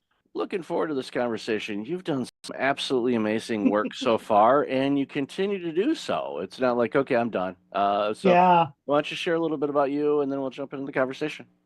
Yeah, I mean, I appreciate you saying that. I mean, I'm committed to lifelong learning and staying constantly curious. And so I don't ever want to be done. And after a great run in retail and media and entertainment with some of the world's largest brands like The Gap and Disney and DreamWorks and 20th Century Fox, I've completely pivoted particularly in the last 2 years. I wrote a book that came out in August of 2023, All Pride, No Ego, and that really gave me the platform to pursue this new life I'm in now. And so officially, as of really January 1st this year, but really last fall, I'm full-time writer, speaker, and now executive coach. I went back to school at Emory, the Goizueta Business School, and took two coaching fundamentals and advanced coaching. And now I have coaching clients and consulting clients, and I'm writing another book and doing speaking opportunities at conferences and corporations and nonprofit groups. So it's the first time in my life. I mean, I remember talking to my sister and my mom about this. Like, I basically have had a paycheck from someone else since I was 13. My parents believed that we needed to go to work and that my allowance was never going to keep up with my lifestyle. And literally last August 31st was the last time I got a quote paycheck from a corporation and benefits and all that. And so it's really the first time in my life, now that I'm 59, getting ready to turn 60, where I'm completely on my own and I'm really enjoying it and meeting fascinating people and doing interesting things. So you're bold to do it, and I commend you for doing it, because there's something energetic and refreshing about it. It's like you're going out there, and you don't necessarily have a safety net. You do, but you don't. It's like, okay, for me to generate revenue, so I have some currency units in my bank account, it's up to me. It was before too, but it's a little different now, where you're basically working multiple departments instead of just the sales and consulting side of things or whatever else. And I'm guessing, and you mentioned about going back to school and and the coaching and whatnot. My hunch, and correct me if I'm wrong, is when you're in the class and they're going over some things, did you have that aha moment going, wait, I've been doing this all along anyway, but now I'm getting the education component afterwards. So usually it's like, usually you learn how to do it, then you do it. Well, in your career, you did it, and now you're I kind of learned on the job. You're learning how to do it. Yeah. I give my professors and mentors in that program credit, because like literally the first module when I started was, part of it was the difference between coaching, consulting, therapy, and mentoring. And I realized that I'd been doing all of that. Like, I had gone to therapy. I wasn't a therapist, but I had mentored, I had consulted, and I had coached. But they were really good about putting the boundary walls in between what a good coach was versus a good consultant. And so for me, that honestly was the hardest learning, because as a consultant, you're paid to solve a problem. I mean, you're literally hired for a project or to solve an issue a company has, and 90 days, 6 months, whatever it is, and you have a deliverable. In coaching, it's much more client driven, and it's much more iterative, and it kind of takes a lot of different paths. And I had to learn not to be a problem solver, because in my first couple of practice coaching, and we practiced all the time in the class, I would be like offering solutions immediately, because that's how I was programmed. And my coach would be like, no, right? Like my professor would be like, help your client get to the solutions, help your client transform, help your client unblock. And I love that. And it's actually made me, I think, frankly, a better partner and son and brother and uncle, because I'm not just running around solving. And listen, I was in the C-suite and I was a consultant. That's what I was paid for, to your point. I was paid to solve problems. I was paid to drive business. And so I was like making decisions on the fly and going. And in coaching, it's a much different process. It's a much different timeline. And I have a very diverse set of clients, which I love. And so each coaching assignment is very different. Each client is different in what they want to accomplish in the assignment. So, but yes, I would have said a year ago, I've been coaching forever, until I got the academic foundation and was like, oh, I need to learn some new things. And it was really important to me, because to your point, I could have just gone on LinkedIn and announced I was a coach and started booking people and put up my website. I wanted to do the academic underpinning first. Well, it speaks volumes to your character too, because Mm. most people say, "Yeah, I got this. I've been doing Yeah. this. I worked at this consulting firm or whomever, forever. I know what I'm doing, Right. and you would serve your clients well by Mhm. doing that. But the analogy a lot of times, for me, when I think about consulting an organization or coaching, the big thing for me to help remind myself of the same situation is, Mhm. okay, what did they hire me to do? Okay, they hired me to coach them. All right, well, that means I'm on the sidelines. I'm going over some plays. I'm like, okay, what do you think about this? Very Right. collaborative. Get them, like you said, to come up with their solutions Solutions. instead Right. of, what do you think about this? And, being, a reformed people pleaser and a problem solver. The great book by the late Dr. Harriet Breaker, Disease to Please. I highly recommend it. That is brilliant. I love the title. Yeah, I'm writing that. I'm yeah, writing that down. I'm yeah, looking at you, but I'm writing that down yeah. because I It love is that title. that book came out, I think, in the year 2000, so it's a quarter century old, but it's timeless and Yeah. quite convicting. If you are a people pleaser, because it calls you out really good. And there's different types of people pleasers, and I thought, well, I'm this, and then after reading that book and Mhm. picking myself up off the floor after it knocked me down, I was, Yeah. oh wow, I'm actually different. And I reread it every few years just Mm. as a not not so much as a reminder, but Mhm. more of a where am I at now? Yeah. Because Almost like a self-assessment. I love yeah, that. yeah. So it's definitely a good book that I recommend to anybody and everybody, because Well, we it all do takes it. it takes a people pleaser to know a people pleaser, right? Like Um, I definitely listen. I'm a firstborn, the first one in my family to go to 4-year college. Like I had a lot of expectations on me, and I was pleasing a lot. I was pleasing parents and grandparents and extended family. And you're right. So I had not heard of that book, so I love that you gave that to me, and I will pick up yeah, that pearl. yeah. I'll share a real quick family story. A late uncle of mine was in our family, the first uh, family member to go to college, and Mm. he made some questionable choices and did some crazy things in his life, to the point where when my brother and I, because we were next to go, Yeah. and we saw some of the annex he pulled, I told my parents, I said, I'm kind of afraid to go to college. Why? Is it going to be hard? I said, no, because I don't want to do the crazy stuff that Uncle Joe has done. And Yeah. they're like, they said, don't worry. I said, that has nothing to do with academic. So it was like, okay, good, good. Phew. Yeah, But exactly. No, doesn't that's mean I haven't funny. done some crazy things, but hey, it Yeah, happens. right. No, for But sure. so, jumping back into, the work that you're doing now, and I know we talked about this before too, is, Mhm. the tool bag of knowledge and experience that you have is interchangeable. So Mhm. it's literally like going and I'll use the analogy, if you like to cook, okay, you got the spice rack, so you got all the spices, and you're like, okay, what am I going to make for dinner tonight? You've got, Mhm. some lean meat, you've got some veggies, salad, whatever. You're like, okay, what am I going to make? And Mm.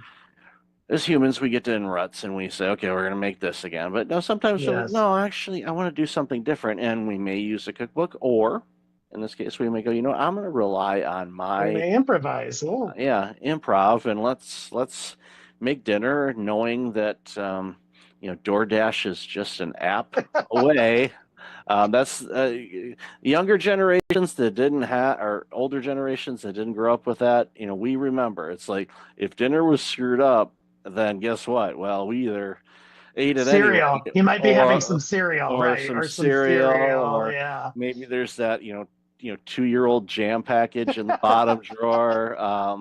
Is there a piece of bread? Yeah. Oh, Some for some buttered reason toast. Some buttered yeah, yeah, toast. exactly. Yeah. We're like, We're gonna literally, get something. But yeah. yeah, we're literally, Yeah. thinking about going down the street. It's a great analogy. No, it's a Yeah, great story. I mean, that is, yeah. I mean, there's a certain amount of, and that's part of what I like, what you and I are talking about. It's part of what I like about coaching is of course I prepare for my client meetings, and I review previous notes, and I write myself some notes that I might want to ask, some certain questions I want to ask. I still have my list of go-to questions, but you are kind of improvising during the coaching, because you really, to be a good coach, you have to be a very active listener and a very good question asker. And you're really riffing off of what your client comes to, right? And as you know, because you do this, like, my first questions are always, what's top of mind for you today? Or, what issue really is something you want to talk about today? Because as you know, each session, 45 or 50 minutes, you can't boil the ocean. And I think getting the client to focus on what really is the core issue that's affecting them at that moment, right? And that they really want to talk about. And you can't prepare for that. It doesn't matter if you review all your notes and you think you know your client super well, they can surprise you each time. And to your point, I fall back on my 35 plus years of corporate experience and my own coaching. Like, I was coached. I had a coach at Disney for 4 years. When I was president of Disney Store, I had a coach. He was amazing. And I was the one, when my boss at Disney told me I was getting a coach, I thought I had done something wrong, honestly, Michael. Like, I was like, oh my gosh, like, did I offend somebody, or my number's not good? Like, I saw it as a negative. And my boss was like, no, we're investing in you because we want you to be a better leader. We want you to grow with us. Once I flipped that switch and realized it was an investment, like, it was an unbelievable time. And it was a gift that I had that coach in my life for 4 years. And it's somebody that I'm still in touch with, because he helped me transform so much, and absolutely made me a better leader at Disney, a better leader at every future job I had after that. And as I've said before, like, a better person, like, I think just a better human being.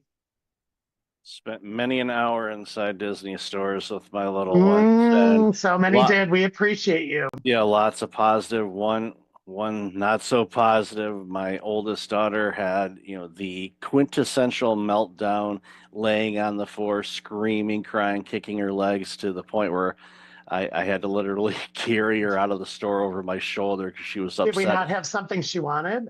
We already bought her something. Oh, and she wanted something else, and I told her no, and that no is not a great word in Disney store now. No, it's like, upon reflection, it was like, next time. It was funny because her mom was the reason why we were there, and we were there with a friend of ours, because my partner at the time, she was holding, kind of like a house thing for selling something. I forget what it was, but so it's like, all right, well, I'll take Sarah out, and the other two kids were little enough where they weren't, they were still very young, so it wasn't an issue. But it's like, I'll take her. So it's like, all right, let's go to Disney store, and she never acted that way before, ever. And so here I am walking with my buddy, and there's a screaming kid walking through the mall, screaming and yelling. I'm surprised people didn't call the cops, thinking I was trying I'd say turn you into child services. Yeah, it's like, you're trying to kidnap that child. No, I'm just not buying her yet. Okay, well, here's the hint. She has enough aerials, okay? Yes, but here's the hint. It's too late now, but for any of your listeners, because I still love Disney Store so much, the area around the cash register are the souvenirs. We call them souvies, but internally, we literally called them, without being rude, shut up gifts. And they were all like less than $12. And it was, I saw numerous desperate parents and grandparents picking up a, like a small plush animal, or, just something that, like a keychain, something that was under $10 or $12. Because we saw many a tantrum in Disney Store, because you're teaching the kids boundaries, right? And of course, we're overstimulating. Like, our job was to give them the best 30 minutes of their day. And so we were like overstimulating them, and there's something everywhere that they look. So we weren't always a parent's best friend.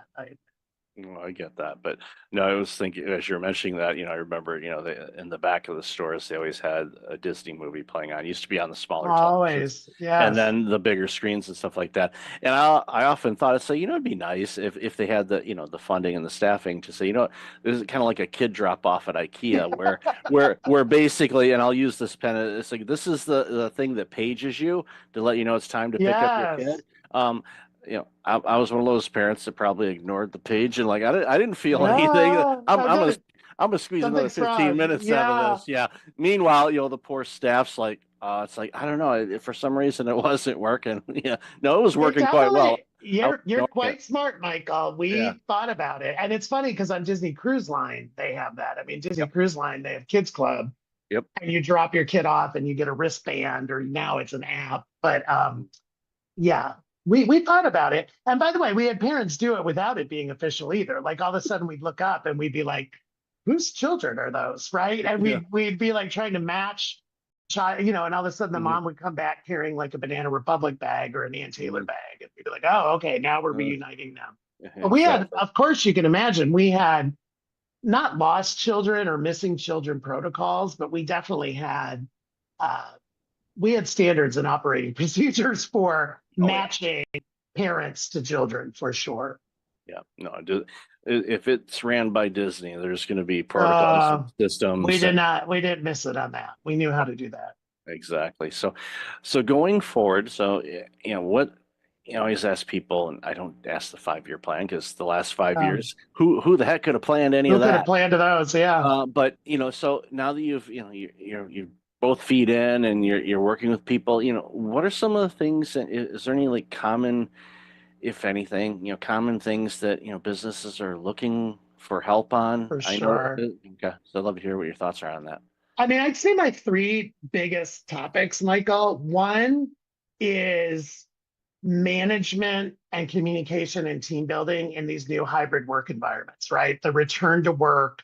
Part of my staff is remote, part of my staff is hybrid, part of my staff is in the office. How do I do it? And for many of us in my generation, we grew up as physical leaders where basically our teams were in an office. Even if you managed multiple offices, you could still go to the office. And I'd say that's one area I'm spending a ton of time on. I think the other clients I'm attracting are people who are in a certain stage in their life. So I don't want to say a certain age, but more of a certain stage of what's next? How long am I going to keep doing this? Like, do I want to consult? Do I want to slow down? Do I want to maybe go teach? Like, these moments where, running companies, running a division, running a corporation is not easy and is very tiring. And they're they're not ready to quote retire, but I mean, there's almost like most people don't like that word. Most people don't like retirement. They like changing gears or something like that. And then I'd say the other thing, it really is kind of belonging, inclusion, DEI 2.0. Like what do these programs look like? I mean, there's obviously been in the news lately that there's been a lot of rollbacks. President Trump announced that we're rolling it back at a federal level in the federal government. However, the reality is there's a business imperative to manage situationally and manage diversity because our teams. I mean, you look at the demographics of the United States in particular in 5 years, to your point, or 10 years, we're becoming a more diverse population. We're not becoming less diverse. And so regardless of what is legally required or mandated or directed, most executives I'm working with see the business imperative to manage diversity and manage situationally. And also, I'm spending a lot of time on the generational differences. I hear a lot about, oh, Gen Z is so hard to manage, or Gen L, whatever's after Gen Z, or Gen Y, or, these millennials. And I'm like, okay, but that's, again, managing diversity because each generation is different. And I guess the fourth one, if I had to throw one in, is the impact of AI. I mean, we're in an AI age, and where is it going to help your business? Is it going to hurt your business? How do you harness it for efficiency and effectiveness? How do you not be afraid of it in some cases? So I'd say those are pretty much the themes that I'm working. Yeah, and definitely plenty of work in all of those arenas. Yeah. And, I saw the headline this morning. I forgot where it was, what article it was, or what resource it was from, but it touched on DEI and diversity. And to your point, yeah, 5 to 10 years, our country will be more diverse, and even to the point where they said it, because of the diversity, everybody thinks, okay, well, you've got people from this background or this faith or LGBTQ, whatever. Right. Yeah, so any of those things, but the thing that it hammered home, and I hadn't seen this, at least across to me as before, is in many of these situations, the new immigrants and new citizens to our country and all of that stuff are not coming from Western civilization. So what that does, and this is my perspective, and why I was such a big fan of the internet when it first showed up, and why I'm a fan of AI and everything else, is the world is becoming more global, which means we can look and experience different skill sets, learn new things, adapt things in a different way to see benefits that we wouldn't think of, because we've been spending all our time on Comfort Avenue doing the same things over and over again, expecting a different result. Remember the insanity? Right. Insanity. Yeah. So I am a huge advocate for new experiences, whether it's coming from eating at a different restaurant to working with different people. My last role for going full in on this one was running a multiple site healthcare clinic. We had 16 different nations represented in my clinic. Yes.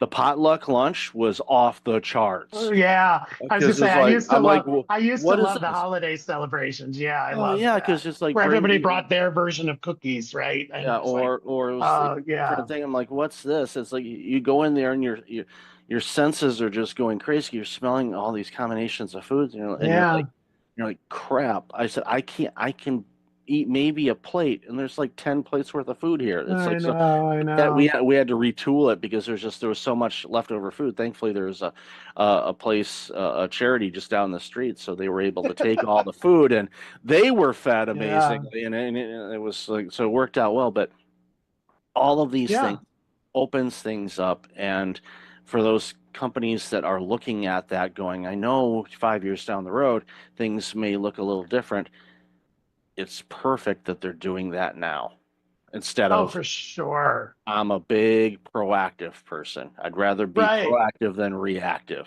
because you can plan it. Disaster recovery and emergency stuff, that's when you really start using your tools, but I'd rather not. I'd rather use the tools in a planning way. So that's great to hear that. And I love that you know all that, Michael, because the data and facts are there, right? And so again, regardless of what is legally mandated, it's a business imperative that you do this. And when I was president of Disney Store, I had one direct report. I had 2 direct reports in Europe, 2 in North America, 1 in Japan, and then 3 who we call global. They were based with me in LA, but they had global responsibility. And so by nature, all of their perspectives were completely different. And I loved back to cooking, I loved the stew that was, because I've always been a 2 heads are better than 1. And I think retail and Disney retail, I didn't ever claim to have all the answers. And I wanted,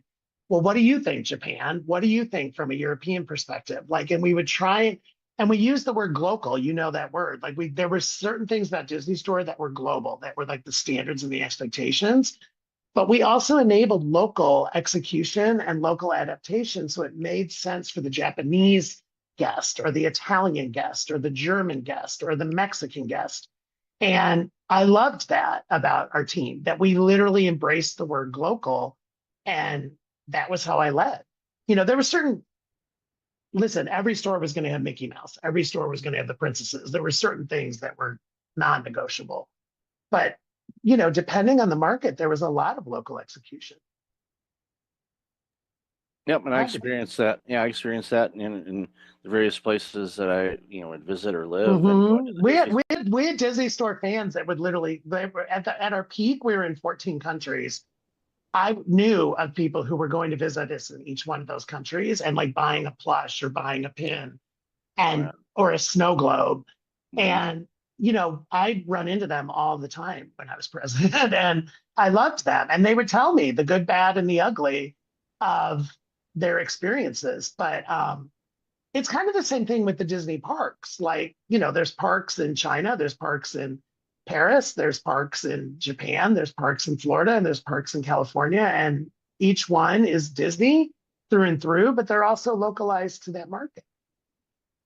Yeah, that's what makes them special from across the board. So for sure.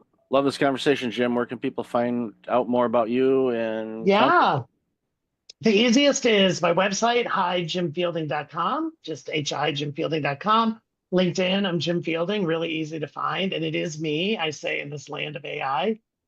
If you contact me, DM me, it's going to be me. It's not a bot that's answering you. And those are the two best places, LinkedIn and the website. And then the book, All Pride, No Ego. You can find that at Amazon, any of your local bookstores, Amazon, Alstora. It's also, I did record the audiobook. I get asked that a lot. So it's like me talking to you for almost 7 hours, if you can handle that. You can do it in small doses. But yeah, I read the book and it was a great experience. Awesome. Definitely have all that information in the show notes. And I listen to audiobooks at 2x speed, so it'd only be 3.5 hours. So, I'd sound like Jiminy Cricket, but okay. There are some voices you can do that, and there are some voices where I don't know if mine is. I'm gonna try that now. That's on my to-do list. Yeah, there's some that for some reason I can't hear it, but my dog is going nuts for some reason. So I'm afraid I might be setting off your dog. I'll have to try. There you go. We'll give it a shot and let you know. So thanks again, Jim, for your time today. Really appreciate it. Such a pleasure. Thank you. Welcome back. I've got Katie Truss on the line. Katie, how are you? I'm doing great. Thanks for having me. I'm excited for this chat. Yeah, I've been looking forward to this one for a while now. So for those that aren't familiar with you, why don't you share a little bit about you and the work you're doing, and then we'll jump into the conversation. Happy to. I'm an advisor in the tech ecosystem. I mainly work with CEOs and their executive team, sometimes the board as well, and pretty much 360 around the CEO, everything from their leadership, internal, external brand, how they show up in the ecosystem, what's their brand, but then also just the whole internal operations and implementing operating systems and scaling organizations. Mainly, as I said, tech, so usually around 100 to about 500 employees. And as they scale their engineering teams and their sales teams, usually they have quite similar challenges, and I work with them on that and do the whole strategic planning and internal structure. Because I'm German after all, so I like structure. But then also scaling culture and working on the executive team dynamics and the team building. So really everything the CEO touches. And yeah, I advise about 10 to 12 at a time and having a good time doing it. I enjoy it a lot. Well, it's amazing. And, the work that you do, and especially the deep understanding that you have about every angle of an organization is so critically important, because nothing against our fellow advisors that are out there, but sometimes they can be a bit narrow focused when it comes to the work they do, their own understanding. But going back to your comment about systems and being German, I have a little bit of German heritage on my dad's side, and I blame/thank that, because I am very structured. I have to have order, otherwise chaos drives me absolutely bonkers. And when I go into an organization to look around, I'm just trained to see, oh, that's a mess. Oh, that's a mess. And I just want to go clean it up. And sometimes they're not ready for that. And when it comes to IT, and it's getting, and I'm going to change, obviously correct me if I'm wrong here, but in the early days of IT, going into organizations and things like that, it was definitely a bolt-on type of approach, and it was never really part of the DNA of an organization. It was like, okay, we're adding this on type of thing, like you would add on an expansion to a building or something like that. But now it should be, but I'm guessing it may not be as much as it should be, a crucial integration with how everything flows. And I think, again, going back to what I said a moment ago, I think that's where your skill set really shines because you can help people connect the dots and have it part and just kind of flow through the organization instead of being this add-on or outside source or resource or Yeah. whatnot. Yeah, I think that's the massive difference between being a consultant and an advisor, because I need to create the whole buy-in, not only from the CEO, but also from the executive team, from the VP level, director level, across the whole org. You really need to get the buy-in. They need to see the pain point. They need to see how the solution actually, almost getting them to the solution themselves. And then I'm like, oh, by the way, I have this very convenient tool for you. And they think they basically got there themselves, because then they really push it and they really want to integrate it. Where a consultant would go in and assess and identify and put together a plan, and it's never executed, or you feel like you have to go uphill. It's a complete battle to integrate or change anything. This whole change management, I mean, it's just a complete train crash. So yeah, I think that's where advisors and consultants are very different. I also have a coaching background. I was an executive coach for a while in corporate America. So lots of my advisory work is based on has, you know, their roots in coaching and in that methodology. And it really works a lot with buy-in, and you just get so much better and faster change accomplished than just going in and pushing things that you think are right. Yeah, I agree. And I think it a lot of times too, you know, the quicker you can convince the client it's their idea, the better. And Yeah. they'll say, look what we came up with. And like, yes, that was great job. Proud of you. Yeah. You know, and it makes such a big difference. But I'd love to hear your thoughts on, and I don't ask too much about this anymore, about what we saw, during the pandemic, because I know there were changes, and we've talked about that on the show quite a bit. But as you and I were chatting in the pre-show a little bit, people behave and act the same. Yeah, there might be some differences out in what's going on in the world right now, but when it comes down to it, CEOs and leadership and the challenges they face continue to be the same. And what are some things that you see just are some tough habits for CEOs to break in the work that you're doing? Interesting question.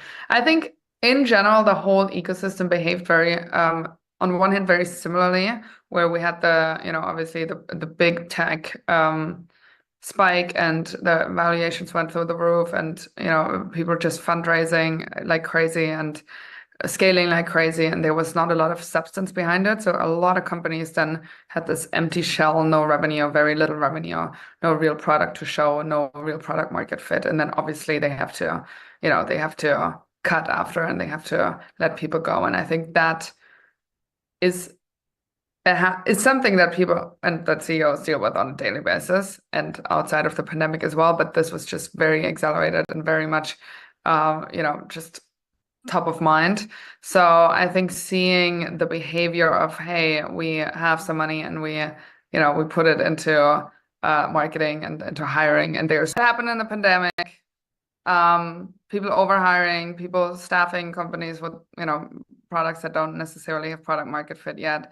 I think is a big lesson that CEOs can take away. And also post-pandemic, and when the ecosystem has now slowed down and there's not that much funding, to just really, really bootstrap as much as you possibly can, and only use money that you really need, and only use marketing channels that really work. Don't scale before you haven't validated marketing channels, before you haven't validated your product market fit, etc. So that's obviously one of the learnings from COVID.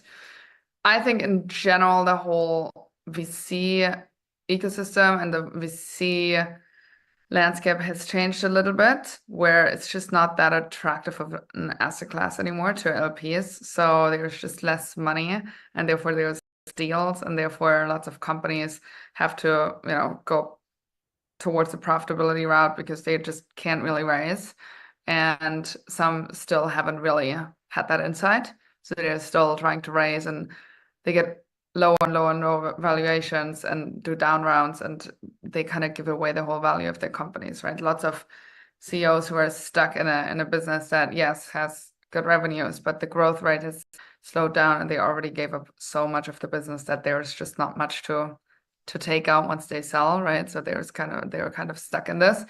And how do you lead through that, right? How do you keep your team motivated who really is just there for the equity? Because otherwise, why wouldn't you work for Google or Facebook where you have like the best benefits you can think of, right? So how do you keep your team motivated? How do you keep yourself motivated if there's not, the big gold bucket at the end of the race? Those are just a few where I think the pandemic and that whole tech spike and tech crash has really challenged CEOs on how they run their business and and the strategy and the way they motivate the team. I agree with you on that as well, and brings to light a couple things. One, I agree with you wholeheartedly on the bootstrapping side of things. The more you can do that, the better, because we all get married to this idea that our product or service is the greatest thing ever, and maybe it's really, really good, but if the market for it is only at a certain level, that's what it's going to be. And the second thing you said really is an interesting challenge, I think, is as the founder of an organization, you've basically sold off your company before you sold it off with all of the venture capital funds and things like that. And now you've hit this plateau and where you need that additional round. And as you said, it's not easy to find that anymore. So you're kind of capped at where you're at. And you're just, here we are, nice company. We're just doing what we're doing and not able to grow it at the rate that you want to. And that can get you, pretty disgruntled as an executive to the point where you start mailing it in or you don't do the work, and your people are going to pick up on that. And then you're going to start losing those key people to Google and Facebook because they're going to say, you know what, this stock's not going to be worth anything. So I'm getting out before I take too much of a bath. And they leave, and all of a sudden your company starts to sink. And a real life example, this was yesterday. I was going through some old emails, and I was looking for a particular message, and I came across one that was from 4 years ago. It was just before the pandemic, from a company that was like, we're going to partner up, we're going to do this, and we're going to have this, and we're going to partner with me on some things. And we did some early things, and we kind of stopped, and I was like, okay, well, let's see where they're at with that. I don't know, maybe this is a better time for that. I don't know. Let's kind of see what they're doing. I click on it, and of course the domain's gone. And you can go through old emails 5 years ago, look at those companies. The majority of them, in all likelihood, aren't around anymore because it was this flash type of thing. And I saw it during the .com era too. I'm that old. So I was through that, and thankfully I went through and was working for a company that's still around, publicly traded. But most of the companies in that space did not survive. But when they were getting all the VC money and growing like mad, that the parties were off the hook, and it was like the booze was flowing and everybody was having a great time, and they actually had a product that they were selling. It wasn't smoke and mirrors like unfortunately so many organizations today are trying to push out. So with AI as well, that's going to be a really interesting dynamic, because I'm sure you're seeing it too. We're getting inundated every day with all of these new companies that have had this great product that's created that's going to do this and this and this. And, I see it and it's like, okay, going back to our history repeats itself commentary earlier, I know the majority of these companies are not going to be here in a couple of years. They're just not. That's just the nature of it. So as an executive, when you're looking at ideas and different tools and things, especially in the tech space, to figure out, okay, is there anything out there that can improve efficiency, return our, the better ROI rates, bring in new talent, all these things, it's hard to wade through all that noise to figure out, okay, this is what it is. So when you're advising organizations that are facing too many options, how do you help them kind of navigate through that? Yeah, very good question. I think it's whenever I work on certain topics, usually top 20%, like what's most painful. So sometimes that's on the people side, sometimes because you cannot possibly solve it all, right? There is just no way. Like as a CEO, you scale your company to, let's say you start with 10 people, right? And then eventually you have 100 people. It doesn't mean that you have 10 extra time to spend, right? It's not that you work 10x more when you have 100 people. So your whole approach needs to change. It's you just with every time the company doubles, there's new things that need to be in place, and there's things that are gonna fall through the cracks, and that's okay. Not everything can be taken care of. There's always so many products to launch. You can have so much additional revenue if you just launch in this country, and this product and that product. But then your team is getting completely, scattered in all different kinds of directions and loses focus. So you cannot do it all. And if you can do it all, you probably need the money that you don't want, right? So you probably need to have multiple organizations within your different organization, have business units, and just run them as separate organizations, basically, right? And then you rather have a different kind of portfolio in terms of having different kind of companies that they are at least separated. So in case there's any legal issues, right? But I think knowing that you cannot do it all necessarily. Also, the whole sprint towards the exit, like if you are in a venture-backed company, there is no point to just like drag it on just because your growth rate is good, or just because the revenues are good. It's not going to go forever. You have 1 or 2 bumpy years, and your valuation is already going to go down, right? And with every year, you put more money into the business. So just the moment you're crossing Series B, you go Series C, D, E, and then you just want out. This whole dragging it and, oh, maybe later on I can get a better valuation, take money off the table, and just make sure that you cover yourself and that you sell when you don't have to sell, but when others buy you. That's the VC game. And I think some founders don't really understand that. They just like keep going and going. And even the best companies that have bad quarters, and that's okay if it was all your company, right? But not if you have to sell it, or if you have investors and they're going to be in your neck. So yeah, interesting lessons from just like very well performing companies, from companies who didn't do so well in the COVID and post pandemic tech crash. And you just have to navigate every single situation a little bit differently. How much have you raised? Is there any potential for exit? I've seen term sheets with people basically having an exit next week, and then it all crashed, and then complete bankruptcy. I mean, I've seen it all in the pandemic, post-pandemic, etc. So you're basically on a gambling table, right? And there was some control you have, and there was obviously some levers you can pull, and having a great team is one of them. But you're in the middle of this, have to juggle all of the balls, and I think being in that position is very you're just kind of on the edge all the time. Like whenever you have a quiet 24 hours, it's probably something is going wrong already. It's just hasn't reached you yet. So it's really a sprint, right? It's like having this 7 to 10 year sprint where you get through it, and when you come out on the other side, you pat yourself on the back if you had a good exit. But most people never make it. And yeah, that also needs to be, kind of being realistic about that. Okay, what if I don't get the valuation I want?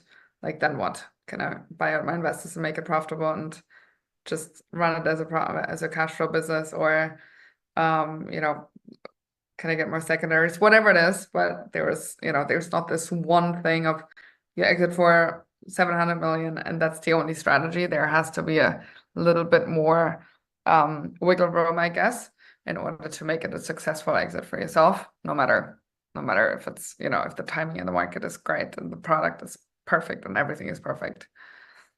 One of the things that I've found with executives that are able to navigate those crazy waters is, while they focus obviously on the end goal and the results and the direction that they're going, they tend to focus a lot of their effort on the actual journey and the process itself.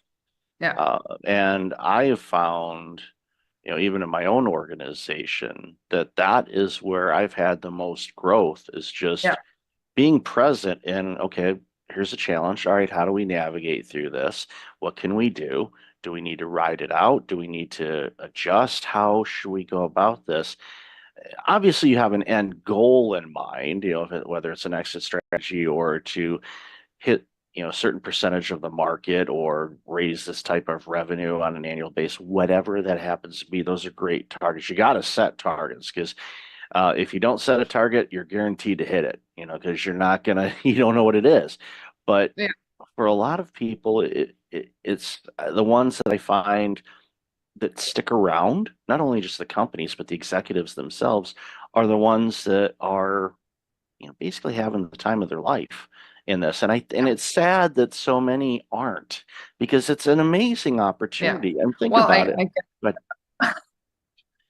get, yeah, I go get it ahead. both completely. Yeah. Yeah, it's so it's amazing to see this. So a long time ago, you used to ask, okay, where do you see things going? But in this world, it's hard to, it's impossible to. But you've kind of mentioned it already, where the VC funds are a whole lot harder to gain. So, what are some easy, quote unquote, easy things that some executives can do to navigate whatever the world throws at us over these next couple of years, which I anticipate it's going to be bumpy. Not trying to predict anything, but I anticipate we may see some real choppy waters for a bit. So I'd love to hear your thoughts on that. Very good question. I think take it one day at a time. As you already said, the execs that are the best, they're usually, hey, I want another challenge. I'm really excited about this. I just love problem solving, and every day there's a new set of problem that we haven't seen before, and I'm using my expertise and my ways of thinking and my ways of problem solving to come to the other side, to get to the other side, right, and find a solution. And if you approach it that way, then every day is a new challenge, and every day you find new solutions to that. And it's exciting, right? That's something that's engaging, where you feel like you can motivate the team as well. If it's a drag, obviously, and you feel like, oh my God, another problem, not the right way to look at this, and not the right way to approach your job as an exec. I think for CEOs especially, you're really on the hot seat. And what I find pretty interesting, and again, I'm not giving advice here at all on how to necessarily approach this, but if we are politically or economically, you have to lay off people, you have certain, political views, etc. I've seen a lot of CEOs who get backlash on it, right? Because you make one little comment and you're kind of a celebrity, you don't necessarily know the ripple effect and the impact that you have, not only on your employees, but also, externally, and that, that personal brand and how you're perceived externally. If you're a CEO, especially in the tech world, there is a certain kind of celebrity status to it, especially if you have a certain size company. So, I mean, laying low, I would say, is probably the best advice, to not be hyper, obviously Elon Musk is a little bit different here, but to not be a hyper, opinionated on certain things. And when you have layoffs, just in a very human way. I remember Airbnb did it very well when they laid off people, and they had an amazing strategy around that. And so nobody walked away with resentment, and they could totally understand why, and they obviously saw reasons, and etc. But yeah, I think a human way to leadership, a very human approach to leadership, and internal and externally building your brand around that, and trying to have people understand your decision-making process and why you came to certain conclusions and why you have certain strategy and why you change certain things in that strategy, and being relatively transparent, not too transparent, but relatively transparent with that. You usually, again, coming back to the buy-in, you get people's buy-in, and they usually understand why things have to happen the way they need to happen. And I would say, I mean, the biggest nightmare is always for your CEO to let go of people, right? It's always I have to do a RIF, and I have to let go of 40% of people, and what's going to happen, and how, and that's the biggest pain. And I think once you do that once, and once you have the skill set to do that, and you have the experience to do that, many people say, well, it wasn't so bad, and actually it was almost good for the people who had to leave, because that was not the right thing for them, right? And they found something that's better. than what they had. So yeah, it's not a straightforward answer. But you just navigate your way through the waters, and every day is a new day, and you see the challenges and opportunity. I think it's a lot about the outlook and the mindset you have when you're sailing through that world. And get yourself the right support, have a good board, have good advisors, and make sure that your executive team is sound, and that you have a good pair of execs around you that can make a big difference. Otherwise, you kind of carry it all on your two shoulders. Yeah, and that's when you start seeing executives burning out, is if they got to carry all the weight and they don't have the strong board or the strong team. And those points you mentioned, there's so much to carve up there, but I want to highlight just one. I think that the transparency one is definitely a good one, and it can take years and years and years to build up a reputation, and literally a couple seconds to destroy it. Laying low, especially in a very public type of world that we're in right now with social media and stuff, is not easy, but you have to, I highly suggest it. And, I love that you mentioned Elon Musk. If he has a filter, it's not installed, which at least, if you understand that about him, then you get it. And sometimes you're like, oh, I totally agree with what he said, or it's like, okay, wow, that he needed a little more tact than that. And that's just who he is. And if you understand that, I think that goes a long, long way to figuring all this out. So, Katie, I've loved this conversation. Love the work you're doing. So let's share where people can find you and follow what you're doing. Of course, I would say easiest is my LinkedIn, Katie Trost, or my website, katietrost.com. I'm spelled with a Y. And you find all the information there and more about my work, etc. Yeah, it's great stuff on there, and I'll definitely have that in the show notes. So, Katie, thanks so much for taking some time out of your day to have a chat with us. Really appreciate it. Thanks for having me.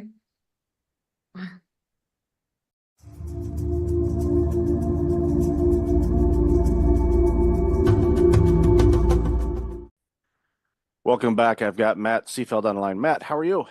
I'm doing great, Michael. Thanks for having me on today. Oh, thanks for being on the show. Really looking forward to this conversation. And even in the pre-show, we talked about all kinds of different things, and it's going to be a really good chat for the audience. So why don't you share a little bit about you, and then we're going to jump into this important conversation. Absolutely. Yeah. So Matt Seefeld, live in Del Mar, California, which is just about 20 minutes north of San Diego on the coast. I grew up in the Bay Area, identical twin. So spent most of my childhood and even into adulthood competing with somebody, which I'm sure some of those topics will come up on our show. Basically, sports was a big part of my life. Played sports all through college, and continue to coach, as part of giving back and being of service to others, and help motivating this next generation of athletes to create I call it the callous minds, to be able to take on this world, right? Not let the world take on them. So, a lot of things there. In my career, I've been in healthcare my entire career. After undergrad, went right into working for a couple of the big four consulting firms, PwC, Deloitte, trying to fix health systems problems financially. Fast forward 24 years, I'm still trying to fix health systems and provider group problem. I did start developing software. Early in my career, I left Deloitte in 2007 to start a company, healthcare software company. Eventually sold that to a public company, and pretty much have been an entrepreneur ever since, and really do enjoy it. And again, I think we'll talk a little bit about what it takes to be an entrepreneur, what it takes to lead a team, what it takes when you're trying to recruit people, and the types of personalities and the challenges that come apart with it. I would say the last big thing that's really why I'm here talking to you today is I did get sober almost 7 years ago. I'd struggled for many years with alcohol. I was using that as my coping measure for stress, trying to avoid feeling. And when I got out of treatment, I realized there was no easy community out there, virtual community to connect with. And this was pre-COVID, right? And so I built an app. It's free for the world to use. It's called My Life Link, and it's a place where people have a soft entry into recovery, right? They can go in, they can basically be as open and honest about who they are, and we connect them digitally to people like them and people who have gotten sober and are in recovery that can help them with this journey. So it's an amazing experience. Again, if any of your listeners out there are struggling with substance abuse, behavioral addiction, or emotional addiction, then or know somebody in their family or friends, pass them on. We'd love to have them. We have lots of virtual meetings. We have lots of things that we offer through the app, and it's free. It'll never be charged for. It's my trying to get back to society as another way to get away from the chaos of this world. As if we focus more on others and less on self, right? That's when healing begins. That's when we start to evolve again as a society. That's amazing. I'll definitely have the link to the app in the show notes for sure. And I highly encourage those that are struggling with any type of addiction to check it out for sure. So let's bounce back to the healthcare side of things. I worked in healthcare administration, the primary care setting for almost 15 years. And every year was trying to fix healthcare. And my colleagues that are still in that industry, and I've been out of that for several years now, are still trying to fix it. It's a weird thing. And I have my guesses as to why it's so challenging to quote unquote fix it. And I think you kind of alluded to it a bit.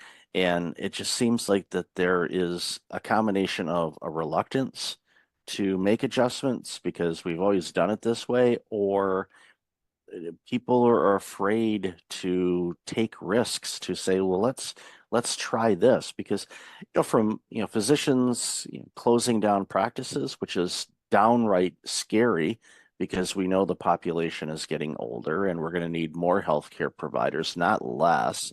So it's frightening to see that there's so many practitioners that are closing up shop or just saying enough of this. I'm going to go work at Target. Nothing against working at Target, but when you're a medical provider and you've gone to school for as long as you have, and you're able to help humanity with their healthcare challenges and needs, and all of a sudden you just say, well, can't do it anymore, I'm walking away from it. Society loses on that. So I'd love to hear your thoughts on that. Yeah. I mean, you already touched on two of the big ones, right? We've always done this, right? There's an apathy in healthcare, and I see it whether you're a large academic medical center or you're a 3-doc shop, right? It's the physicians have put so much trust in the administration side to just get it done. And that worked well. That worked well years ago when reimbursements were decent, cost of delivering care was less. But today, right, what has inflation done to supply and labor costs to deliver the service? It's skyrocketed. And I don't know of anyone who's getting more money from insurance companies, right? So you have pressure on margin now without you doing anything wrong. It's simple, right? I was actually got a knee surgery in November of last year, and I'm sitting on the OR table. The anesthesiologist is about to do his thing. And I said, hold on a second. And I said, hey, do you know to the doctor, my orthopedic surgeon, do you know what the allowable is for my meniscus surgery you're about to do? Do you know what you're going to get from Blue Cross? And he's like, I don't know. I said, $1,400. So that's pretty good for a 20-minute procedure, right? And I said, who's after me? What type of patient? He goes, Medicare. I said, what are you going to get from that? It's like, I don't know. I said, probably $800. And then I went one step further and I said, do you know how many people and touches on the administration side it's going to take for you to get paid for my claim? And he's like, no. I said, do you think you should know that as a business owner? It's like, yes. So there's your problem. So the problem that I see now, and I've been pitching this for 20 years, right? And it's always been a kind of a nice to have concept, but now it's a required to have, is the fact that unlike Henry Ford figured this out in the early 1900s, and healthcare still hasn't gotten there, right? It's this principle of people, right? And it's how do you get a workforce in place that will move heaven and earth to do the right things for the jobs that they're in, right? Revenue cycle is a nasty business, right? High turnover, low wages, not a lot of motivation going on there.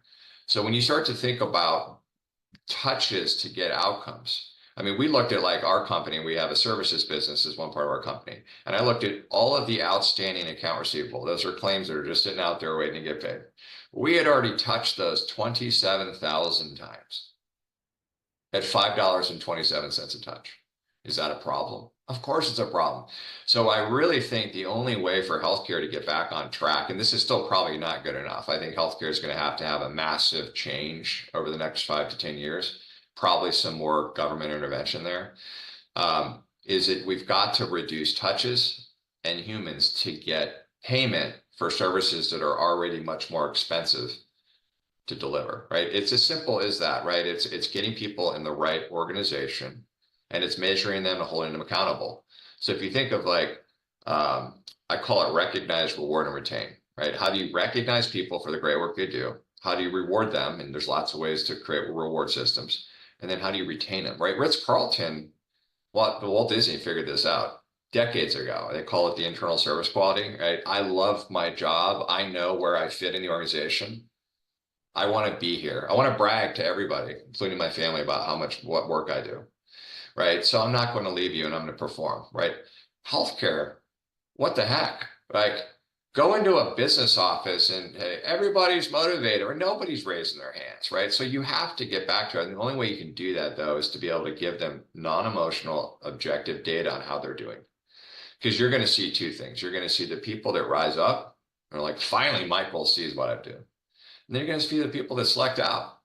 They're like, I don't want to be held accountable. I'm going to go work at another organization. Or I'm going to go work down at the Target or Starbucks or whatever, right?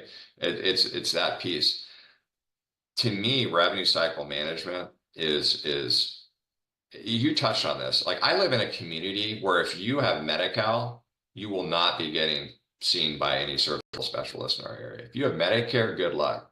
If you have good commercial managed care and you have a net worth that allows you to pay cash for lots of it, I'll see you. So not only these communities are, you're not losing physician groups, but the communities, they're only now taking select patients. So so all of this is hurting our society. We're all being impacted because we can't get our arms around the fact that there's too many people and too many touches to get paid. And we can't hold these payers more accountable. Those payers make billions in profit, right? The supply companies make billions in profit. The drug companies make billions in profit, yet the providers are going out of business. Wait a minute. Where's that economic principle? So I've done this for so many years. And so like the software we develop really sits on top of these billing platforms that measures every unit of work and provides that feedback to administration to say, hey, this is where all these humans are getting involved. Let's look at why. Let's look at the people and the process, and let's look and say, can we change things? AI is great. AI is going to help transform this industry in a lot of ways, but you've got to know where people are involved first before you can start making big investments and hope that some sort of an AI technology or machine learning technology is going to fix a problem. So that was a long answer, Michael, but it's important, right? How do you motivate people? One last thing I'll say on this, and this goes to really anyone listening that's either running a company or in a company, is make sure people understand why they do. When people ask me, like, what does Medivault do? I say, I'm not going to tell you what I do, but I'm going to tell you why I do what I do. Why is because this society needs access to great healthcare services. And if we can't drive margin for these practices, and they go out of business, or they're forced to sell to a hospital, or they're forced to sell to private equity, it hurts the community. So why I do what I do with my software is to give some of that dollar wallet share back to our provider groups. Same thing in an organization. We have about 170 people, and I did a company meeting last Tuesday. And as I'm talking to these folks, I said, ask yourself, do you really know what your role is and why you're in the role and what your role is doing for our overall mission? And do you want to be in that? See, a lot of times people are upset in the workplace, not because they're an unmotivated individual, because they were never asked those questions. Like, they just got hired. Like, oh, I'm going to hire you, and you're a biller, or you're a charge entry, you're a coder, you're going to be in call center. But do you want to do that? Right? Do you understand every time you answer a call, you have an opportunity to create a great experience for a patient? Right. So we need to be better at leaders to make sure that everyone that works in an organization understands where they fit, why they fit there. And then we got to ask them, is this something that you want to do? Or are there other things that you'd like to do in the organization where you would be more empowered to do these? Yeah, it's important to figure out, and for individuals as well, because And there's this theme of blaming the companies for everything, but as employees, we have to take ownership in our own experiences and what we want and get clear as to what we want. And if it's okay if you don't know, but one of the things that I'm thankful that I did at an early age, wherever I worked, was to get as much of an understanding of how the entire operation worked. One, for opportunities, in case I want to get promoted or work in a different division or department or whatnot, but also to what you said, figure out myself, okay, what's my piece of this puzzle? If I don't do my job, what happens? And it was a work ethic that I had, thank my parents and grandparents and great grandparents for that, type of belief in, when you go to work, it doesn't have to be torture. You can have fun with it, but just have an understanding of what your role does for the greater good. And if you see opportunities to make things better, offer them up, or if you have the autonomy to do so, implement it. And all of a sudden, you're making the jobs easier for your colleagues, making a better experience for your customers, and it goes a long way. So don't just depend on the employer to do it, but go to the employer too. This is a two-way street, and you want to make sure that you bring out your best as an individual, because I've said this for years. It's harder to not work than it is to work. And a lot of people are like, what do you mean by that? It's like, if you're not motivated, you're not driven, you're just, punching in and just taking up 8 hours and going out. Those are the longest 8 hours of your life. If you're going in and you can gamify what you do, you can have a song bouncing in your head, whatever you need to kind of get you bouncing a little bit and a little bit more motivated and disciplined. You got to be disciplined too. You'll be shocked how quickly that clock goes, because you're in the zone, and you can do that every day. And when you have that mentality about it, I see it time and time again, because I work with people that are burned out, and I'll go into a company and I'll see two people doing the same job, same generation, age, gender, pretty much the same across the board.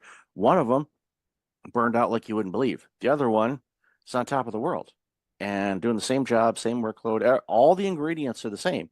And like, okay, what's different here? Well, the individual and how they approach life, their mindset, their energy levels, what they're eating, external factors, and mostly internal factors, their mindset around things. And it impacts so many businesses, because we come to work with a bunch of baggage, and we get mad at our company when it's, in many cases, has nothing to do with the company.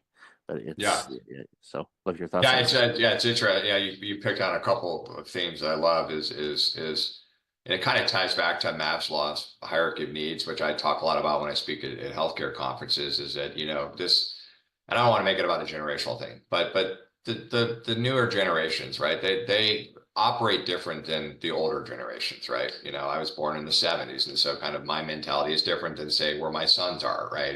I got a 13-year-old and a 9-year-old. But you think about what's being lost, I think, in society is the top of that pyramid, which is self-actualization. I think that we've lost, not everybody, but I think the majority of folks, if you were to ask them, like, do you have a goal that you're willing to become so obsessed with that you'll do everything possible, every action possible to achieve it, knowing that you may not achieve it, but that's a heck of a journey along the way. It's just self-discovery. I think that applies to the workplace, and I think it applies outside of the workplace. Is that if I'm going to invest 8 hours a day going to a job, what do I want to just click a button? I mean, do you really just want to sit there, or do you want to be proud of the work that you do? Again, this goes back to, do I know where I fit in the organization? Is this where I should be? Is this the best use of me? Right? Is that if we can get some more folks back to this principle of self-actualization, and then you hit on discipline, right? Motivation is great, but motivation without discipline doesn't get you anywhere, right? And I love that you brought that up and made that connection, because I think people miss that. Like, I'm so motivated to lose weight. I'm so motivated to be a pro ball player. I'm so motivated to, really? But are you disciplined, meaning that you're going to do everything? You're going to be hyper obsessed with it. Obsession is often a term that people don't like, right? It's like, well, he's obsessed. But obsession is actually what it takes to be an achiever, right? I see that in sports, right? I have coached baseball, right? All these kids, I want to play in the pros. I want to be Manny Machado. I want to, do these. That's great. That's a great outcome. You don't control outcomes in life. Well, what do you mean? I said, well, you control actions. You never control outcomes. That doesn't make sense. No, it does make sense. You can say you want to be something or you want to achieve something. But again, this goes back to how obsessed are you willing to be? What actions are you willing to take every day? So you want to play pro ball, you come to practice twice a week and that's it. You're probably not playing pro ball. You go to practice twice a week, then you come home and you hit the tee 5-10 minutes a day, right? Then you throw pitch 5-10 minutes a day and you compound that every year. You're starting to do the work that gives you the better opportunity to play in high school, play in college, and then potentially pros, right? So it's really important, I think, for society, your listeners, you and me, to just recalibrate that if you want to be something that you're proud of, then you have to take ownership of that goal and you have to do everything you can. And this is workplace and this is outside workplace. I'll tell you, in recovery, it's all I talk about because it's like I hear this story every day. Oh, I can't stop drinking. I can't stop taking drugs. I can't stop watching porn. I can't stop having sex. I can't stop, this anxiety that I feel every day. All right. I can't stop this feeling of lack of self-worth, right? I'm not good enough. I don't feel good. Michael doesn't like me, right? All of those things come to me all the time. And I stop for a second and say, well, hold on a minute. Why are you trying to escape from that feeling? What's wrong with it? If Michael doesn't like me, that's on me. That's not on Michael. Michael says something to me, right? Sticks and stones break your bone. I say this to my kids all the time. Somebody says something to you and you let them, if you take that as truth, then you've lost, right? The only truth comes from within. That's your only truth. It doesn't come from what people say about you or act about you or how things happen. But we as humans, we take that and we create truth out of it. Right. And when we create truth, then we want to disassociate from that feeling, that where the maladaptive behavior comes in, right? It's like, well, Michael doesn't like me. It's making me feel bad about myself. So instead of addressing it, I just want to pick up a drink and numb myself to it. So again, this goes back to the principles of, are you willing to set goals that you really, truly want to achieve? You can't be everything, right? And I talk about when I do career coaching all the time, especially with my high school kids I coach, like, I don't know what college I'm going to go to, what job I'm going to have. I'm like, calm down. It's easier to figure out what you don't want to do first. Start there, right? I went into corporate America, full transparency. I love my dad to death, but I did it because that's what dad was. Dad was a successful businessman. He flew every week. We fly first class. We stay in nice hotels. And so I get out of college, all-American athlete. And I'm like, I don't know what I'm going to do. I go into consulting because, now I can fly.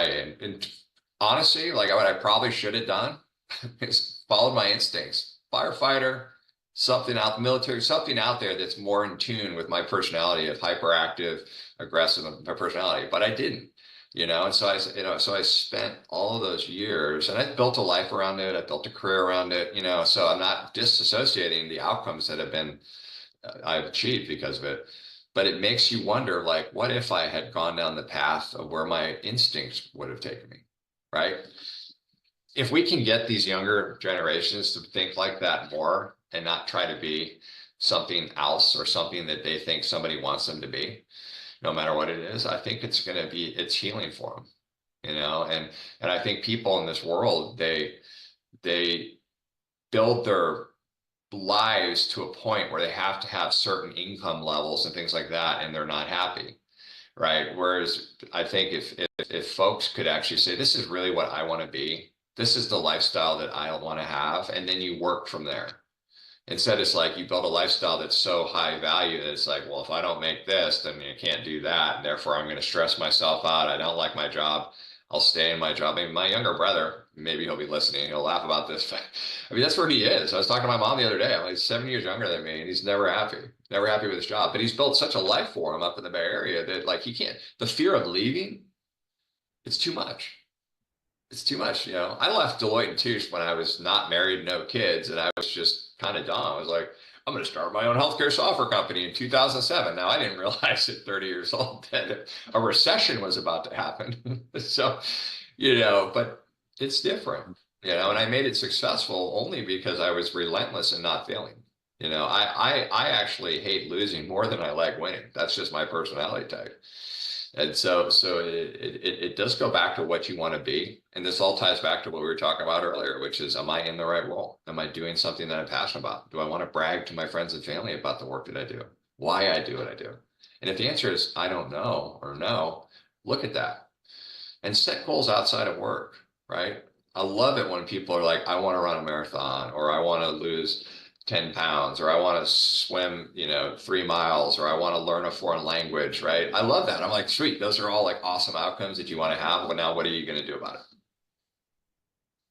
Yeah, it's easy to write down the goals, but you have to live them. They have to be a living, breathing document. Like Brian Tracy says, write down your goals every day. Every day. And, yeah, and I love that guy. look, and Yeah. I know he's amazing. And you look at them and you look at the goals, and you just, and over time, you say, okay, if I had to pick 1 or 2 things today that I know if I stick to it, motivation there or not, but the discipline to do them, that will move things forward quicker, then what are those things? And sometimes those things are going to change.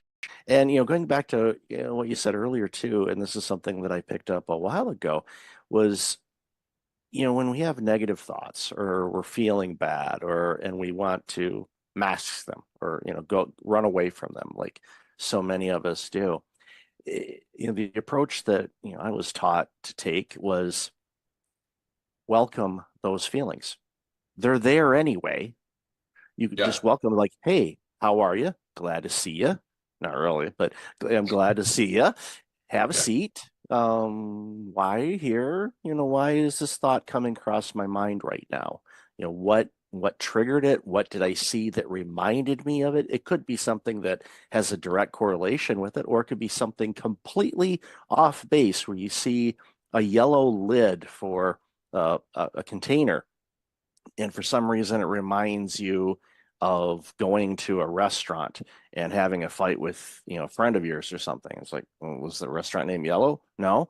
Right. I'm not sure where the correlation is, but there's something there that you subconsciously picked up on, and it brought it to light. It's like, then welcome and say, okay, what do you want me to learn from this feeling? What are you trying to teach me? And if it's not clear, then you just say, journal it and say, okay, this came to mind. I'm not sure why. Maybe it will come to me, but I'm not going to let it, interrupt me too long. I'm going to give it its moment and say, okay, thank you so much.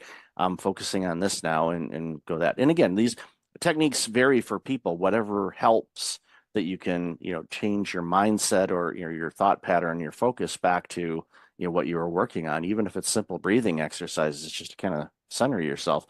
Sometimes that's all it takes. But to run away with it, like my wife says, it's like, yeah, try running away from your skeletons. You can move states, you can move countries. Guess what? You open up the closet, ta-da, hi. Yeah. So they're always going to do that. I love you brought that up. Yeah, in recovery, they always say, if you can move, but if nothing changes, nothing's going to change, right?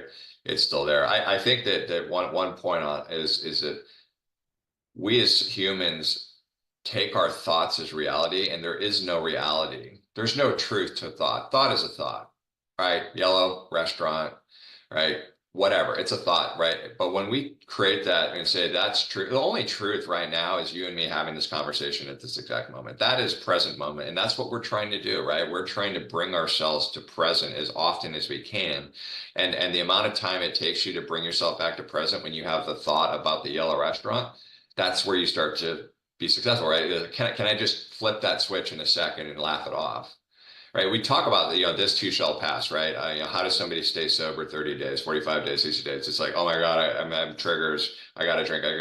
Give it 2 minutes and see what happens. 2 minutes. Think about your consequences if you do pick up, right? So how quickly can we send ourselves back to reality is really important. I think the other thing is that and I do this a lot, right? I grew up with anxiety. I could play for anxiety every day. I wake up at 6 a.m. in the morning. If you want me to just be like, let's just be anxious today, that's me. Right? I had the nervous tics as a kid. I was very unsettled as a kid. I always put myself in stressful. I was a quarterback, I was a pitcher. Like I always put myself in stressful positions, which was like subconsciously, I think, my attempt to try to get over this need to be anxious all the time. But what's interesting, and I say this to my kids too when I'm coaching them, is that if you don't stay in present moment and you let what just happened impact you to right now, you lose, right? You strike out, you miss a ball, right? You have a bad throw at the discus, right? If you carry that to the next moment, you might as well walk off the field because you've already disrupted your mindset. The same thing is don't create a future that hasn't happened yet. I do this all the time. I'm like, I can play for like what's about to happen. I'm like, well, I might lose a game tonight.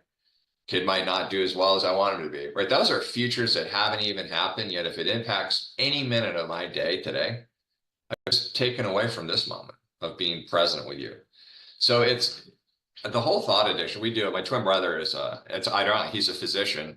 He's an ER physician in recovery with me. We're about the same time frame, and he works with me on my LifeLink, the sober app, but he's actually taken the next step further, and he's created curriculum around thought addiction and emotional sobriety, which has been amazing to really see how he's evolved now in terms of these topics. But it's just amazing to me, the farther I get away from drinking and the more people that I meet who are struggling. The answer is so simple, yet it's so hard to get to that level of disparity that you're willing to do something about it, right? I think Eminem has a song where he's talking to his daughter. He said, you know, I got sober for me, but I actually got sober for you. And there's truth to that, right? And I wish there was a pill I could give somebody struggling. If you have listeners right now that are struggling, I wish there was a way to be like, take this pill, you're going to have your bottom and you're going to be on to healing, but there is nothing. It actually has to come from within. You have to have that spiritual awakening that says, you know what, I'm willing to do anything I can possible to get help, right? Become obsessed with it. And what I'll kind of leave you with this is that what I've found in my life is the more selfless acts I can do throughout the day and in my life, even though it takes a lot of time, you know, when you're volunteering your hours, you're coaching, you're still trying to work out and be healthy, you're still trying to run a company. It's absolutely what's kept me grounded, is that when I can serve others and not focus on me, and those others can be inspired to serve others, that's what drives hope, right? When I pass away, my hope is to leave a legacy of memories in people that inspire them to keep that going, right?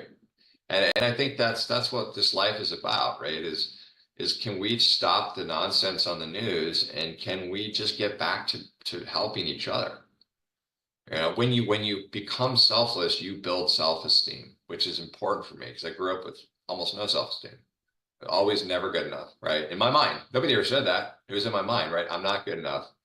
You know, my brother's better than me. My dad doesn't, you know, love me. My mom, right? I mean, it's all in here. Again, I took thoughts in my head and I created a reality out of them. I made them reality. And how much of my life, how many hours of my life, days of my life, months of my life, years of my life were wasted on creating anxiety around stuff that was never truth. It's something to think about. It definitely is. And it's one of those things where, you know, you created that reality around anxious thoughts. You can also create reality on positive thoughts and being selfless and helping others. And real quick before we wrap up, this was a couple months ago. I live close to a mall, and you know, when the weather's lousy, I'll just walk inside, get a little bit of walking in as part of my health routine. And there was this, it looked like it was some metal that came from some kind of scaffolding or something like that. But it was a small piece. They're just kind of laying on the sidewalk by a garbage can. So I picked it up and I put it in the can. I wasn't looking for any acknowledgement or good job, Mike, or anything like that.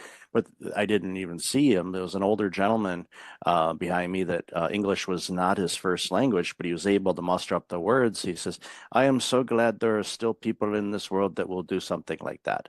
Well, And it was that shaped my day. And it was like, okay, keep Yep. my eyes open for other areas to serve. Again, I didn't do it to say, look at me, I am cleaning up the earth. No, I just saw it and took care of it. And Yep. by doing that, it removed a hazard, made it cleaner, and it took me 3 seconds, if that, to do it. And it's just, look for those opportunities to help others. They can be small. It might be small to you. It might be gigantic to them. That's right. Just take those opportunities. So yeah, Matt, you never know the impact, right? You never know yeah. the impact you're going to have. I'm coaching a baseball team right now, and one of the kids who's first year playing baseball, single mom, dad's nowhere to be found. And she came up to me the other day and she said, I'm so grateful to have you as a coach and really kind of help be a father figure, to this kid. And I'm like tearing up a little bit saying it. And I thought about it. I said, wow, I take it for granted, like my house. We got a beautiful wife. She's amazing. I've got two healthy kids. Not everybody has that, right? We were just down in Mexico on spring break, and we're leaving this nice resort, and we're driving to the airport. And I told my boys, I said, look over there. People live there. These are no running water, right? I mean, not the same life that they have. And I said, so you have to have empathy for that. You have to be you have gratitude for where you're at, but you have the empathy for others. And how can I help other people, right, to rise up? And I'm telling you right now, if everybody today, listening, could just do one thing, one piece of service, whatever, pick up a piece of metal, open a door for somebody, help somebody grab something off the top shelf, whatever it is. I said, just imagine if that started to have that ripple effect. And it does. It feels good. Like that guy saying that to you felt good. And that's okay. That's a nice dopamine hit. You're like, okay, I didn't do it because I needed it. I did it because that was just the right thing to do. But it does start to build that self-esteem and confidence. So and it attracts more of that to you as well when you do it. Yep. So Matt, love this conversation. Yeah. Where can people find out more about you and this amazing work you're doing? Yeah, so LinkedIn obviously is the easiest way to look me up, and regardless of which company you're interested in, but Matt Seefeld on LinkedIn. And then of course, if you want to put it in the show notes, My Life Link is the app. So you can download it on Apple or Google Play. If you or anyone is suffering, you can be as anonymous as you want to be.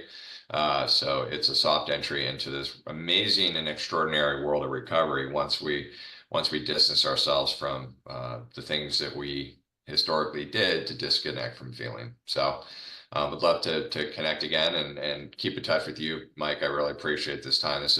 These are fun podcasts to do where you can kind of just be open, and talk about a lot of different things. Yeah, no, I appreciate you and really enjoyed the conversation as well. And I'll definitely have all that information in the show notes. So Matt, again, be well, and hopefully you don't have nightmares about linebackers tackling you or. I still have a little bit of, it's funny. It's always like, I'm not prepared. I was a quarterback, so I wasn't prepared for the playbook. Like that's usually, it's not like a lot of people worry about school or they're not prepared for a test. I worry about, I show up to a game and I don't remember the playbook. Isn't that funny?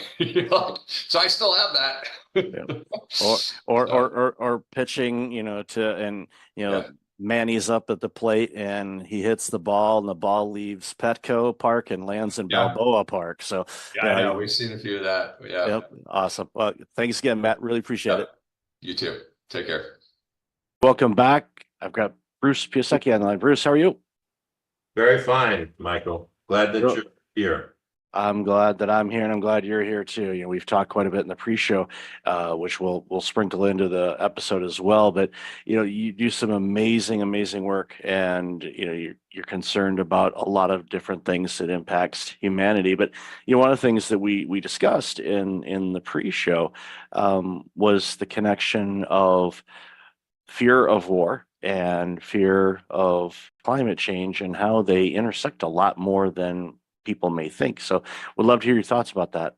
Yeah, like yesterday I did a podcast with Colonel Robin Phillips, who ran for the national security at the Pentagon, both the Afghanistan desk, the South Asian desk of those 41 nations like India and Pakistan, and also ran for 10 years the desk.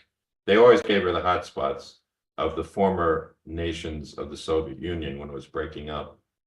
And what Colonel Robbins says, because she's honored me with a great review of my book, Wealth and Climate Competitiveness on Amazon, she's noticed as well that there's this coincidence between the new concerns about war and military resource conflict and climate change.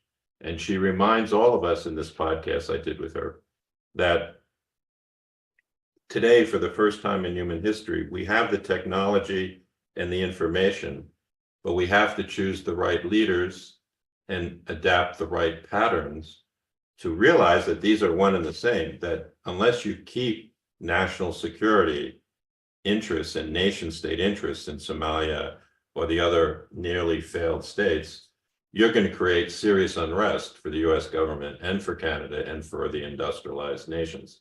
So I believe that they're one and the same. So I'd like your listeners to begin to visualize the solution. And I call it the sweet spot between business and society. If you think of two large circles, one is business interests and another is social interests. For the longest time, those two circles only met mildly, peripherally, when they bumped into each other. Now what I'm finding in the new generation, my daughter's a doctor and she's totally there is a sweet spot of innovation and wealth creation where the two circles meet, and they meet in 6 ways. First, they cut costs. When Walmart hired my firm, it was always the low price. They wanted to bring food into Africa with less cost. But it really is a sustainability and climate solution if you can give people nutrition in Africa in 22 nations without or over reliance on yams, right? Because it's not diverse enough. Second, the great firms grow revenue. So in my new book, I talk about Trane Technologies, the building science and the food transportation giant, 50,000 engineers who quadrupled the value of their stock during the pandemic because they found a more efficient way to help Pfizer shift its pandemic vaccines, helped Walmart ship its refrigerated food. And so Trane Technologies is featured in my new book as an example of a business result. They're growing revenue because they're interacting with social needs. I think the third thing that happens is we begin to improve our relationships against the common prejudices. So many corporate leaders that I worked for, say 20 years ago, in their high rises where we take the private elevator up to the top of the firm, they had prejudices about social movements. They had prejudices against government, right? And I think that when you begin to think of the sweet spot that's shared between business interests and social interests, you get firms like Toyota, Patagonia, Unilever that operate. Unilever operates in 120 to 140 of the 190 nations in the world. And they see that in the attitude of most people that buy their products, there is this sharing of the sweet spot. The other 3 things that I worked on in my firm with our lawyers and our engineers is that you attract and retain better talent by thinking about the sweet spot. And that's clearly evident in firms like Trane, where I write about a man called Scott Tew, who's taken my company's leadership training for 15 years, twice a year, and as a result is one of their managing partners. I also think that you strengthen the brand, and too often the environmental movement is distracted by that. There's only saying it's greenwash, right? But it does actually, when a Toyota makes a hybrid powertrain car that goes twice as far at the same cost, you're improving the brand of Toyota in contrast to the gas guzzlers. Now, I'm not willing to say that we won the battle at Toyota because it was at the same time trucks were very dominant. So although we launched 8 million hybrid powertrain cars, the Prius and onward, we didn't change the entire market. But the sixth and last thing it does is it reduces risk, right? So all those financial concerns about capital exposure. So cut costs, grow revenue, reduce risk, strengthen brand, improve social relationships, and attract talent. That's what we focused our company on for 40 years. And you recognized early on, how intertwined everything is. And when you get all of those pillars, as I like to look at them, working together, you create this system and this organization that is doing amazing work. It's addressing needs. It's fulfilling. It's an organization. You go in there and like, okay, you have this opportunity to be creative because you're bringing in the best talent, because you're doing creative things to make a positive impact on the world, improving profitability. You can have both worlds or all worlds. I think you made a key point, Mike, so I'd like to build on it. I was trained as a classical financial literacy person, but you're talking about how today's generation and most people find satisfaction in purpose. And purpose at a firm is doing what you exactly described. So I go back in my work, my New York Times bestseller is called Doing More with Less, where I discovered this by writing about Ben Franklin. If you think about that American guy 300 years ago, he's neither Republican nor Democrat. He is creative in his force, and he thinks about social capital, not just financial literacy like I did. So, for example, he thinks about the bifocal because he notices he needs a bifocal to read better. It's self-interest, but he made it available to the people of Philadelphia. He's tired of moving his cart to the print shop through mud, so he helps the Public Works Department invent sidewalks. Once again, self-interest, but Philly becomes a mega place in America, early days, because of that. He's curious about lightning because he loves to swim and he's afraid, is this thing going to come down? So he thinks of the lightning rod. He's curious about efficiency, so he invents the Franklin stove, right? So in my work, I'm looking to liberate social capital in these firms, not just financial capital.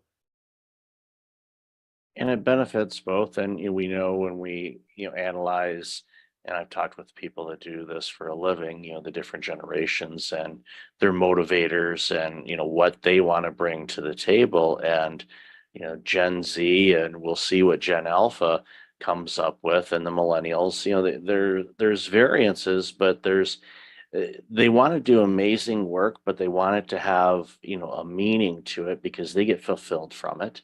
And not, obviously, the financial aspect of being compensated is a component of it. But I learned a long, long time ago, you can give your team raises, but they'll forget about it in a short order. order. Purpose, yeah. Yeah.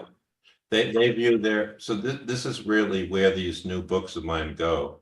We want to create a competitive spirit in people in their relationship to their family and their friends and their firms, but that it be based on creative force rather than destructive, litigious force. So let me say this, I've come to conclude after running a capitalist organization for 40 years. Now, I'm happy to say, Michael, I could speak more freely about it because after having worked for a fifth of the Fortune 500, I haven't worked for these giants for the last 2 years. It was 41 years and now I'm retired.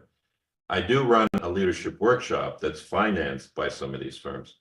But the fundamental of my newest book is that capitalism can become social response capitalism if it's about the smart realignment of money, people, and rules.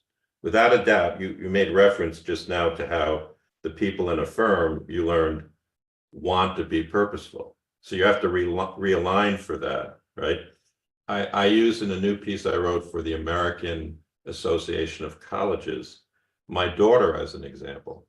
So my daughter's 28 years old. She's now a doctor in rehabilitation, brain and spinal injury. And I'm very proud of her. So is my wife.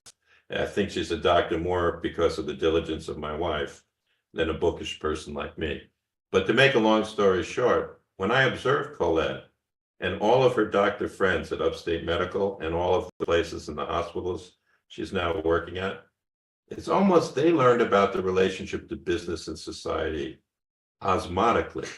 They didn't have to be told about it in graduate school, or they didn't have to be forced into it by policy. They live in a world in where there's so many people in the population, and they already are discerning that they have to play a role in reducing climate and pollution and making machines more efficient. To them, so I wrote about this in a piece about the beauty of global education, because she learned it osmotically. She didn't learn it by becoming a master's of environmental management. She learned it through medical school by bouncing across other intelligent, service-oriented people from around the world.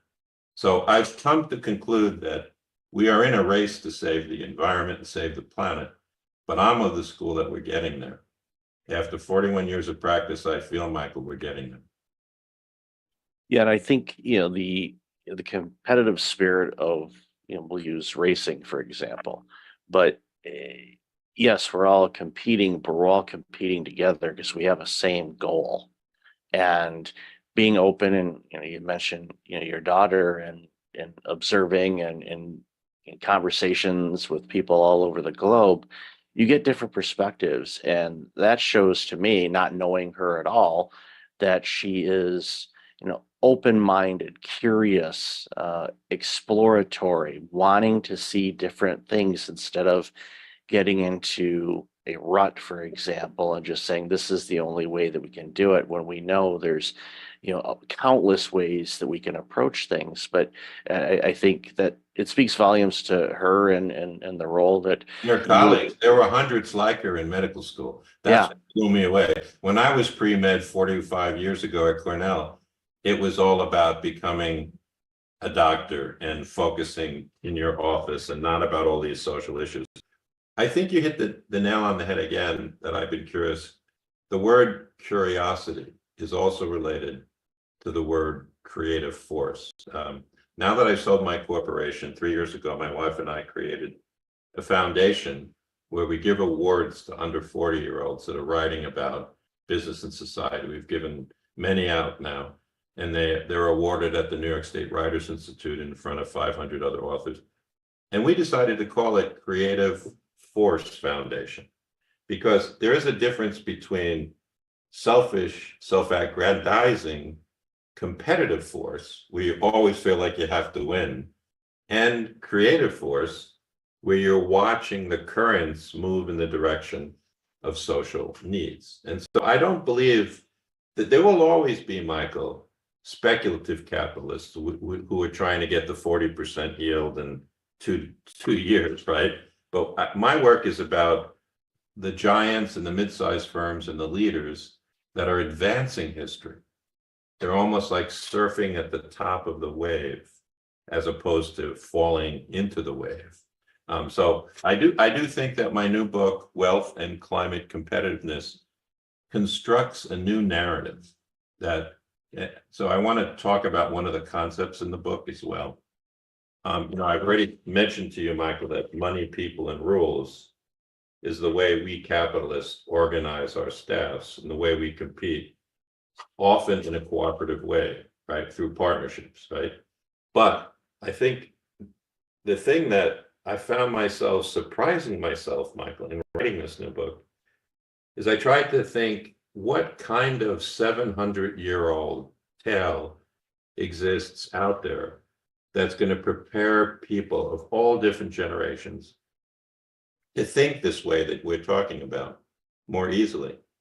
And I decided there's a whole chapter, a whole passage in the end of the book about Robin Hood and redistribution of wealth. Now, if you begin to think about Robin Hood, he's really celebrated in the British tales across the last 700 years as a social hero, as opposed to a criminal. It's taken society a while to accept the notion that a Nelson Mandela was heroic rather than a person in prison in South Africa. And so in the book, I write about why redistribution of wealth is a social good. I'm not talking about overtaxing the rich or draconian rules. I'm just talking about how there's things happening in the investment community at places like Calvert Investment or Trillium or my pension funds, where every day 10,000 clicks are redistributing wealth to more efficient companies like Toyota or Train. And that adjustment of capitalism is the social good. All right. So it's almost like an invisible Robin Hood. It's not Robin Hood. It's instead the merry pranksters exist in capitalism, and they're beginning to click the change. So my book is a reflection about that hope and that optimism in a time where it is easier for people to despair.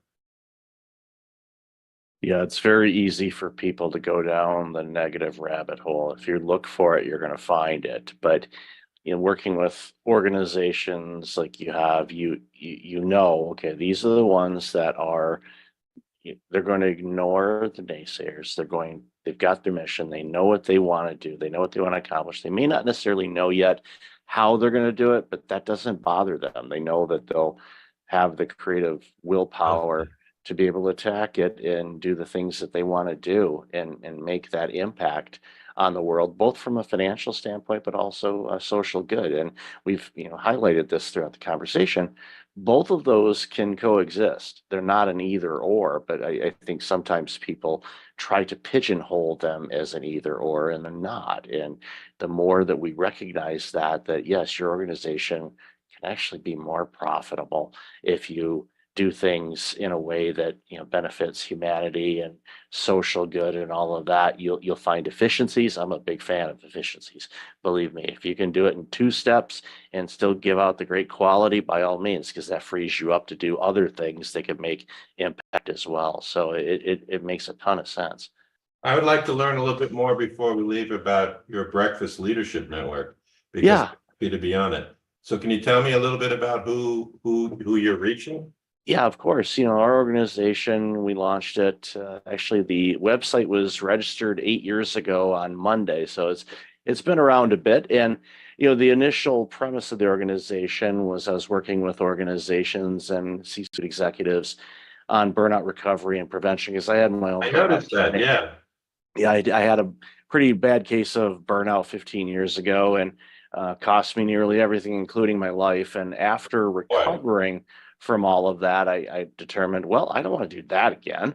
So what do I need to do? So I started researching burnout and went down that rabbit hole. And this was, 2011, 2012, when I still, I was, diving into it, and it started as I got more aware to it. I noticed a lot of my peers, and I was working in the healthcare industry at the time, were going down the same road that I did, and it scared the crap out of me. So I thought, okay, what can I do about this? So started writing about it, started talking about it.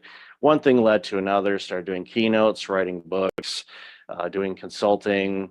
You launched the podcast show a little over 7 years ago to talk about that, and then just bring awareness to entrepreneurs and small business owners Good for you. across the globe to share that yes, you can build a great organization. Yes, you can run a great organization, but you don't need to burn out doing it.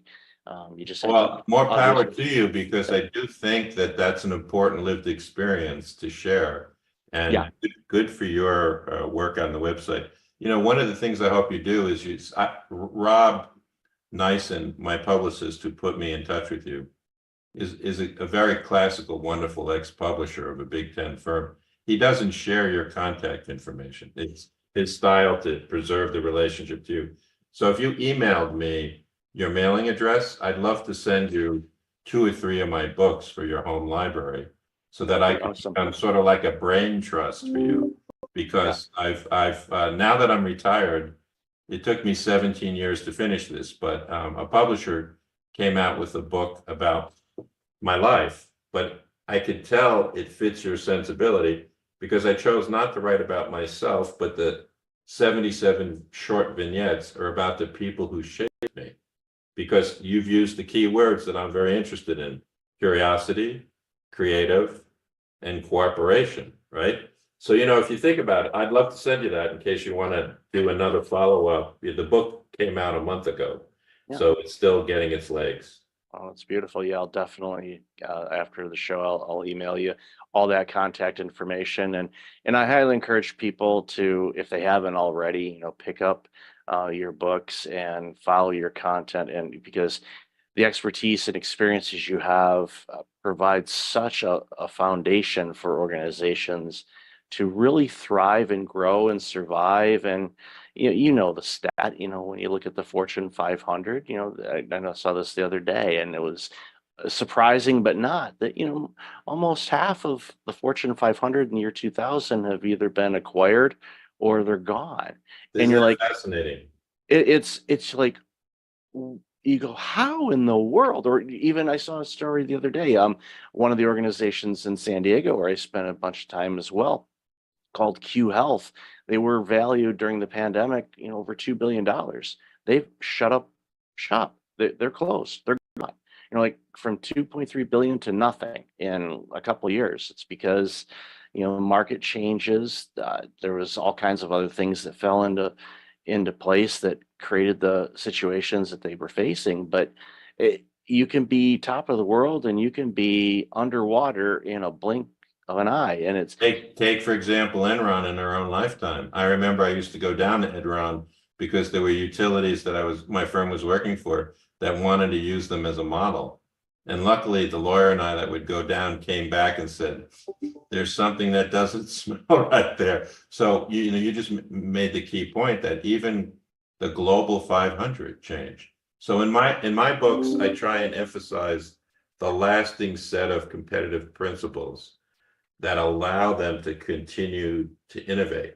Take, for example, Unilever.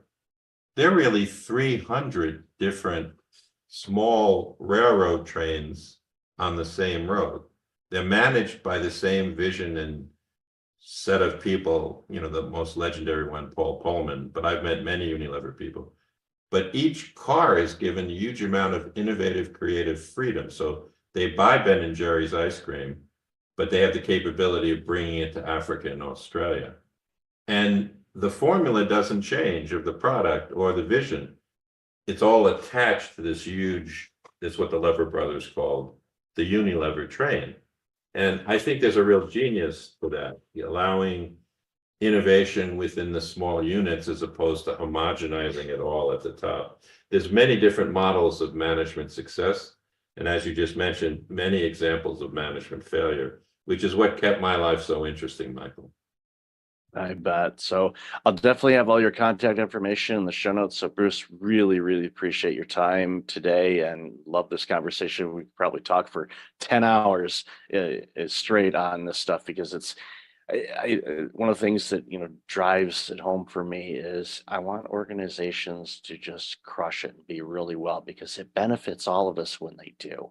And it's, I love celebrating companies and individuals and teams like yours that just, help these organizations do what's right and make things better for all of us because we all win when that happens. So again, Bruce, thank you so much for being on the show. I'm delighted to be part of your Breakfast Leadership Network. Thank you for your time, Michael.